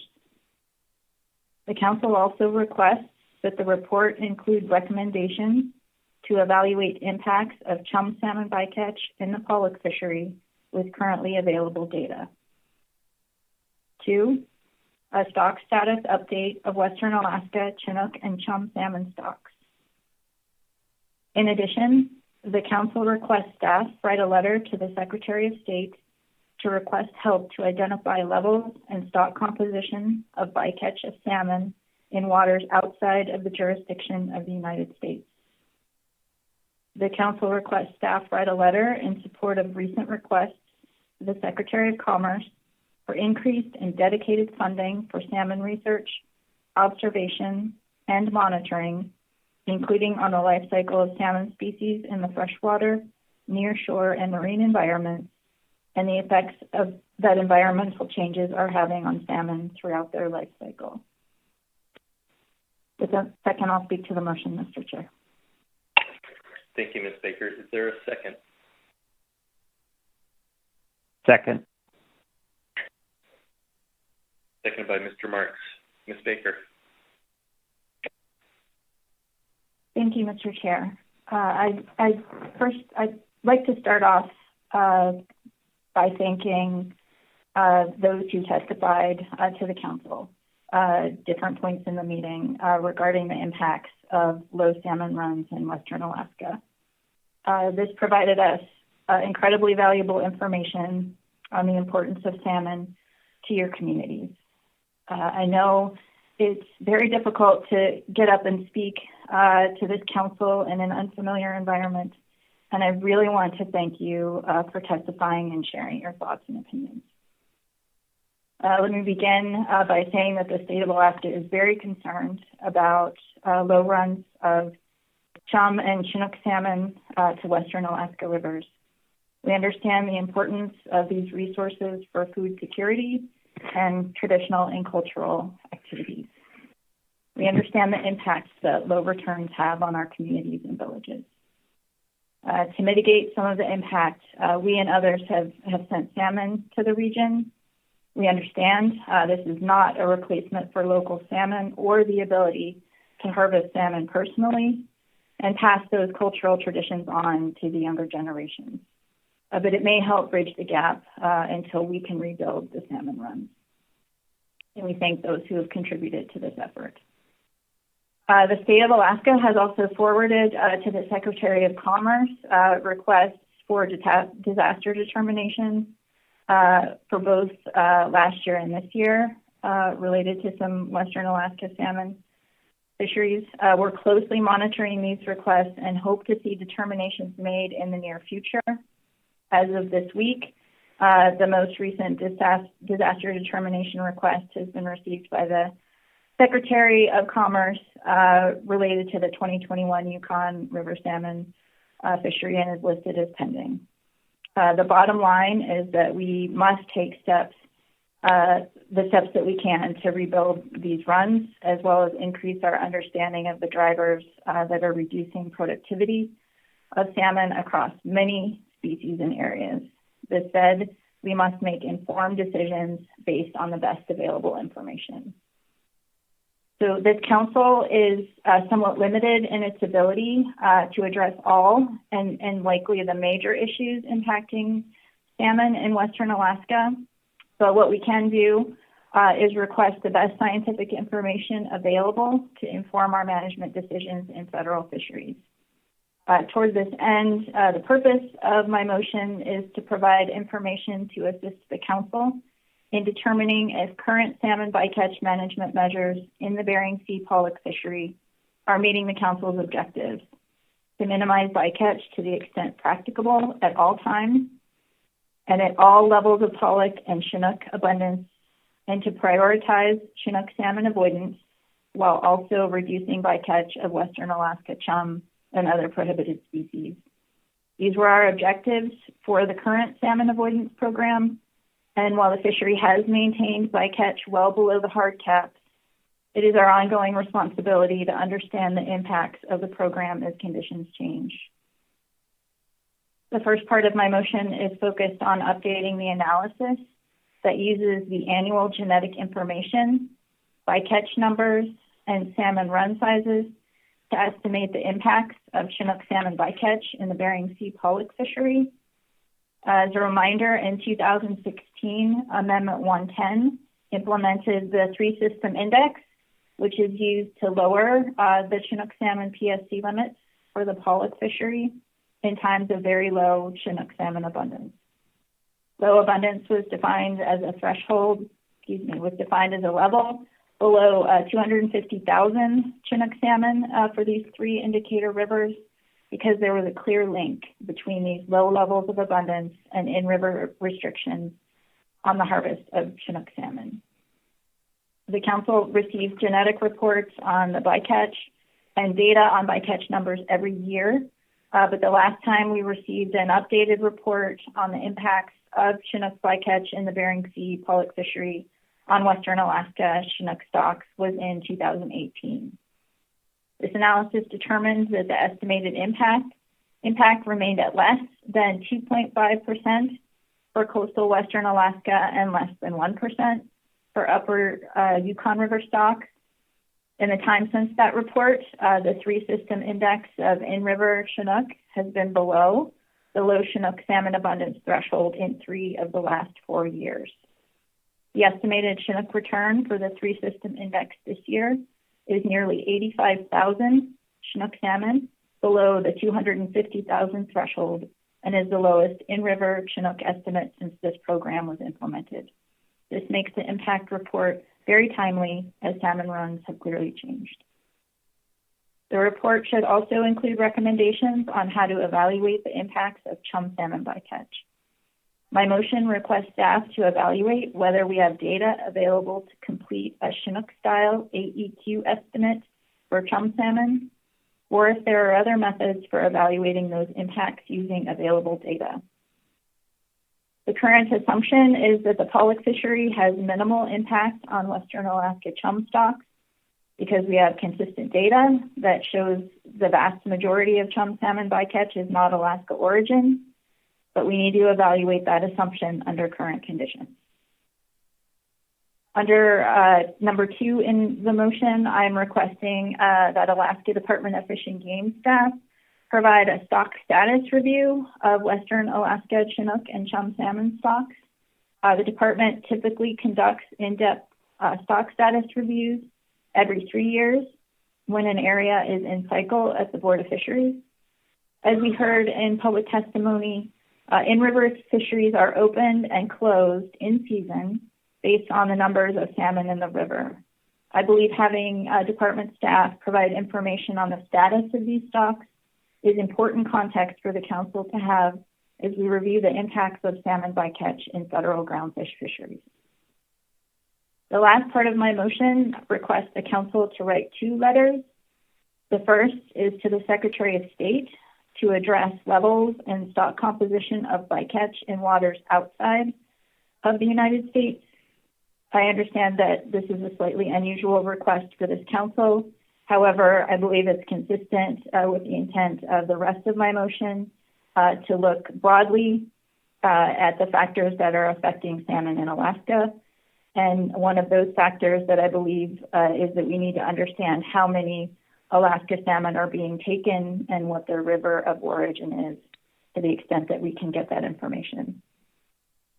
The second letter to the Secretary of Commerce is responsive to requests that we've received for increased and dedicated funding to be made available to all eligible entities and organizations for research on salmon in Alaska. Specifically, we know that we need more research on the life cycle of salmon species in the freshwater, nearshore, and marine environments, and also the effects that environmental changes are having on salmon throughout their life cycle. We received a number of presentations from scientists at this meeting about the changing environment in the Bering Sea and assumptions that salmon that aren't caught as bycatch and will make it back to the rivers is also changing.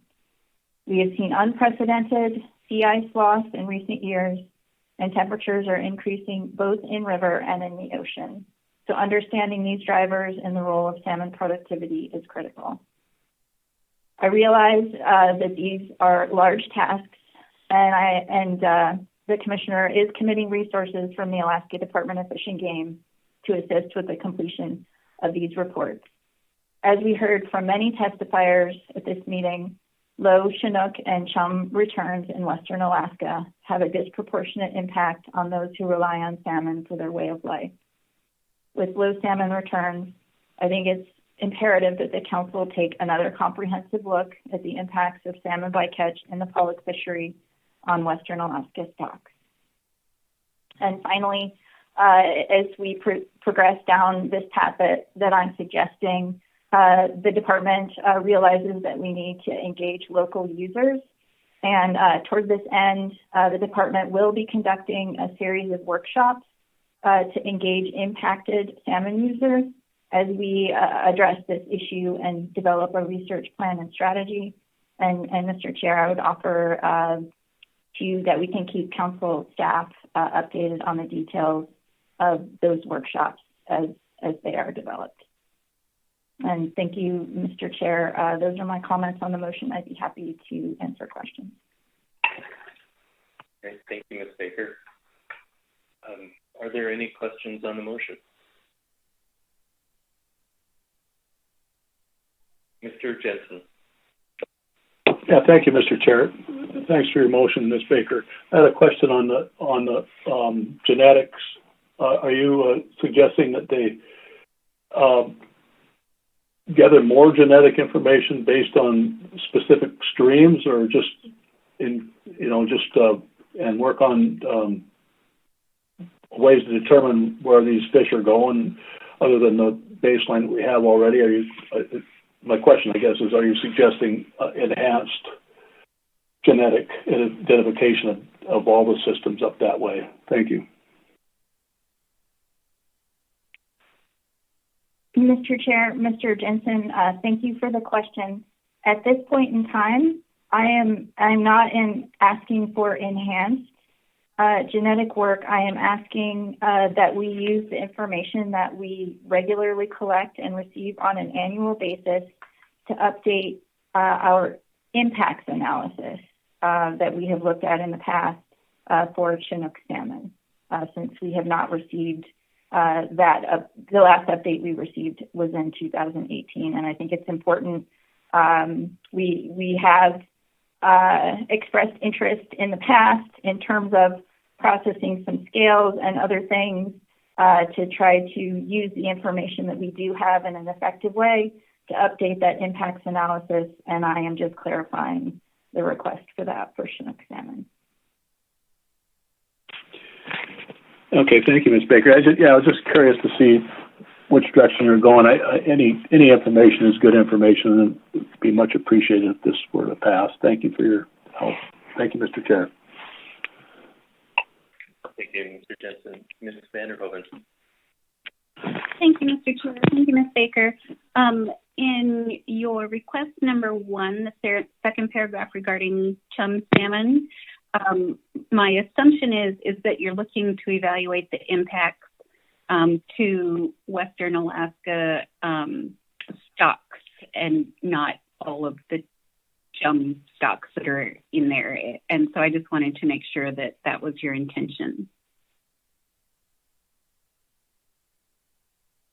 Thank you, Mr. Chair. Thank you, Ms. Vanderhoven, for the question. Yes, that is my intent. I think I spoke to that when I was speaking to the motion, but you're correct. The motion does not specify that. However, that would be my intent. Thank you. I've had some audio flickering, so I might have missed that when you spoke to it. Ms. Kimball. Thank you, Mr. Chair. Thank you, Ms. Baker, for your motion. I wanted to ask on the portion regarding research. We heard and received a lot of written testimony on that, and one of the emphasis was on not just having research funding or new research funding go to federal and state agencies, but the inclusion of tribal organizations, of other Alaska Native organizations that are living right on the river, and understanding the level of value we could get out of observation, monitoring, and research from those entities. So that's not called out in this motion, but I just wanted to see if you could speak to that and whether your intention there was to be inclusive. That's my question. Thank you, Mr. Chair. Thank you, Ms. Kimball, for that question. Absolutely. I want to pick up on a theme that we've heard throughout the testimony throughout this meeting in terms of the need to form partnerships and to work together to address these challenges that we're having. And again, similar to Ms. Vanderhoven's questions, I tried to speak to this in speaking to the motion, and it was certainly our intent in recommending this letter to the Secretary of Commerce that the Council would support requests for increased and dedicated funding to be made to all eligible entities and organizations in terms of research for salmon in Alaska. And so I appreciate the question, and yes, the intent is to be inclusive. Thank you. Thank you, Ms. Kimball. Any further questions on Ms. Baker's motion? Dr. Balsker. I'm sorry, it's not a question. I was going to comment on it, so I will stand down. Okay. Before we go to comments, are there any amendments to the motion?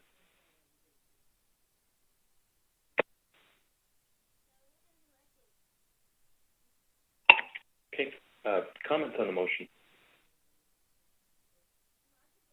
Ms. Kimball. I'm sorry, Mr. Chair. I was just slow. I had another question, not an amendment. Okay. I wondered, Ms. Baker, you mentioned at the end of your remarks for this motion, you talked about workshops that the department was interested in convening, and I wondered how that related to this motion. Is it on all aspects? I might have missed if it was specific to research or if it was on general information on stock status as well. I just appreciate a little bit more on that. Thanks. Thank you, Mr. Chair. Thank you, Ms. Kimball. I don't have a lot of details about that at this point. From what I've heard so far, a large focus of those workshops would be developing research plan and strategy for moving forward in ways to address these challenges. And that is what I can offer at this particular point in time. And again, as the details of those workshops become available, we'd be happy to keep the council and the stakeholders within this process informed on that. Thank you.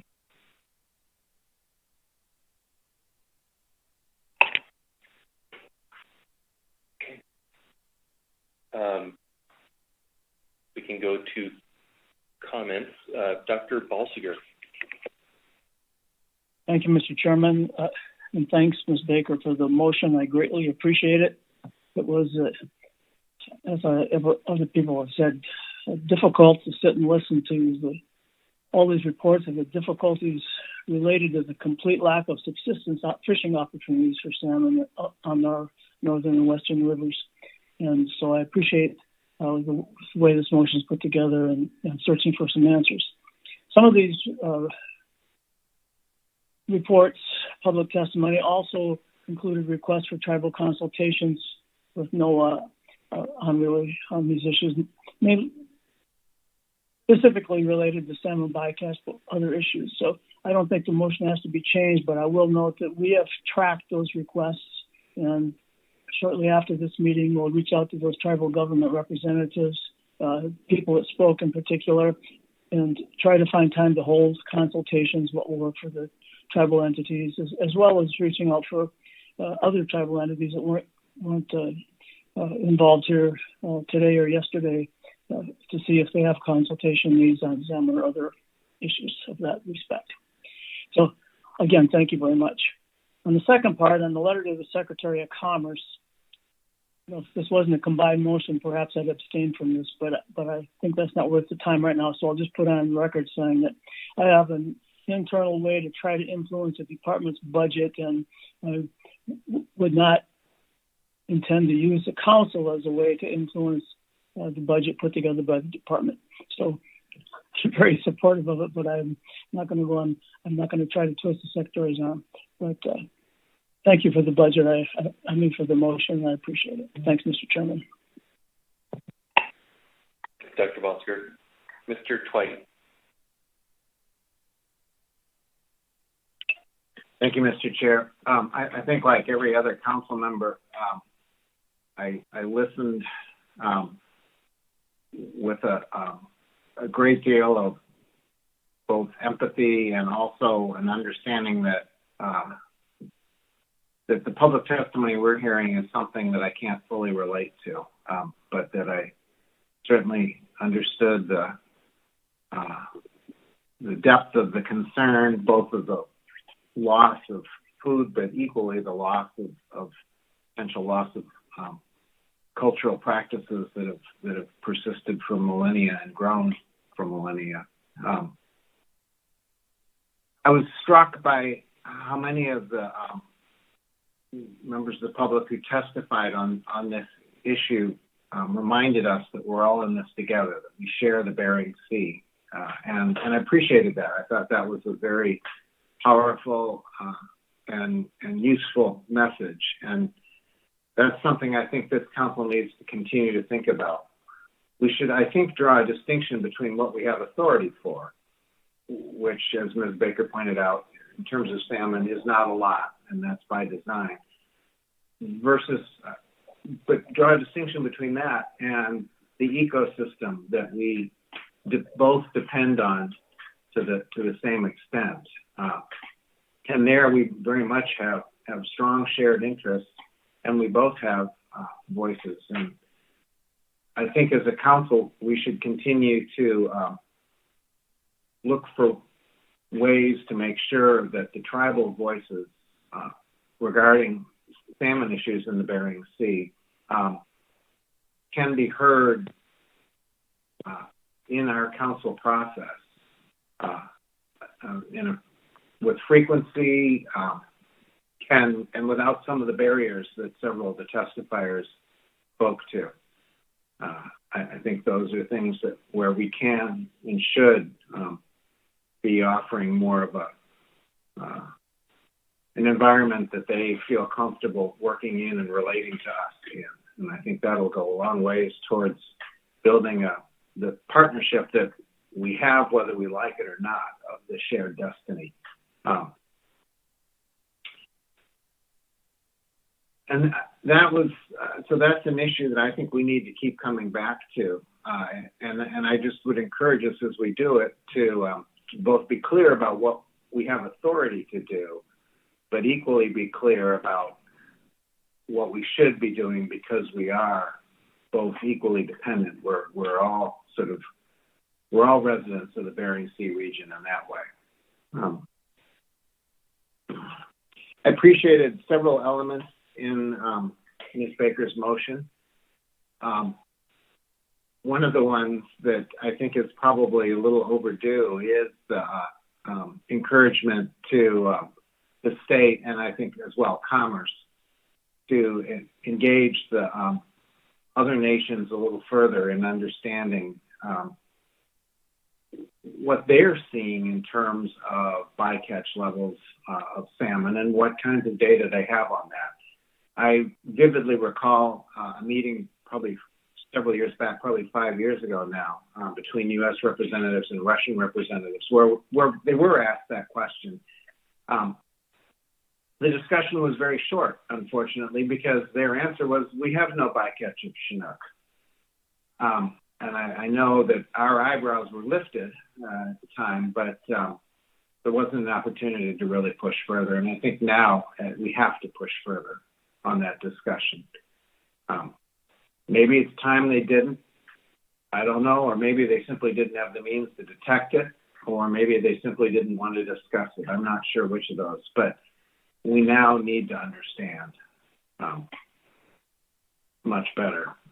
It's not a subject we can afford to ignore anymore. So I appreciate Ms. Baker elevating the importance of that discussion as well. I won't speak to all the other elements in her motion. She did that very well. But I think we should all regard this as a step in along a path of learning to advance each other's needs, the salmon people and the groundfish people working together. Because what's happening to salmon people today is also happening to the crab people today, and could be happening to some groundfish people in the near future. So it's not something where we should be feeling like their problems are not our problems. They very much are our problems. Thank you. Thank you, Mr. Clay. Mr. Mesereau. Thank you, Mr. Chairman. You got me okay here? Oh, great. I support Ms. Baker's motion. I think it covers the first step of what we need to do. Generally, this body moves slowly and makes sure that we understand all the impacts of any future action. And the way that starts is to get the best available science. So for those tribal members that are listening on the phone and are disappointed that this motion did not include all of the things that they asked for, this is an iterative process. That means we're going to get this document back if it passes, and we're going to see what the science tells us, and we may well take action after that based on the information that we get. I think the testimony was incredibly compelling from the tribal members, both at the beginning of this meeting and at the end. And I feel like as one council member, I'm going to make it my job to do everything I can to make this process more inclusive for tribal members. And that means doing what I can to make sure that we get tribal participation in the various bodies in this group. I'm on this council for 3 more years, and I intend to follow up with other council members and build consensus as a proper path forward to build inclusion and to get tribal members a seat at the table. I think that point was well taken, and I feel like we're missing that, and it would be beneficial to move in that direction. But like everything else, we need to make sure that we do it in a way that is correct and fair and equitable and durable. And so I intend to spend my time between this meeting and subsequent ones working on some way to do that so that everyone will be satisfied that they have a fair chance to participate. I'm not talking about the 2 tribal seats on the council. That's outside of my job. But as far as populating the different bodies on this council and making sure that we incorporate local and traditional knowledge and we have tribal members at the table, I think it's a point well taken. And I think it's an important change that we need to work towards. And I think it's something that we can do. So that is my commitment now. And I do support the motion. And I look forward to the beginning of this discussion about trying to do what we can to make the situation better for Western Alaska tribes. But also encourage them to engage fully on the Board of Fish process and talk to the state of Alaska, who also manages the salmon closer to the shore. And I would encourage you to go that route as well. And we'll move forward as we can here, and hopefully you can convince the Board of Fisheries to do the same to help alleviate some of these problems. Thank you for your testimony during this meeting. It was very impactful and very relevant. Thank you, Mr. Mesereau. Mr. Marks. Thanks, Mr. Chair. Thanks, Ms. Baker, for the motion. I'll be supporting it. I just really want to thank all the folks that testified through the B reports and today. You know, I very much appreciate you all sharing your stories. They painted an important picture for all of us. So the very compelling testimony. I think there was some question about how to integrate into the process, and I would just say, you know, in a lot of cases, what we're looking for are subject matter experts. Thank you, folks. Fill that role and with some insights that most of us don't have because you have the connection with the land and these systems. So it's an important role, and appreciate you sharing that with us. With regard to the motion, you know, I very much support that. And element 2, you know, when we talked about salmon research, I know Ms. Baker talked about kind of, you know, some of the focus research to specific to this motion. But I just want to also express my support for the broader work on salmon genetics. And we also heard you know, important work ongoing with bioenergetics through the regional action plans. And I think that's an important component to how we follow these systems and the energy flow through them. So anyway, thanks again, and I support this motion. Thank you, Mr. Marks. Ms. Vanderhoven. Thank you, Mr. Chair, and thank you, Ms. Baker, for your motion. I think it's, as Ro noted, a really good starting place. I think it's important to update our understanding. I'd also like to echo the comments of the council members who spoke before me about the very heartfelt testimony we received from in-river users in particular at this meeting. I've been to some of the villages on the Yukon River, and I have a very basic knowledge of that way of life, and so I definitely can appreciate and empathize with the conditions when you're not able to do your subsistence harvest. Currently working for the pollock fleet, we are always interested in better understanding our impacts, particularly to Western Alaska. And so I look forward to the reports that we're going to get back from this motion. And so I will definitely support the motion. Thank you. Thank you, Ms. Vanderhoven. Mr. Jensen.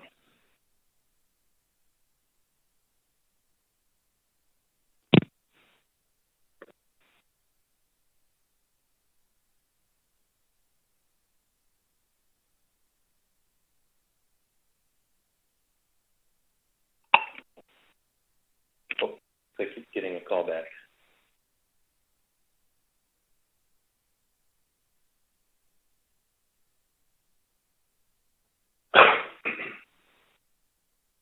Go to Mr. Down real quick, and then we'll circle back to you, Mr. Jensen. Thank you, Mr. Chairman. Thank you, Ms. Baker, for your motion. I wanted to second the comments of Mr. Mesereau that this is an iterative process, and I'm, I would not be opposed to doing something more as one council member while we wait for this, but I think that that's not really before us. I think that what's before us is we need to get the best available science and make a decision, as Mr. Mesereau said. The main reason I raised my hand was to recognize, I wanted to let people know that for me, this testimony and testimony like this from people in the Yukon, the Kuskokwim, and other areas that are affected by the salmon bycatch, for me, it's been some of the most meaningful testimony that I've heard in my time on the council. And the reason for that is that it's heartfelt, it's heartbreaking to me. But the thing that I noticed, we're talking about cultural and physical and mental, emotional, and spiritual have all been mentioned in this testimony, the impacts to those things. And people have mentioned things like pride, which I talked about earlier under the B reports, what the effect that has on communities when their pride is taken away. But not one person in this testimony and any of the testimony we've heard has brought up financial. And that has a big impact on me. Nobody has said that, hey, we need to do more because we're losing the money. And so it's a whole different perspective, this type of testimony. I wanted to say, as one council member, how much I truly appreciate that and how moving it is for me to hear this type of testimony and how memorable it is as a council member. Thank you very much, Mr. Chairman. Mr. Dallas. Mr. Jensen.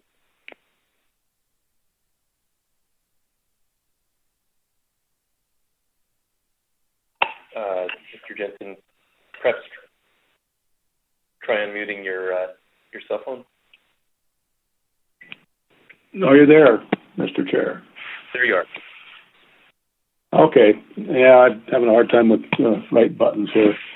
Anyway, I'd like to thank Ms. Baker again for her motion. It covered a lot of the things I'm concerned about. And thank the people for coming out and talking to us today. These cries for help aren't new, and they seem to be getting more intense to me. I do believe what they're saying needs to be listened to. LK and TK are very important to my part of the decision making anyway. One thing Mr. Twite mentioned was bycatch. It's not just localized. It's not just trawlers. It's not just Area M folks. There's other interception in other places besides just close to Alaska, and Ms. Baker alluded to that. Secretary of State asking for level stock composition and bycatch for other salmon fishermen. I'm going to support this motion, and Mr. Mesereau mentioned that the Board of Fish would benefit from any information gathered here, and I'll agree. I'm on the Board of Fish still, and I take it to heart that we can work together with the council and do something with these problems that are occurring, hopefully much sooner than later. So again, thank you, Mr. Chair. Thank you for your motion, Ms. Baker. Thank you, Mr. Jensen. Ms. Kimball. Thank you, Mr. Chair. Just briefly, I also thank everyone that took the time to testify to us. I agree. I think in part with Mr. Down's statements, most of the testimony was from people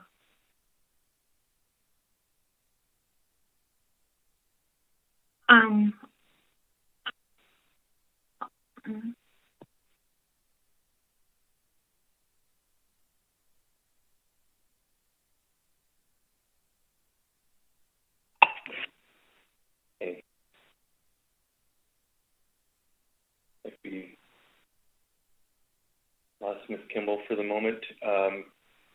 Other comments on the motion?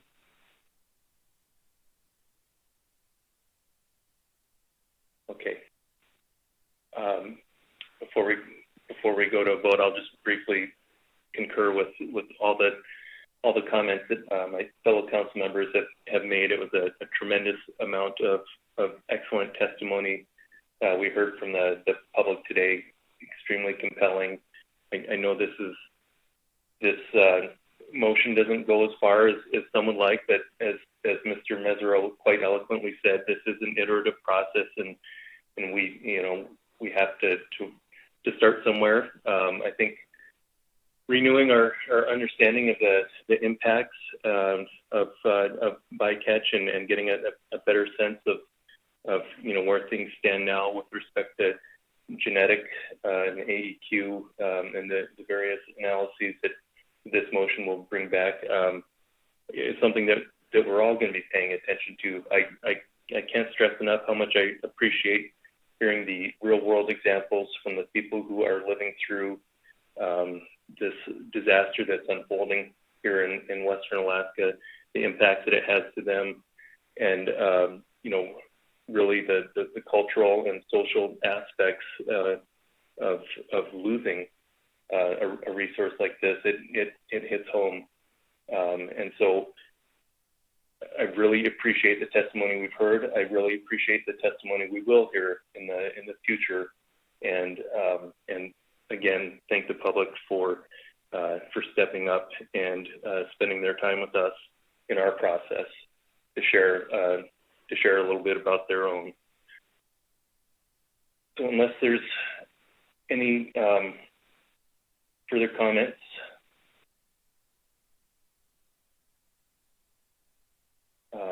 is there any opposition to the motion?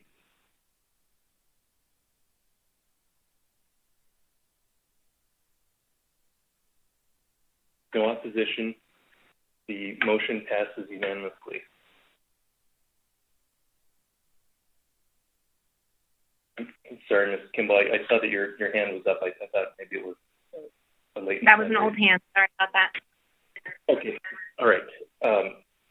Any further action on salmon? Okay. Thank you, Ms. Baker. Okay, we also had quite a bit of conversation and testimony on crab. Would the council like to address that issue? Ms. Baker. Thank you, Mr. Chair. I do have a motion, but first I would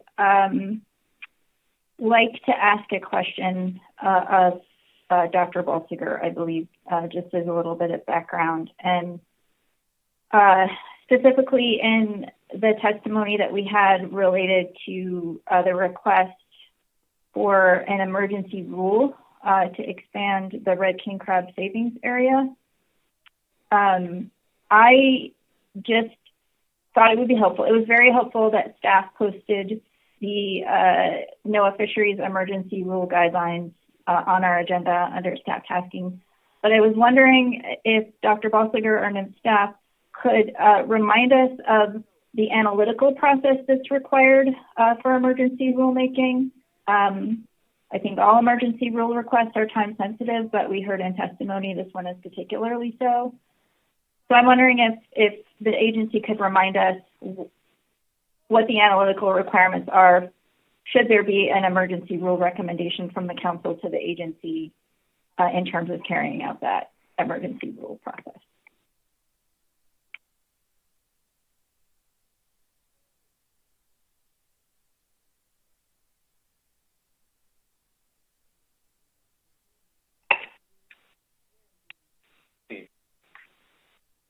You may need a second to get Dr. Balsiger reconnected. I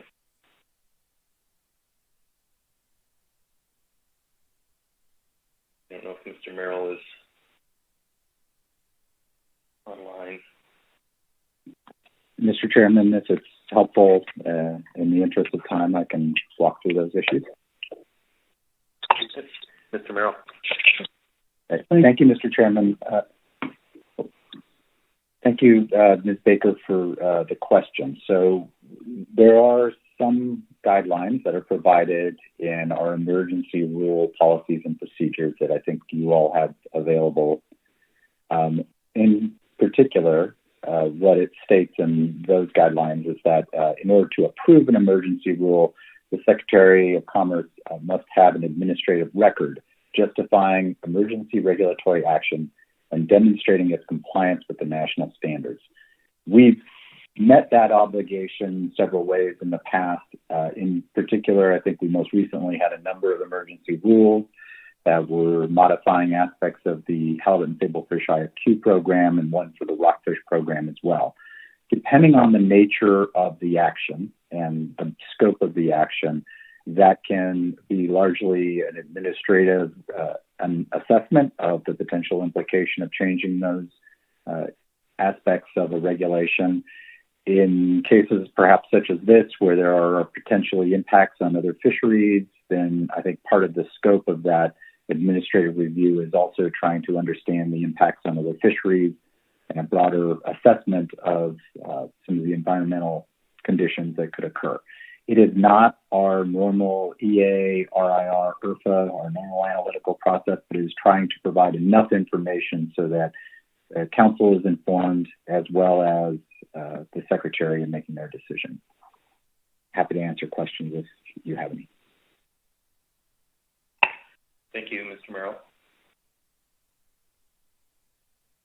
Thank you, Mr. Chair. Thanks, Mr. Merrill. That was helpful to be reminded of what that process is to take into consideration the potential timeline for any emergency rule request. And so with that, Mr. Chair, I do have a motion that has been sent to staff.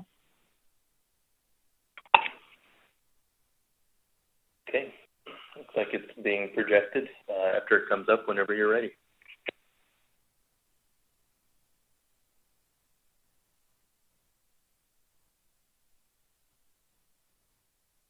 Thank you, Mr. Chair. The motion is the council requests an analysis on the likely impacts of expanding the red king crab savings area through emergency rule to shift the northern boundary from 67 degrees north to 57 degrees 30 minutes north. This analysis should assess the immediate conservation benefits for female red king crab and whether an emergency rule would improve the likelihood of a directed red king crab fishery in the following year, consistent with NOAA's emergency rule criteria. The analysis should include an evaluation of impacts this closure may have on red king crab and other PSC species and harvest of groundfish species to the extent possible and is needed to inform the council. With a second, I'll speak to it, Mr. Chair. Thank you, Ms. Baker. Is there a second? Second. I think I heard Dr. Baltiger first. I wanted to be first to show you I'm able to actually use my phone sometimes. Okay. Thank you, Dr. Baltiger. Ms. Baker. Thank you, Mr. Chair. This motion is intended to be responsive to the request that we received from the Alaska Bering Sea crabbers in our written comment and public testimony to recommend an emergency rule to temporarily close an additional portion of Bristol Bay to bottom trawling north of the current red king crab savings area.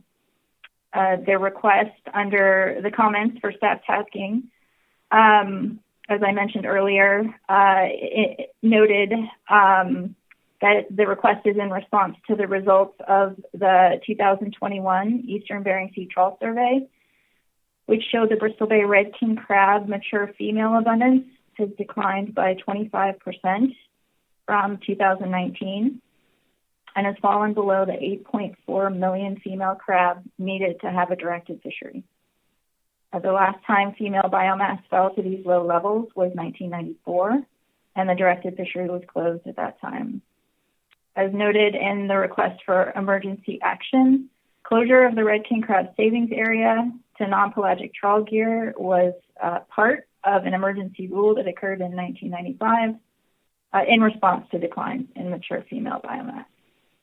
And in addition to the overall decline in mature female biomass, the 2021 Eastern Bering Sea survey showed some of the highest densities of mature female Bristol Bay red king crab occurred north of the current red king crab savings area.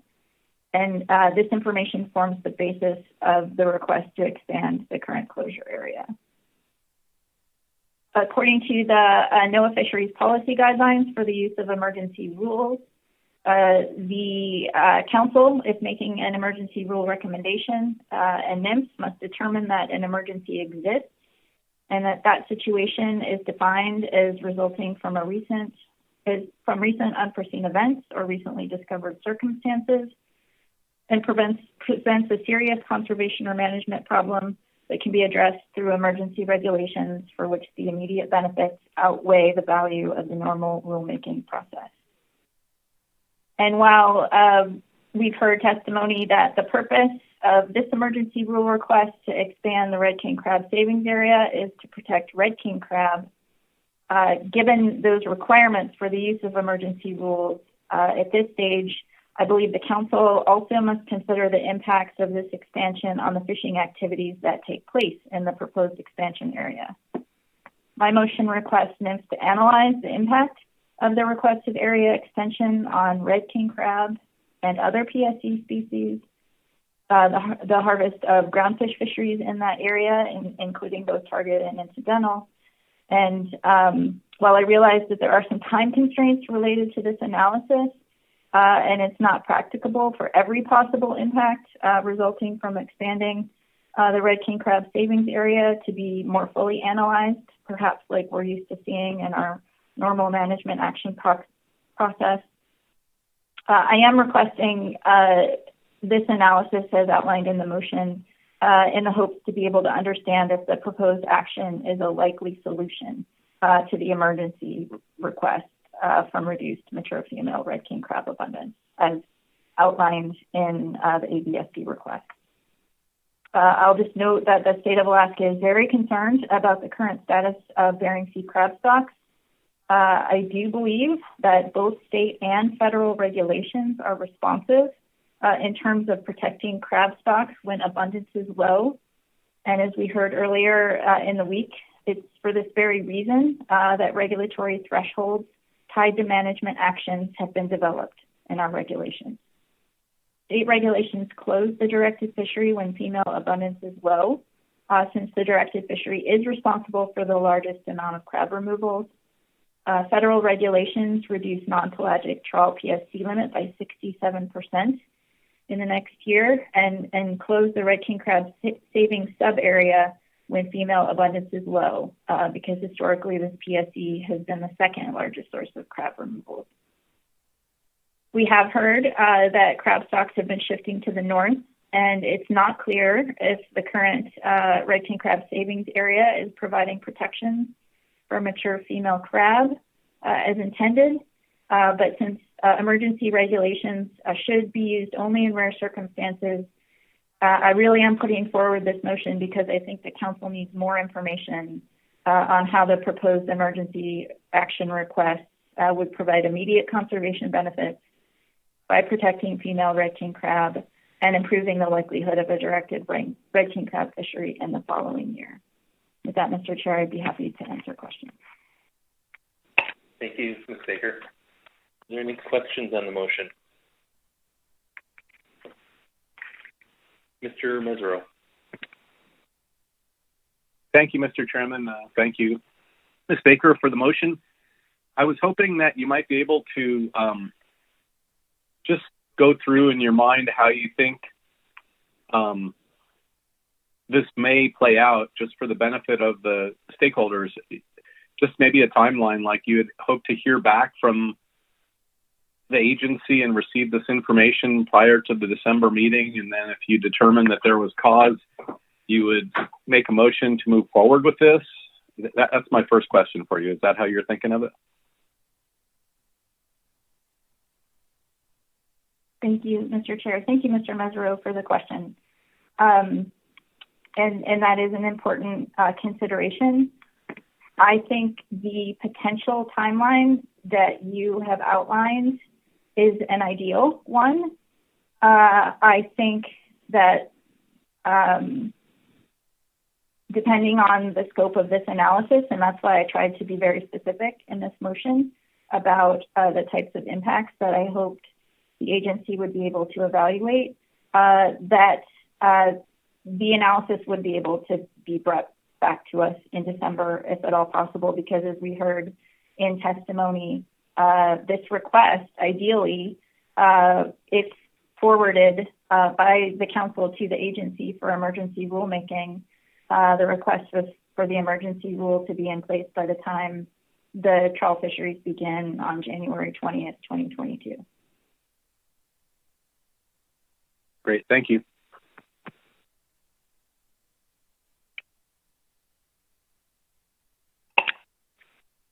Further questions? Mr. Twite. Thanks, Mr. Chair. Thanks, Ms. Baker, for the motion. It looks as if it's almost entirely targeted at just the non-pelagic trawl in the area. But we're, in the interest of getting out quickly, I assume that's the case, but at what point do we get additional information regarding some of the other, the incidental impacts on red king crab by some of the other gears in that same area?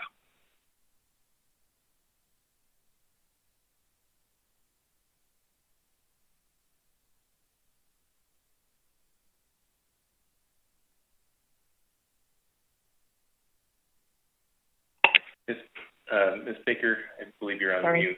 Yes, I was. Thank you. Thank you, Mr. Chair. Thank you, Mr. Twite, for the question. I appreciate that in terms of trying to outline the scope of this analysis with respect to the request that we received. I think that, as I mentioned to Mr. Mesereau, I'm struggling to be responsive to the request that we received in terms of a very focused management action, and then asking for an analysis that would include the evaluation of the impacts on groundfish fisheries that we have identified as currently of concern in the red king crab savings area. And so I did think about the removals in other fisheries in terms of what has been pointed out to us at this meeting. But I was concerned, again, in finding that balance with timely action, timely responsiveness. I was concerned with expanding the scope of this analysis, and that it just may not be possible to bring back in the timeline requested. So that was the balance that I struck in this motion, Mr. Chair.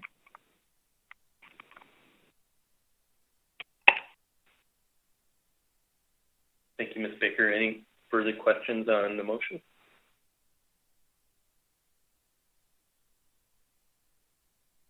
Any amendments?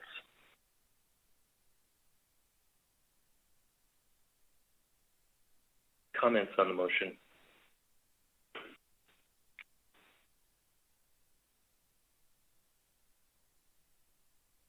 Mr. Twite. Thanks, Mr. Chair. And this isn't a direct comment on this particular motion, but more a comment on some of what we were hearing in discussions about crab. I think I was struck in some ways.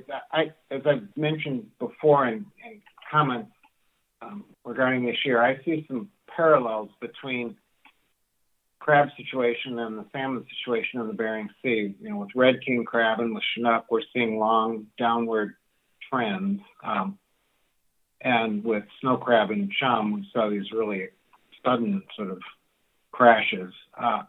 And obviously equally, crab harvesters are as dependent on the Bering Sea as anybody else too. So there's, you know, again, we're all in the same boat together. And so sort of listening to the crab testimony and listening to the salmon testimony and thinking about some of the differences I heard between them. And one of the things that I heard I heard some discordant notes in some of the crab testimony. On the one hand, I was hearing that in order to really respond quickly to these, we need industry to work together. We need collaborative approaches that cross all the gear sectors. And that made sense to me, that in order to respond adaptively to these kinds of dramatic changes, it's going to take everybody working together. And then on the other hand, I heard testimony as well from at least some in the crab harvest sector that referred to harvesters in other sectors as carpet bombers, operators of D1 tractors. It's hard for me to envision how sectors are going to work together collaboratively when they're employing language like that. This is going to be a really bumpy road ahead of us, all of us, as the Bering Sea goes through these kinds of changes. We've seen that in the Gulf as well. And if collaboration and partnerships are going to be at a premium to successfully adapt to this. And I would just hope that all stakeholders, all folks who are dependent on the Bering Sea will take to heart the need to work together to get through these things and to avoid the kind of language that divides us. I was listening for that. I heard it in the pleas from many of the folks who live in the salmon-dependent communities up and down those rivers. I have to admit, there were times in the crab testimony I was hearing the opposite, and I found that disappointing. Thank you, Mr. Chair.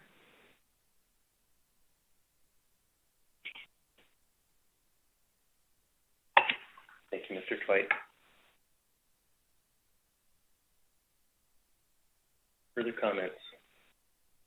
Mr. Down. Thank you very much, Mr. Chairman. I probably should have asked a question on this, and since I didn't, I'm just going to wrap this into my.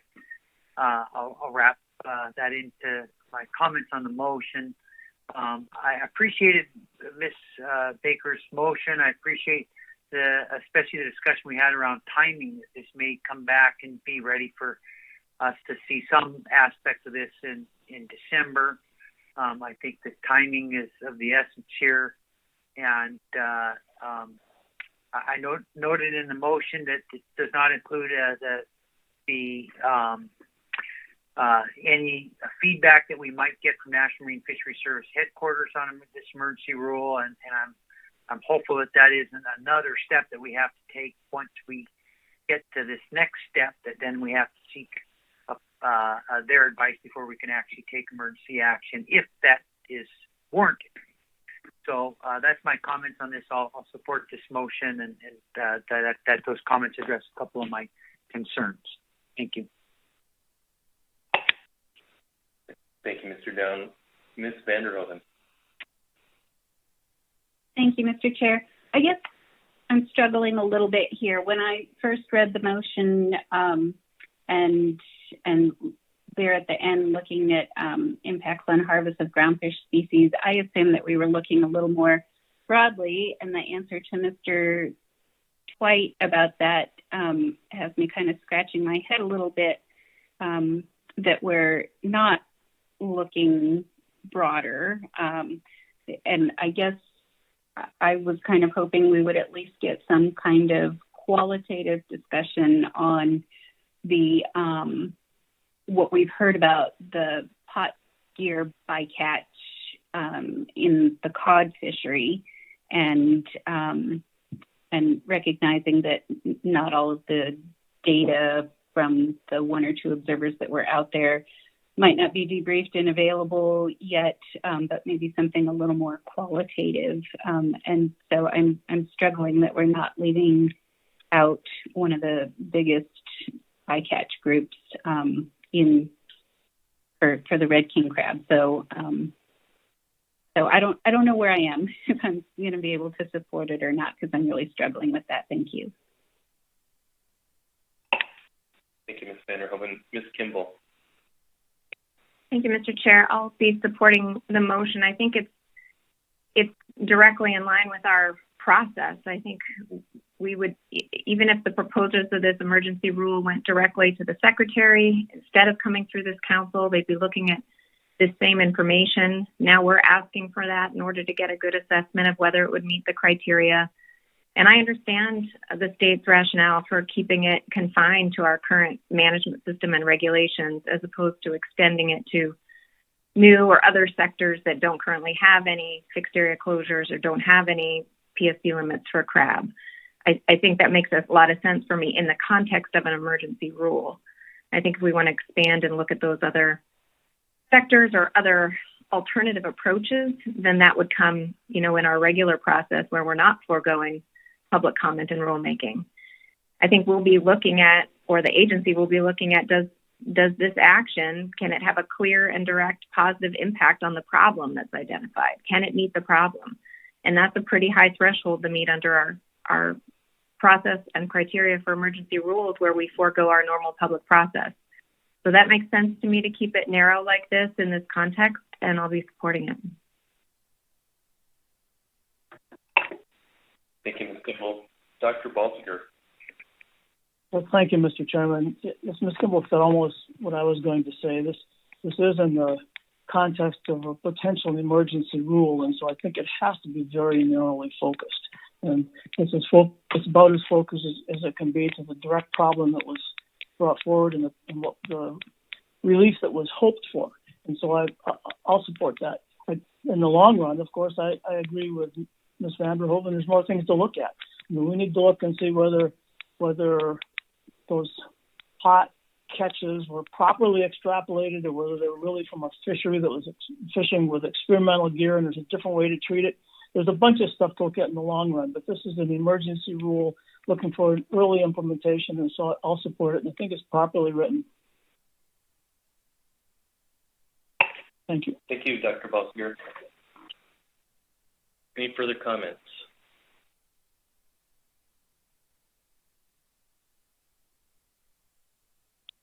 Okay. There's no additional comments, then we can go to the vote, and I think we'd better have Mr. Witherall call the roll.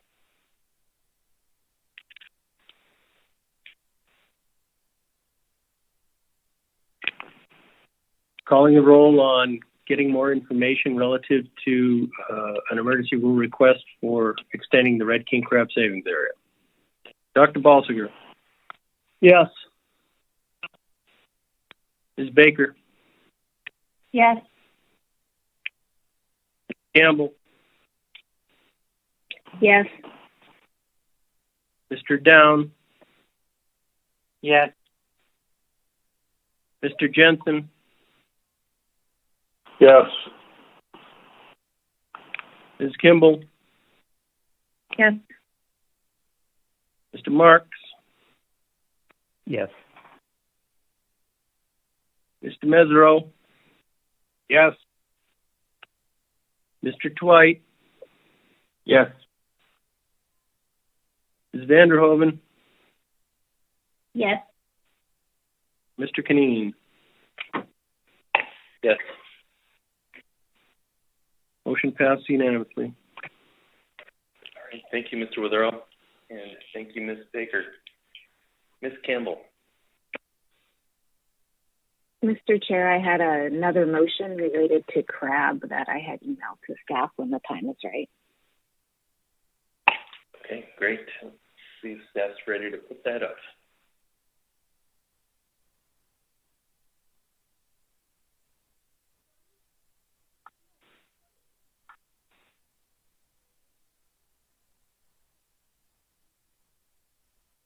Great. Ms. Campbell. Thank you, Mr. Chair. My motion is the Council initiates a discussion paper to, 1, provide the best available information on bottom contact by pelagic trawl gear and the impact it may have on Bristol Bay red king crab stocks. 2, evaluate boundaries used for the Bristol Bay red king crab survey, stock assessment, PFC limits, and directed fishery. And 3, summarize mechanisms used in other council-managed fisheries to create flexible, responsive spatial management measures for all gear types and how they might be applied to protect Bristol Bay red king crab. Second, Mr. Down. Thank you, Mr. Down. Ms. Campbell, if you'd like to speak to your motion. Thank you, Mr. Chair. It's clear that we have a shifting ecosystem in the Bering Sea that's impacting abundance and distribution of fish and shellfish stocks in the North Pacific. And so I was very supportive of Ms. Baker's motion for an analysis that would inform a decision on whether expanded closed areas might serve to protect vulnerable red king crab stocks in the short term. And I also feel a pressing need for the Council to begin work on a larger package to address some of the other issues that ultimately will need to be addressed to refine our protections for Bristol Bay red king crab beyond bycatch limits and fixed area closures. I chose to focus solely on Bristol Bay red king crab because that stock and our Opilio stock are clearly the most stressed, and Opilio will be the subject of a full rebuilding plan process that I imagine will address many of these items for that stock. So for element 1, I've heard differing levels of concern and some anecdotal evidence about bottom contact by pelagic gear, and I'm simply requesting that we be updated on the state of the science on that. Element 2, I believe, is responsive to the changes in the Bering Sea and our need to ensure that the boundaries we're using for our survey, our stock assessment, our fishery, and our PSC limits are still the most appropriate for the distribution of this stock. Element 3 asks our staff to address the more flexible measures we have in other council-managed fisheries and think creatively about how we might apply lessons learned in other fisheries to better protect our Bristol Bay red king crab stocks. And it's consistent with the sentiment and the request for several of the discussion papers that were requested by stakeholders in public comment. My great hope is that all those who are dependent on these crab resources will come together and work cooperatively to assist us in refining our management measures, and that this discussion paper will serve as a tool in our process to facilitate those conversations occurring. I think we are all trying to strike a balance here about how to be responsive to a rapidly changing ecosystem while also ensuring that our actions are informed and responsible. So I hope the information that comes back informs us and is a starting point, but also hoping that the affected users will be working together to try to reach alignment on what research is needed, what voluntary measures could be adopted, and what collaborative efforts would improve our knowledge and management of this stock. Thank you, Mr. Chair. Thank you, Ms. Campbell. Are there questions on the motion?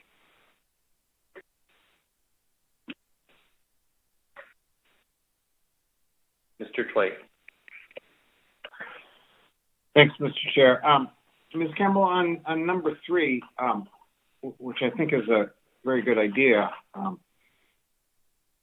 when you suggest mechanisms, is that simply the regulatory mechanisms, or is that also mechanisms that are employed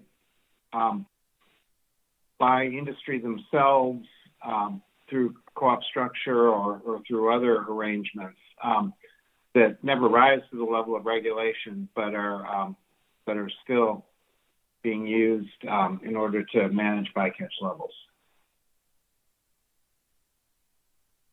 Through the chair, thank you, Mr. Twite, for that question. My intention is that it would be a broad-based look at not only what the council can do through regulation, but what the different industry sectors might be able to do through cooperative management if they have that available to them, or other tools that we've seen in fisheries like rolling hotspots and those types of things. I feel like we need to recognize that I do want to look at this for all gear types, and that different sectors have different levels of tools available to them depending on whether or not they're in a co-op or a rationalized fishery.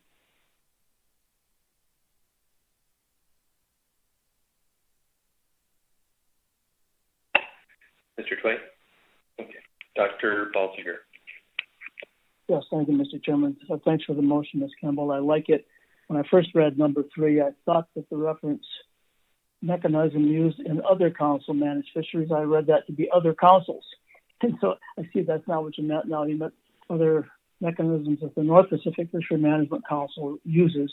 But I wonder whether you think there's any value in looking at other councils.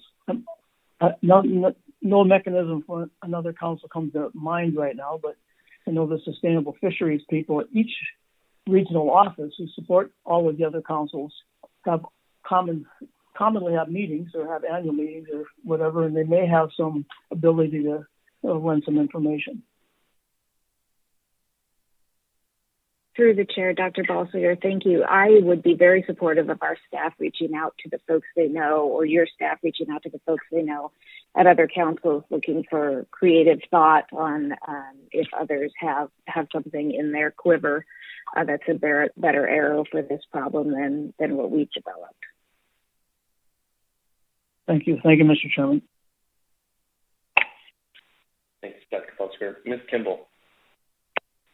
Thank you, Mr. Chair. Thank you, Ms. Campbell, for your motion. I just wanted to ask about the focus on Bristol Bay red king crab, and I think it's assumed why there's a focus there.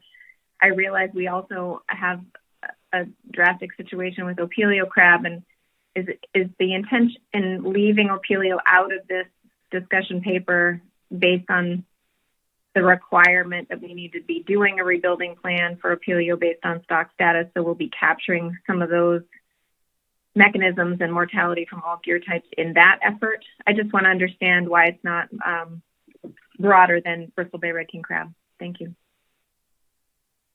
Through the chair, Ms. Kimball, I believe that our red king crab stock and our Opelio stock are the most stressed stocks that we're addressing at this time. And I think Opelio, although I have not seen the letter yet, I am expecting a letter notifying us that stock is in overfish status, which triggers a wholly separate process for that Opelio stock that addresses many of these same issues.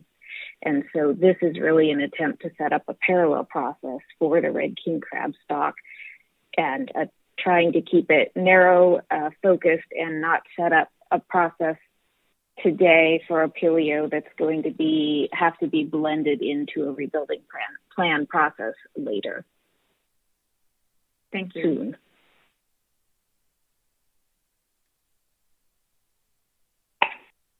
Thanks, Ms. Kimball. Further questions?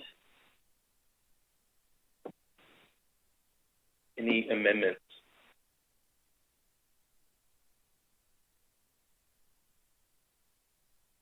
Comments on the motion?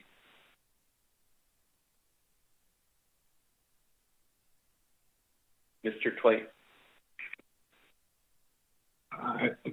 Thanks, Mr. Chair. I support the motion. I think it's a useful start, and gives us a bit of a glimpse of what's down the road for us, I think, overall in crab, and that's probably useful as well. I'm particularly interested in number 3 just because I've been fascinated over the last several years by, in conversation with folks from one sector in the North Pacific Council family who are sometimes really not well acquainted with the kinds of bycatch reduction measures that are in use in other sectors. And there's a huge diversity out there. I can think of everything from the programs that Alaska Longline Fishermen's Association has been working with in Southeast that rely on some certain kinds of hotspot type reporting to the details of our salmon bycatch programs in the Bering Sea that are built around a concept that no other bycatch reduction programs are built around anywhere, which is there is no right number other than minimal. I don't think any other bycatch reduction program has that anywhere. So we have this huge diversity out there, and I'm not sure we've ever had them sort of pulled together. And I would hope that there would be education in that for virtually all of our stakeholders, and an opportunity to be borrowing from what other fisheries are doing. But I've found myself in the last couple of years saying to a lot of stakeholders, you should take a look at what this other sector is doing, because they've got some things that I think might be useful for you as well. Hopefully this will spark a lot more of those kind of moments of realization. So thanks. Mr. Dwight. Mr. Mesereau. Thank you, Mr. Chairman. I support Ms. Campbell's motion. I think it's appropriate.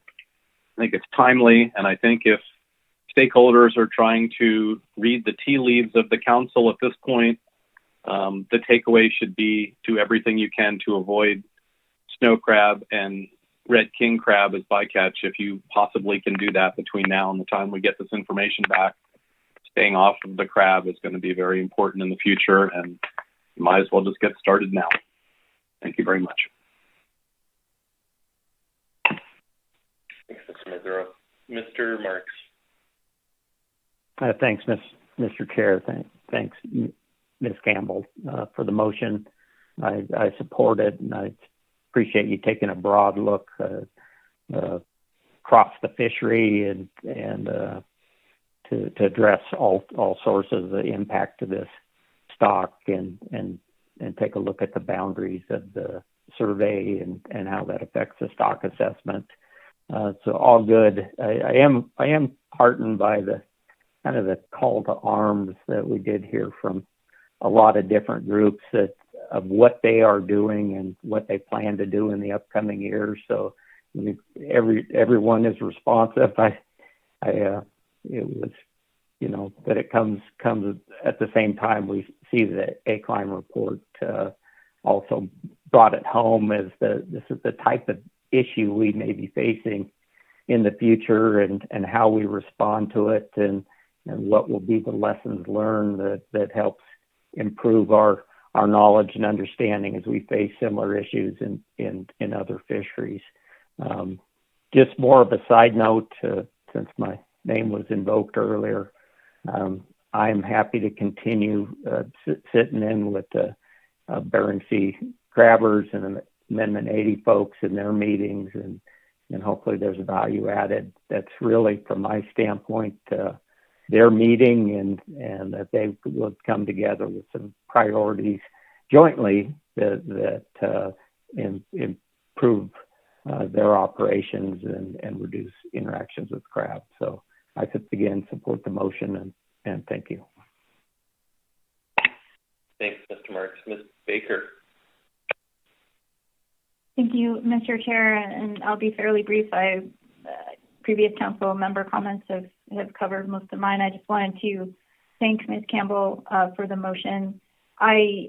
Just being perfectly honest, I struggled a little bit with the relatively expansive list of recommendations that the council received in order for next steps to protect crab. And I really appreciate getting that information and really appreciate Ms. Campbell's work to distill that into a very solid recommendation going forward. So thank you, Mr. Chair. I'll be supporting the motion. Thank you, Ms. Baker. Ms. Kimball. Thank you, Mr. Chair. I'll also be supporting the motion. We didn't talk much about number one, but I'm interested to see what we can draw from that. I know there is some published information and we just haven't had that in front of us for a while.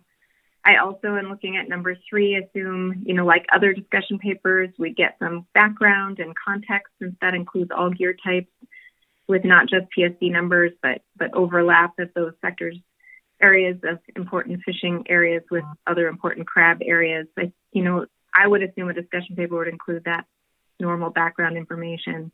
But I think it's a good starting point, and I think it gives us a basis to move forward that's based on data. I can appreciate some of Mr. Dwight's comments around that fact, and I really do appreciate number three, especially in light of some of our testimony that really is, a moment of desperation for some people in terms of trying to deal with a closed fishery this year, but knowing that fixed area closures are not the way of the future. And I appreciated people trying to speak to both of those points. What could we do now?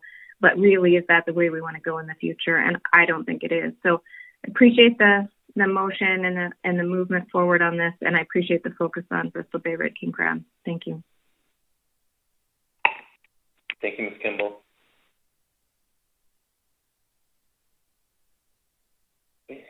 If there are no other comments, is there any objection to the motion?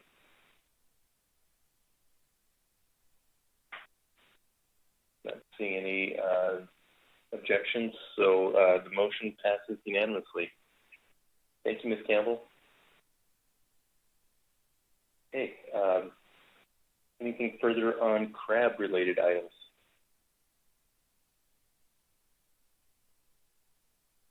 Right. I'll open it up to council members wishing to take up other items.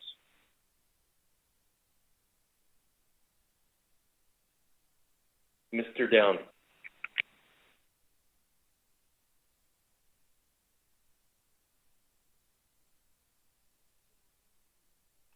I'm not hearing you, Mr. Down. I'm sorry. It appears that I was quadruple muted there, so I appreciate that. If and maybe there's a reason for that they're making it difficult for me to get to all the. Okay. Mr. Chairman, I have a motion that I've sent to staff on small stable fish release. So as soon as it's up, I'll read the motion.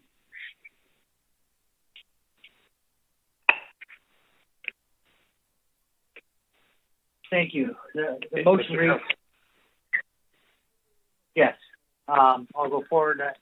My motion on small stable fish release is when time, resources, and staff allow, direct staff to prepare and schedule for council consideration a small stable fish release initial review document to be scheduled for an upcoming meeting.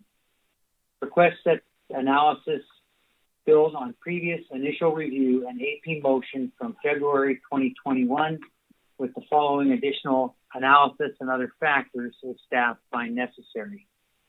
Provide additional context relative to sablefish biomass of potential release mortality, considering a range of DMRs from 12 to 40%. Bullet point 2, evaluate high grading concerns in context of fishery economics. Final bullet point, evaluate uncertainties surrounding release mortality rate and high grading rate in context of existing model and catch accounting uncertainties. And with the second, I'll speak to my motion. Thank you, Mr. Down. Is there a second? I'll second. I'm sorry, I didn't catch who that was.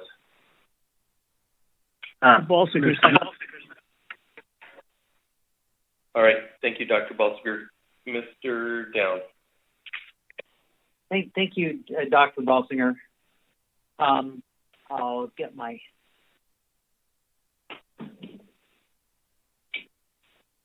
again, thank you, Dr. Balsinger. Thank you, Mr. Chairman.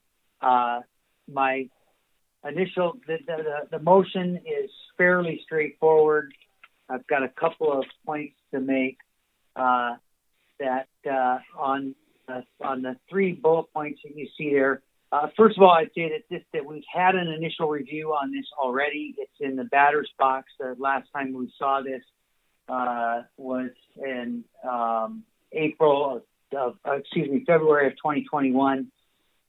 We took a motion at that time, the council did, to postpone this until we had input back from the IFQ committee, which we received. The omnibus package carried all the items forward. This is as far as I know, and I'll look for Ms. Campbell's concurrence on this. As far as I know, this is the next item up on their list. On the 3 bullet points here, the DMRs range from 12 to 40%. Really, that comes from the DMRs that are in BC, for instance, where 15% is a pot DMR versus 30% for hook and line and 80% for trawl, and DMRs that we see off the coast of Washington and DMRs that we see in the state water fishery in Alaska that covers the full range of all of the DMRs that I'm aware of.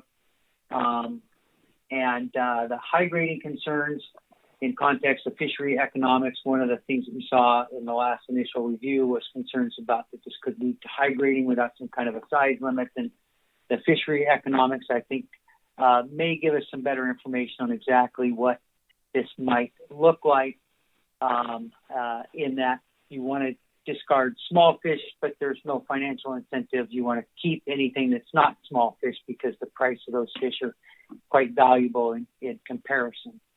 And then evaluate uncertainties surrounding release mortality and high grading that in context of existing model and catch-up counting uncertainties. And this just assumes that the amount of stable fish that might see mortality under this and under the existing mortality, the effects that would have on this overall stock. I did bring this motion as being very sensitive to time and resources when staff allows. I thought it was necessary for us to take this motion. And looking at everything and discussing this with our executive director and other people within National Marine Fisheries Service, we may not have needed a motion on this because it's already scheduled. It's in our batter's box. It's in for initial review. But to the extent that we want to look at some things additional and what is additional that would want to be included in here, I thought a motion might be the best just to set the table. We've heard about this in public testimony at every meeting since I think we've had public testimony on this. The Fishing Vessel Owners Association, ALPA, the Petersburg Vessel Owners Association, the Deep Sea Fishermen's Union, and others have all testified to this. So of the users of this resource, they are unanimous. We have no objection from anybody in seeing this move forward. The thing that perhaps we got hung up on in February was wanting to have the IFQ committee go forward with some thoughts on this. We've received some feedback on that this is a priority for them. I had agreed to spend a good time this summer going over with various people this. I just wanted to mention that I've had meetings with Dr. Balsinger. I've had meetings with Dr. Bob Foy. I've had meetings with all the user groups, National Marine Fisheries Service managers, folks like Dan Hanselman and Malcolm Milne, and within NMFS, Chris Lunsford, Dan Gothel, and Glenn Merrill, trying to find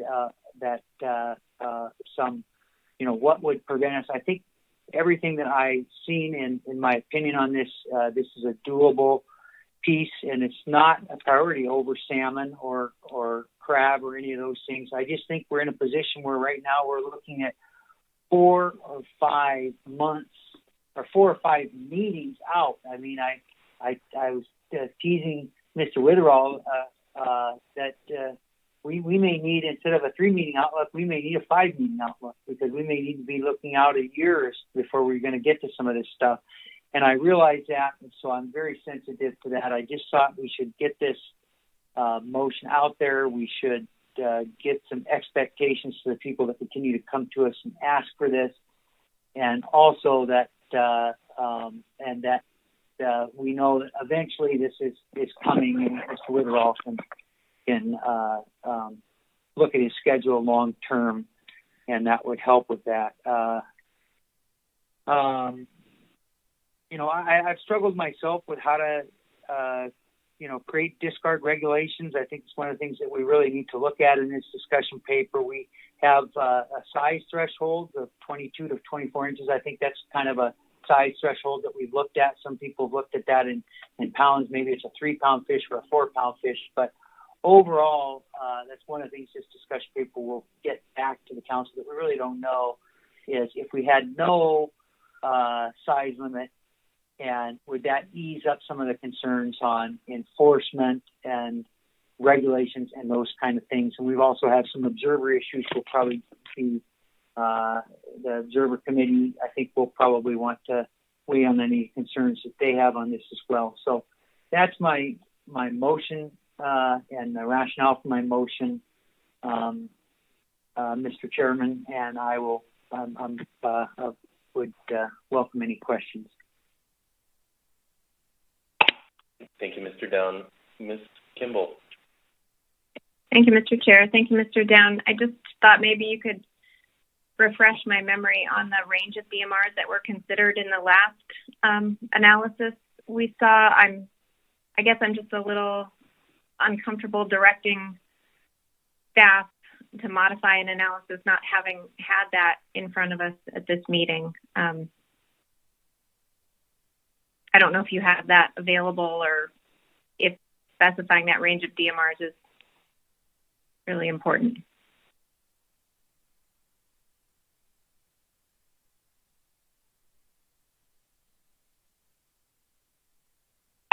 I'm not reading you, Mr. Down. I'm sorry about that. Thank you for your question, Ms. Kimball.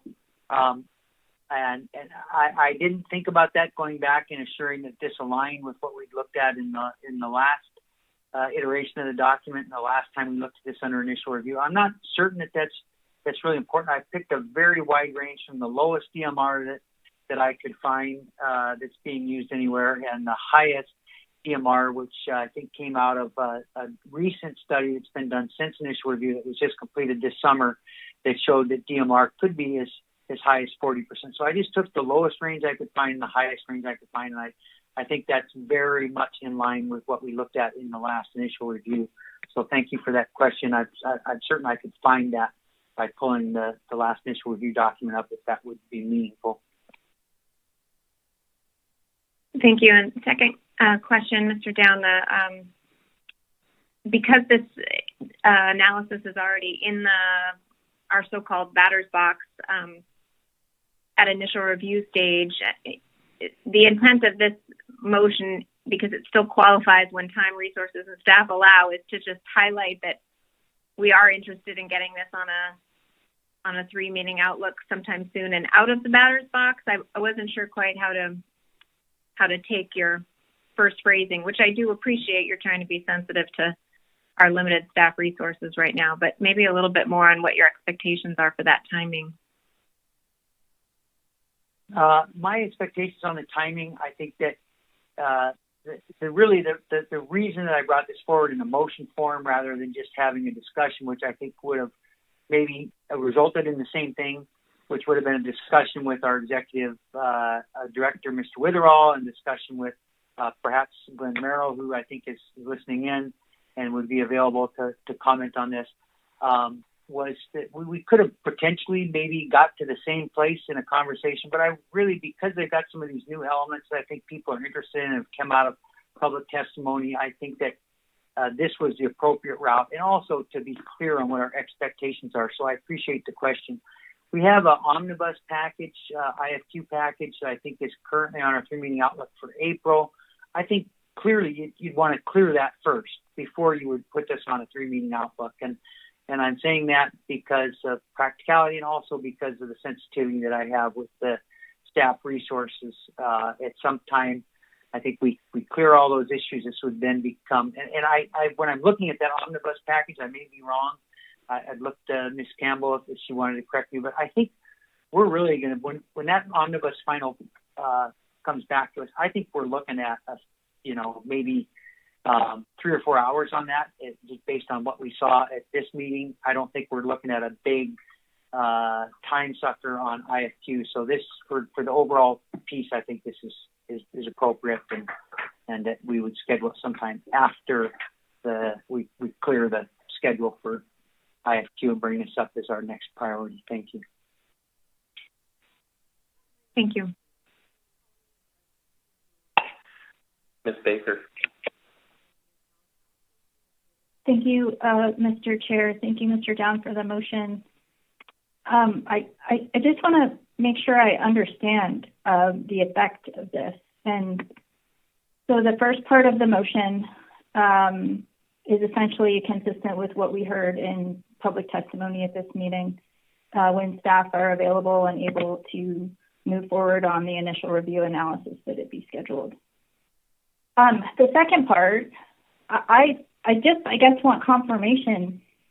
If the council passes this motion, we would be recommending specific analysis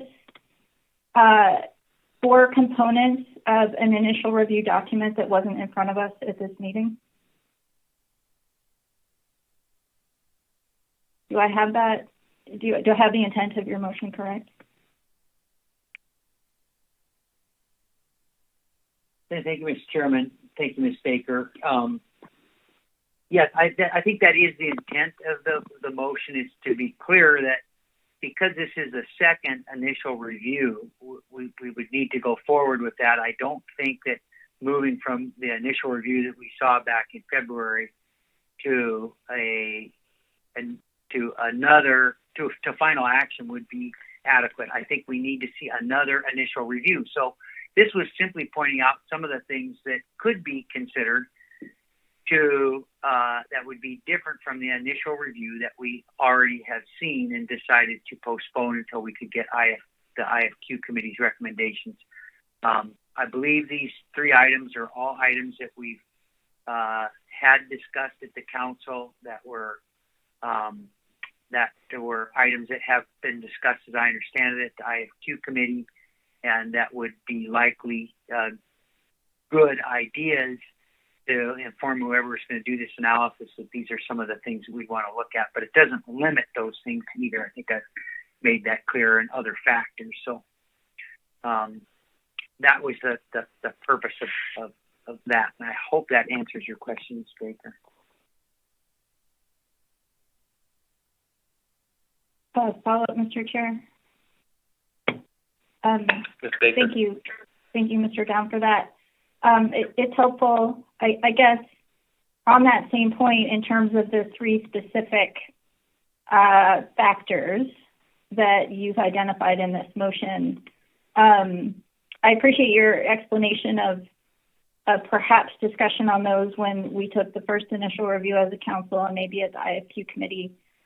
Did those specific factors, were those recommended in testimony that we received at this meeting for this agenda item? I remember very general testimony in support of the first part of your motion, but can you remind me if we received these specific recommendations that you have in your motion and testimony? In testimony at this, Mr. Chairman, Ms.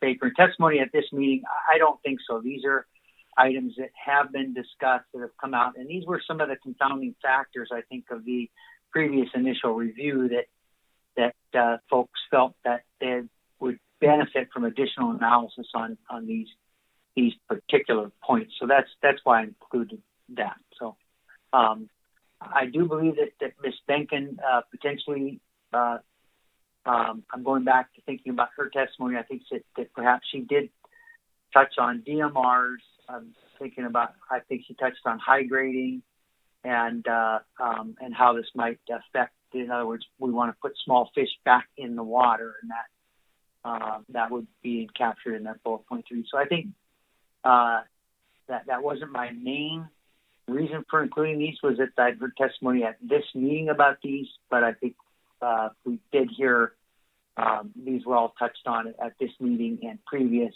and these were items that I felt were a little bit confounding factors that needed additional analysis the last time that we saw this document. Thank you.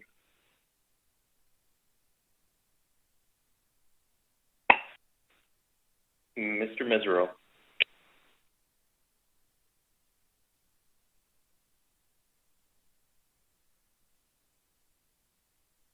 Mr. Mesereau, I think you're muted. Like a star 6.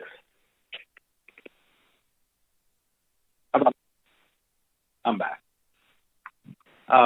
Thank you, Mr. Chairman. I had similar concerns to Ms. Baker about those 3 bullets, and that we didn't have an analysis in front of us, and these are sort of changes to an analysis that we don't have in front of us. But I think my comments can stop there, because I think Mr. Witherall has his hand up, and he may be able to tell us if we've ever done something like this before, or if this is standard practice for a motion. I'll just leave my comments at that and mute up again 3 different ways. I concur. It'd be good to hear from Mr. Witherall on this. Thank you. Mr. Chairman, can you hear me? Yes. Okay. Seeing if I was double muted too. I guess if this piece stays in the motion, the second part, Staff would interpret this as some other areas to make sure the discussion considers, but I don't think what we're trying to do is change the elements and alternatives and options that are currently in the analysis. So I guess that's the staff's interpretation of the bullets that I see. Not trying to refine the alternative. All right, thank you, Mr. Witherell. Ms. Kimball. Thank you, Mr. Chair. Thanks for that explanation, Mr. Witherell. Mr. Down, I'm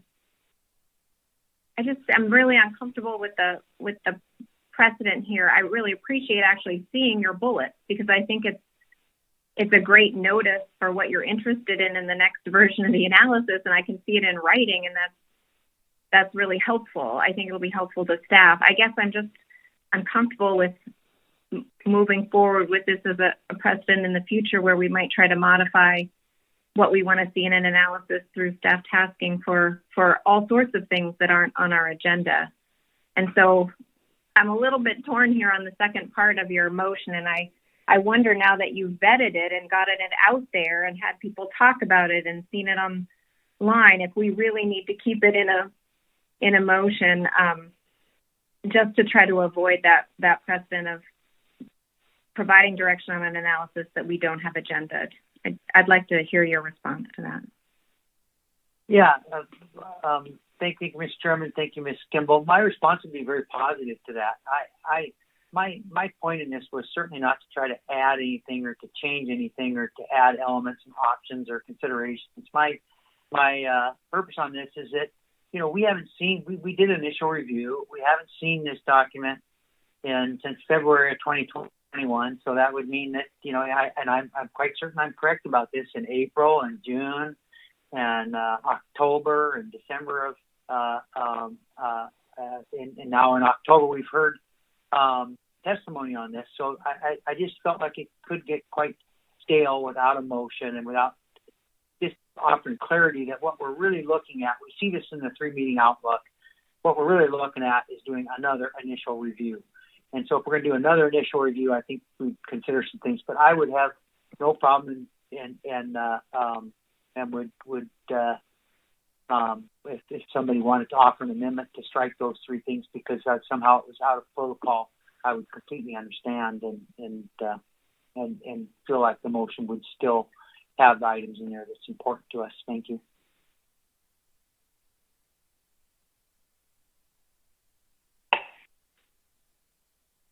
Okay. Any further questions for Mr. Down? Not amendment to the motion.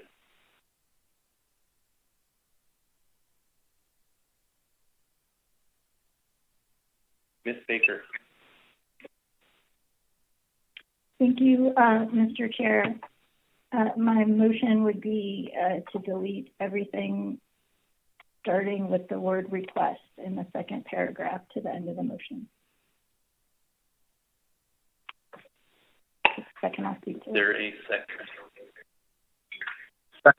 Mr. Twite. Thank you, Mr. Twite. Ms. Baker. Thank you, Mr. Chair. I don't think I need to be too extensive in my comments. The discussion that we've had so far captured my concern about directing staff to supplement an analysis that is not in front of us at this meeting. I very much align my concerns and reasons for making this motion with Ms. Kimball's earlier comments. I am very concerned about the precedent of us doing that, regardless of the intention to provide clarity. And I think with the discussion that we've had thus far, it is my hope that council members would support this motion. Thank you, Ms. Baker. Any questions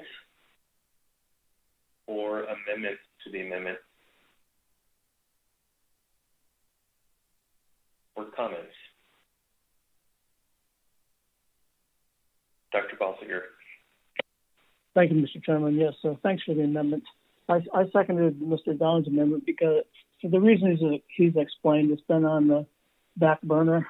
It's been in the, not even in the batter's box, it's out in the dugout someplace. And I didn't want it to get lost. I think it's something that's been interesting, and I've spoken to it 3 or 4 times before when it's come up in front of the council. I think we did overstep by putting in the 3 bullets. And so I'm happy to support this amendment that takes those out of them, but still brings it to mind that we have this. It's been an interesting problem.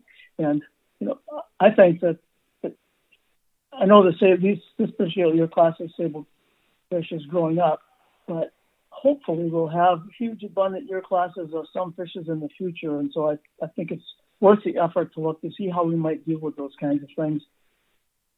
As this recruited year class still is in the fishery a little bit, but also perhaps to prepare us for future fishes. So thank you very much. Thanks, Dr. Balsiger. Mr. Down.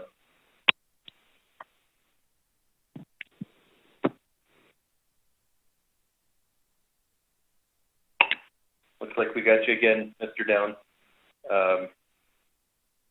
Sorry about that.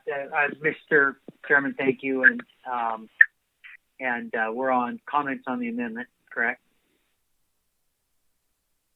Yeah. So I still feel like that this motion is necessary with the amendment. Of course, support this amendment. And I still think it's necessary because the previous motion on this was that it be postponed until we heard back from the IFQ committee. That was the last motion on this issue. So this brings us up to date, and recognize that has been done, and I appreciate that very much. So thank you. Further comments on the amendment? Is there any opposition to the amendment? No opposition. The amendment passes, and we are back to the amended main motion. Any further amendments or comments on the motion? Mr. Marks. Thanks, Mr. Chairman, and Mr. Down for bringing this forward. I just want to express my support that we move this forward when time and resources allow. And Mr. Down went through the timeline. It felt like it was longer than that, but I guess it's just been a long year. But I certainly support this. So that's all. Thanks. Thank you, Mr. Marks. Mr. Mesereau.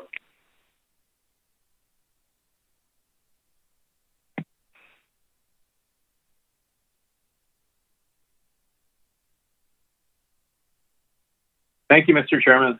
I'm unmuted now. I guess I'll support this motion, but I think it's important to set expectations to stakeholders that not only do we have really pressing crab issues that are just beginning, a call for a discussion paper now, potentially a rebuilding plan for snow crab, but also, federally mandated allocation reviews for CDQ and Amendment 80 that are coming up in 2022. And when you look at what's in the batter's box and what's on the schedule and with the staff we have and what's coming in front of us, I don't know that this motion is going to really allow this document to see the light of day in 2022, and it may not in 2023, depending on what comes from the crab issues. And so I'll support the motion for what it is, but I think it's important to make sure that the public understands that we have issues of survival for several fisheries that we have to deal with probably, and some allocation reviews that are time sensitive that we probably have to deal with no matter what. And so that puts this in the batter's box regardless of what we do with this motion. So I'm not going to oppose the motion, but I don't know that this is going to move it along any faster because these other issues are probably going to be prioritized because of their sensitivity. Thanks. Thanks, Mr. Mesereau. Mr. Twite. Thanks, Mr. Chair. I support Mr. Down's motion, and I think we've appropriately modified it. I think, and I and several other council members, I think it sort of had the hope that time would maybe alleviate some of the problems that the harvesters are experiencing on the ground.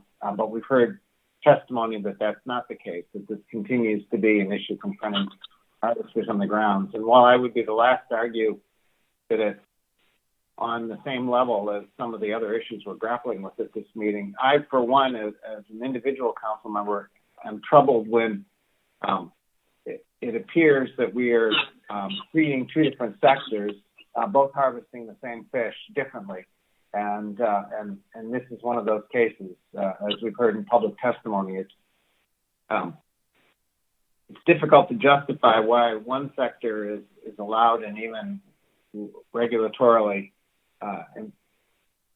forced to discard numbers of sablefish, and another sector that would appreciate the opportunity and that same sector would discard in a way that there's some amount of, hopefully some significant amount of survival of the discarded fish is not allowed to. That's always troubled me. I think it's important that we treat sectors equitably in that fashion. And so for that reason, I'm hopeful that in the midst of all these other large issues, we can find one of those slots that periodically crop up in our staff availability and fit this in.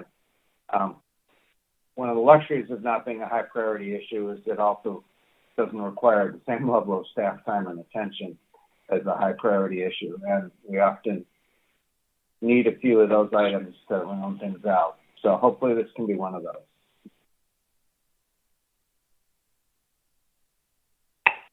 Thanks, Mr. Twite. Any further comments on Mr. Down's motion?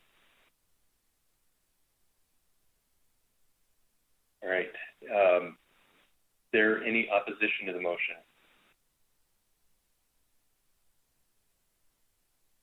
No opposition. The motion passes unanimously. Right, thank you, Mr. Down. Thank you, Mr. Chairman. Council members, anything else? Ms. Kimball. Mr. Chair, I don't know if we're to the point where we talk about committees, but there was interest and support from the AP and the partial coverage Efim committee to meet earlier than we had planned in February.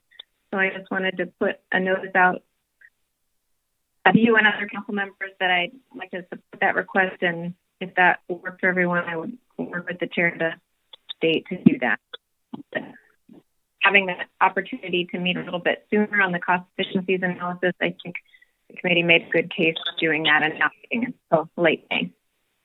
So that would be my intent with your concern. I think that sounds appropriate. Other council members, anybody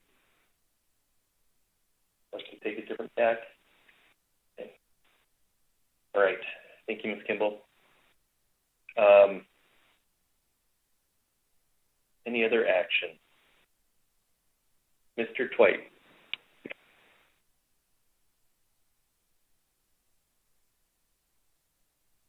Mr. Twite, I think you're muted.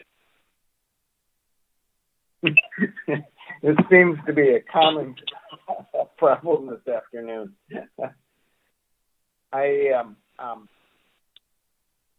put in motion form a potential response of the council to the presentations that we received on a couple of climate initiatives, both the Climate and Fisheries Initiative and the 3 regional action plans. And I think staff is bringing that up as we speak, and I'm trying to find my talking points on it.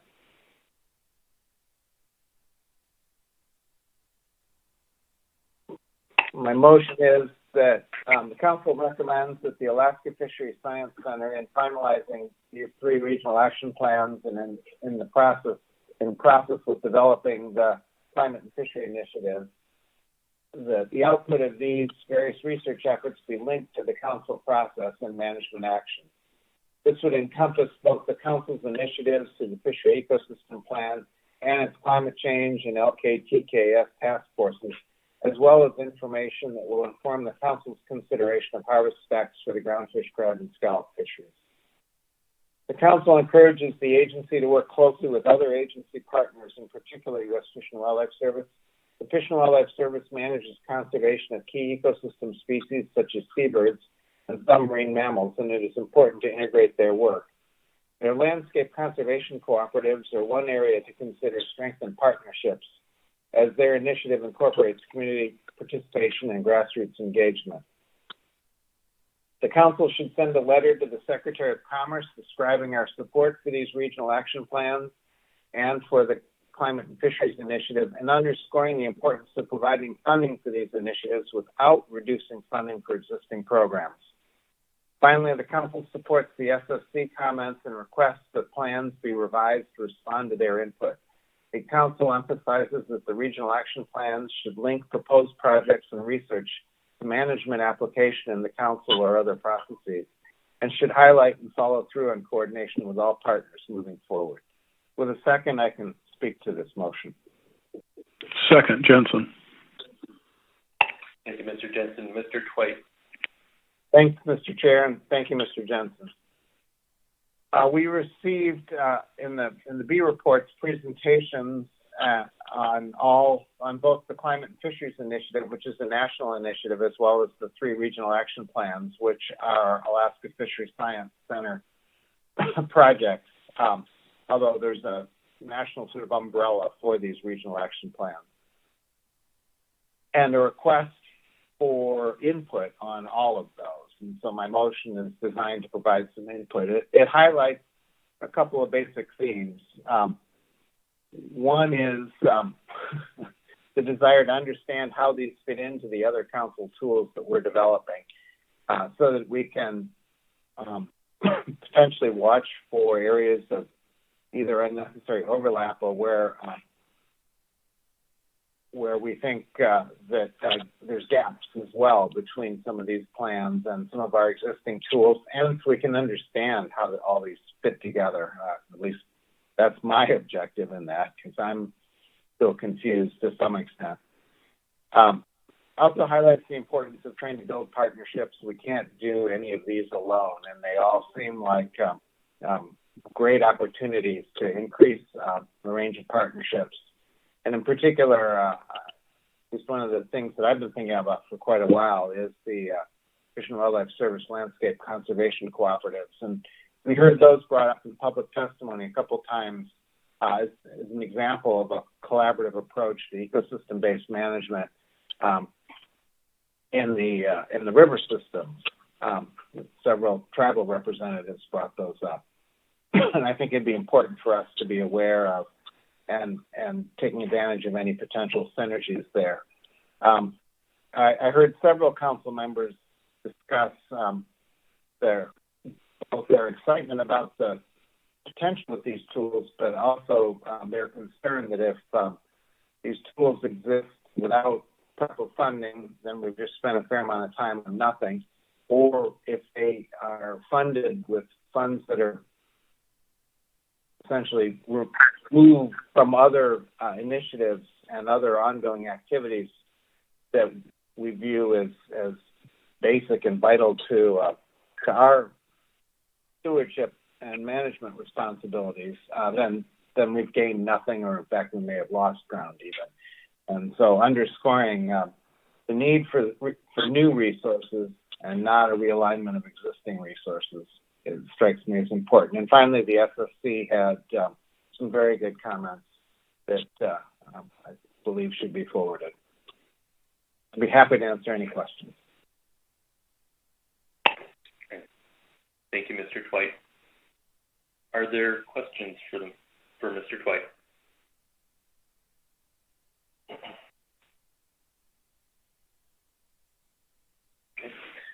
Any amendments or comments on the motion?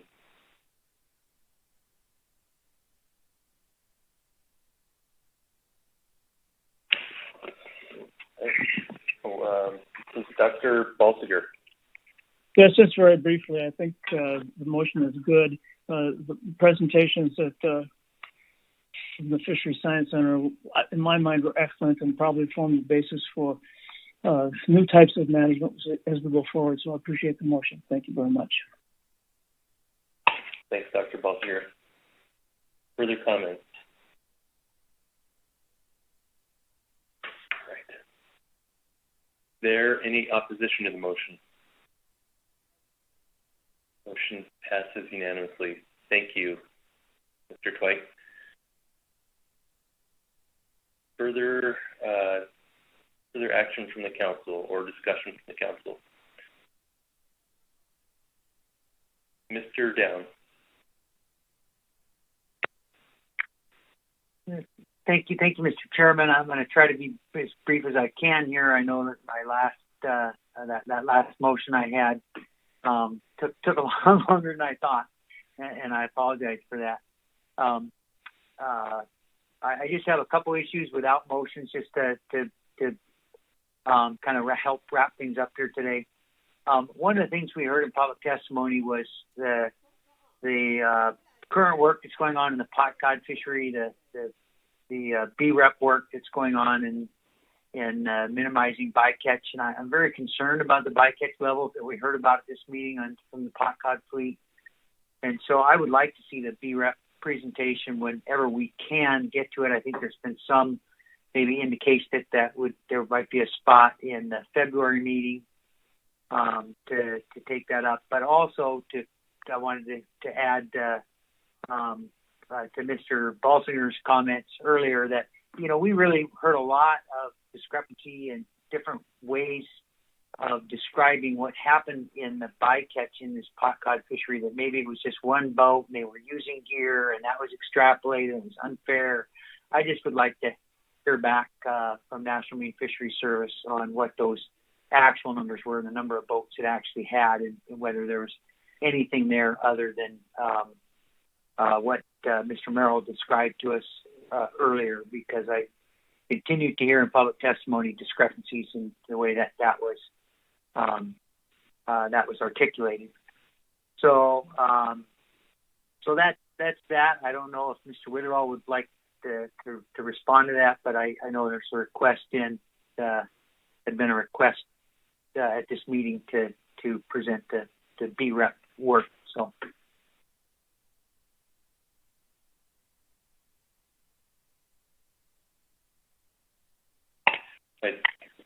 Mr. Witherall, if you wish to comment. Yes, thank you, Mr. Chairman. I've been in touch with Ms. Goen and suggested that we were offered to be able to make room for her on the February agenda to give a progress report. All right. Thank you, Mr. Witherall. Thank you very much. Another item I'd like to bring up just for a moment of discussion is the Bering Sea Aleutian Island cod situation. We heard testimony on that from the freezer longline fleet and some feedback from one council member on the desire and from me as well, the desire to hear back from the fleet. This is a situation that I hope the council doesn't have to get involved with. I hope that the fleet can solve this issue and come back to us maybe as early as December. And I'm just saying this as one council member, not looking for any kind of motion or concurrence here, but it's just my hope that we don't have to weigh into this, because I think if the council does weigh into this, it's not going to be the kind of things that the fleet likes. Ms. Campbell described a situation that could deal with the freezer longline situation. I think UCB folks could look at, what could be done there so that they take some, so we don't have to move down a road that would ask them to take a certain percentage of their quota in Aleutian Islands when short site plants aren't there, and that the APA look at what they can do to minimize the overages in their cod allocations.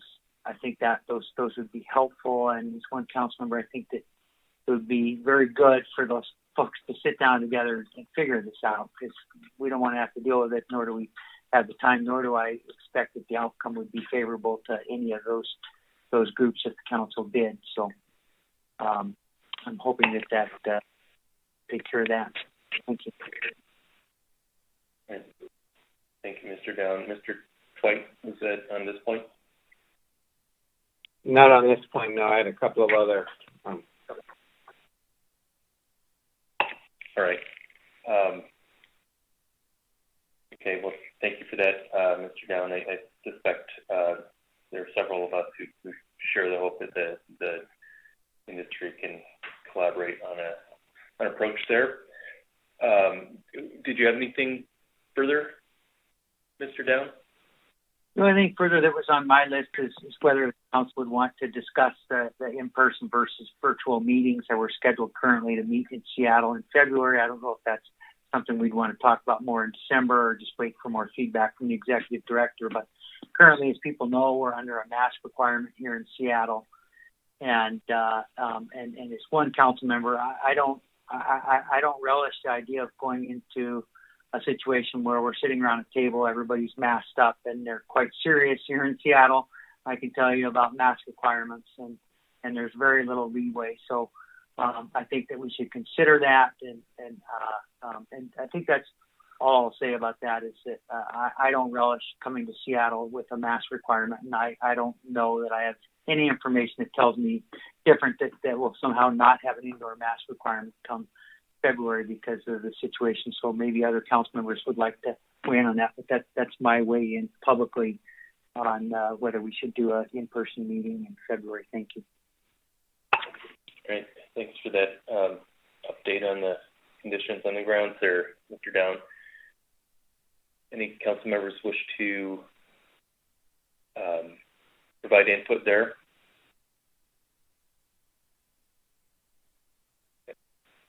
Mr. Marks, or Mr. Twite and Mr. Mesereau, if you wanted to add to that point. Okay, Mr. Mesereau. No, all right. Sorry, it's getting late in the day. Mr. Marks. Thanks, Mr. Chair. Just as I recall the last conversation, we discussed making a call on that, but perhaps waiting after the Thanksgiving holiday or something and kind of find out where everything stands before we made a final call on it. Anyway, that's just my recollection of our last conversation on the timing of making a decision on the February meeting. Thanks. Ms. Vanderhoven. Thank you, Mr. Chair. I think there are a lot of benefits to meeting in person when we can, and I think we've learned through this pandemic that masking is going to be with us for a long time, and so I would hope that's not our primary criteria or even a significant criteria that would deter us from meeting in person if we could otherwise. Thank you, Ms. Vanderhoven. I think we're going to ultimately just have to wind up being adaptive, see how the conditions on the grounds are, and hopefully give us enough certainty and provide enough notice in advance so that we're not making last minute decisions here, because I know that's very challenging. But I agree. At some point, I would love to, this has been a technologically challenging meeting, and I know we hear from the public on a regular basis about the need to meet in person. So we'll just have to put our best foot forward in the decision-making process going forward. Ms. Kimball, is this on the in-meeting topic? No, Mr. Chair. Okay. All right. So let's go back to Mr. Twite. Thanks, Mr. Chair. There were two items brought up in testimony at a couple different points during the meeting that I wanted to circle back around to. One was the suggestion by Ms. Goen that we consider trying to make use of the current crab situation as a way of testing some of the tools that we may need to be developing to be adaptively managing in an ecosystem-based fishery management context. And I just wanted to let council members know that following a couple of presentations by Alaska Fisheries Science Center folks that did let us know that the new ACLIMB 2 has a pretty strong crab component built into it, that they expressed some interest in some ongoing conversations about how that might work. And so I would hope that Ms. Goen and others would reach out to them directly to sort of take advantage of that. But I think there is an interest there in trying to do some trial runs of some of these tools. So I thought that was a good suggestion. I think there's room for follow-up on that. The second one was a request, put in the form of a request for a discussion paper. Mr. Alverson made the request to provide us with a review of some of the regulatory and potentially other barriers to adopting other models for having observer providers in the partial coverage fleet, alternatives to the current federal contract. Then, based on some preliminary discussions with agency staff about that, I would hope that the work that the agency staff is doing right now on finding efficiencies, fleshing out other potential efficiencies for the council to consider. I would hope that part of that work could also just be a review of the reasons why the council and the agency have a federal contract to provide these services, and then potentially what some of the issues might be with that we would need to address if we were to consider alternative models for providing observers. And it was my understanding the agency could work some of that in, but I thought it would be worth a double check and make sure I understood that correctly, that that's potentially part of the, could be part of that cost efficiency analysis that we saw. And those mostly discussions I had with Mr. Merrill. I don't know if he's prepared at this point, or Dr. Balsiger, if you're prepared to address that.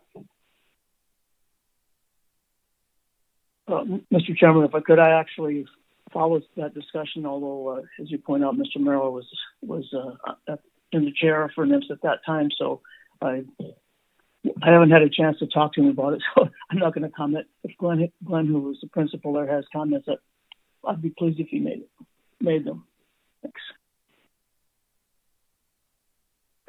Thank you, Mr. Chairman. Thank you, Dr. Balsiger. Unfortunately, my audio has been cutting in and out, so Mr. Twite, if you don't mind just very briefly letting me know what your question was. I could do anything. Mr. Merrill, I'm referring to the request for a discussion paper from Mr. Alverson regarding potential regulatory barriers to alternative approaches to obtaining observer providers for the partial coverage category. Yeah, thank you, Mr. Chairman. Thank you, Mr. Twite. I think in the past we've examined some of those issues, and my understanding of our intent would be to the extent we can within our cost efficiencies discussion paper, which is, I believe, scheduled to come back to the PCFMAC sometime relatively soon, that to the extent we can sort of summarize some of those discussions. I think it's been discussed through a variety of different documents over the years, but perhaps we can consolidate those.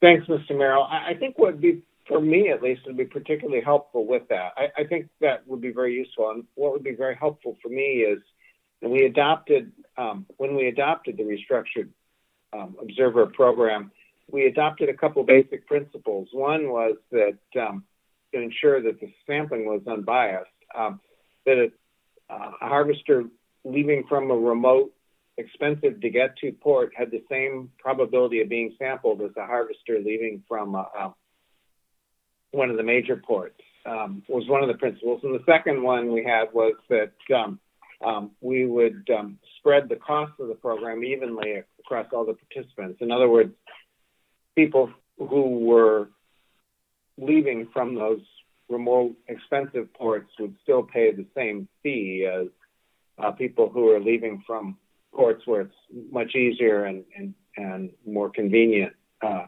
more cost efficient to sample. And I'm just curious about how those two principles may play into this as well, this issue as well. And I think that may bring to bear on as we consider cost efficiencies in general. So I don't know if that was part of what you were thinking was about what could be easily accommodated, but through the chair, Mr. Twite, I think rather than trying to opine on those issues now, I think probably what would be most helpful for me to have a conversation with our staff, look at what we've discussed in the past, direction from the PCFMAC, and kind of use that as our guidepost for how we might address those issues moving forward. That's what I was looking for. Thank you, Mr. Merrill. Thank you, Mr. Twite and Mr. Merrill. Mr. Mesereau. Thank you, Mr. Chairman. You hear me now? No? Okay. Yes. Sorry, I tried to thumbs up you. Okay. I'm back. I'm good. I'll make this quick. It's been a long, somewhat upsetting meeting, so I will make it quick for you all and for the public. I just wanted to inform you that I'm the council's representative on the North Pacific Research Board, and today the Secretary of Commerce did approve the funding for the latest RFP, and the new RFP is open, and it is prioritized to include funding science for crab and Bering Sea salmon. And the news that I wanted to provide you at this juncture is that Matt Allward is the fishing industry representative holding the 3-year seat in the executive committee on the North Pacific Research Board. So he is the point of contact for industry to explore partnerships with the NPRB for future research. And he's also the person that represents the fishing industry on the board. In addition to that, Paul Wilkins accepted his appointment to the advisory panel, and he represents a CDQ group on there. So we're looking forward to having them participate. And the last piece of business I have today for you, Mr. Chairman, is that the Charter Halibut Management Committee is looking for one more participant in Area 3A. And if we could put out a request for someone from Area 3A to participate in that committee, maybe we can make a decision on that at a future meeting. That's all I have for you. Thank you, Mr. Mesereau. Ms. Kimball. Thank you, Mr. Chair. I'll be brief as well. I definitely heard from stakeholders on all of our climate initiatives that it is a difficult undertaking to try to understand how it all dovetails into our management process eventually. We have testimony under B4, under D2, and again under staff tasking. And I just wanted to respond to that a little bit. I think we do have kind of a living document in the Climate Change Task Force work plan that I know I keep referencing, but specifically a section, an on-ramp section that I think could be easily updated with these new initiatives that we keep hearing about and trying to understand how that fits in with the rest of our work. So there's a specific section in there on the timeline and the on-ramps, and given that that's a living document, I think that's something when this comes back to the council, staff will continue to update and give us and the public, a better idea on how all of these things work together. I think that was the intent of that piece of the work plan. So I just wanted to notice that because we got a lot of testimony on how important the climate work is. I was happy to hear some of the testimony being so, proud of the scientists we have working in the North Pacific to do that work. It really is an amazing group of people and a broad group of people trying to get that done. And I don't think I expressed enough how appreciative I am for that group at the Science Center and all the people they're reaching out to in Western Alaska too, to try to get that work to us. So that's my intent in not taking on some separate climate motion or action on which we did hear some requests for in public testimony. I think we've got that covered, and I expect to see the Climate Change Task Force be meeting and be reporting back to us, I think, in April. Thanks. Thank you, Ms. Kimball. Mr. Twite. Thank you, Mr. Chair. Ms. Kimball's comments, which I wholeheartedly support, give me the opportunity to just clarify that I may have, in remarks on regarding climate change task force earlier in the meeting, may have sort of mistakenly conveyed that I was disappointed with the progress they're making, and that really was partly based on a just poorly worded, but also partly based on a bit of poor information as well. And I am aligned myself with Ms. Kimball's expressions of that things are going, that committee is working, that task force is working hard, and that they're doing exactly what we asked of them on the time frame that we asked of them, and my remarks should have conveyed a little bit more appreciation about that, and I apologize if I left anybody feeling like I was disappointed with that. No, that's not the case. Thank you, Mr. Twite. Other council members?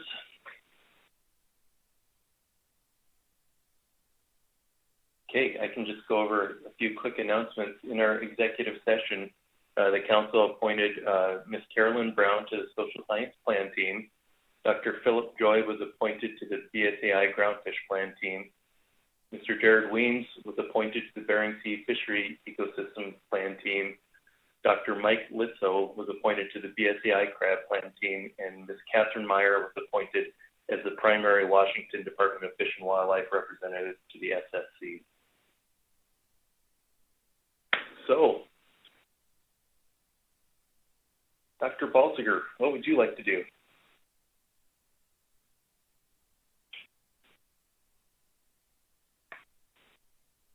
Well, I would tell you I was going to have a glass of gin, but the last time I did that at the end of a meeting in a joke, I was in the Inspector General's office because 5 people turned me in to the head of Department of Commerce for drinking on the job. So I'm not going to do that again. And I know who the 5 were. Other than that, I'm just happy to be done with this. It's been I actually didn't count how many council meetings I was at or other meetings. A couple of things that were interesting. I think I served on the herring plan team for a while until maybe for a few hours, so we decided we didn't need a herring plan team. It was canceled before it started. Back in the day when we used to spend a lot of, sort of when spreadsheets and computers were first being used, I can remember Steve Davis and Terry Smith and I putting together a thing. So Don Collinsworth would want to know, well, what if we reduce this quota by this much? How much bycatch will it be? After a while, we said, well, let's tell them it doesn't work anymore because there's too many options to do for everybody. So I think things have changed a lot. That's all I got. I'm happy to be here. I've enjoyed a few nice things people have said about me. They even said nice things about me on the EVOS completed yesterday afternoon. So I'm good with life. I'm happy where I got to and look forward to seeing you some other time in a different context. Thank you, Dr. Baltier.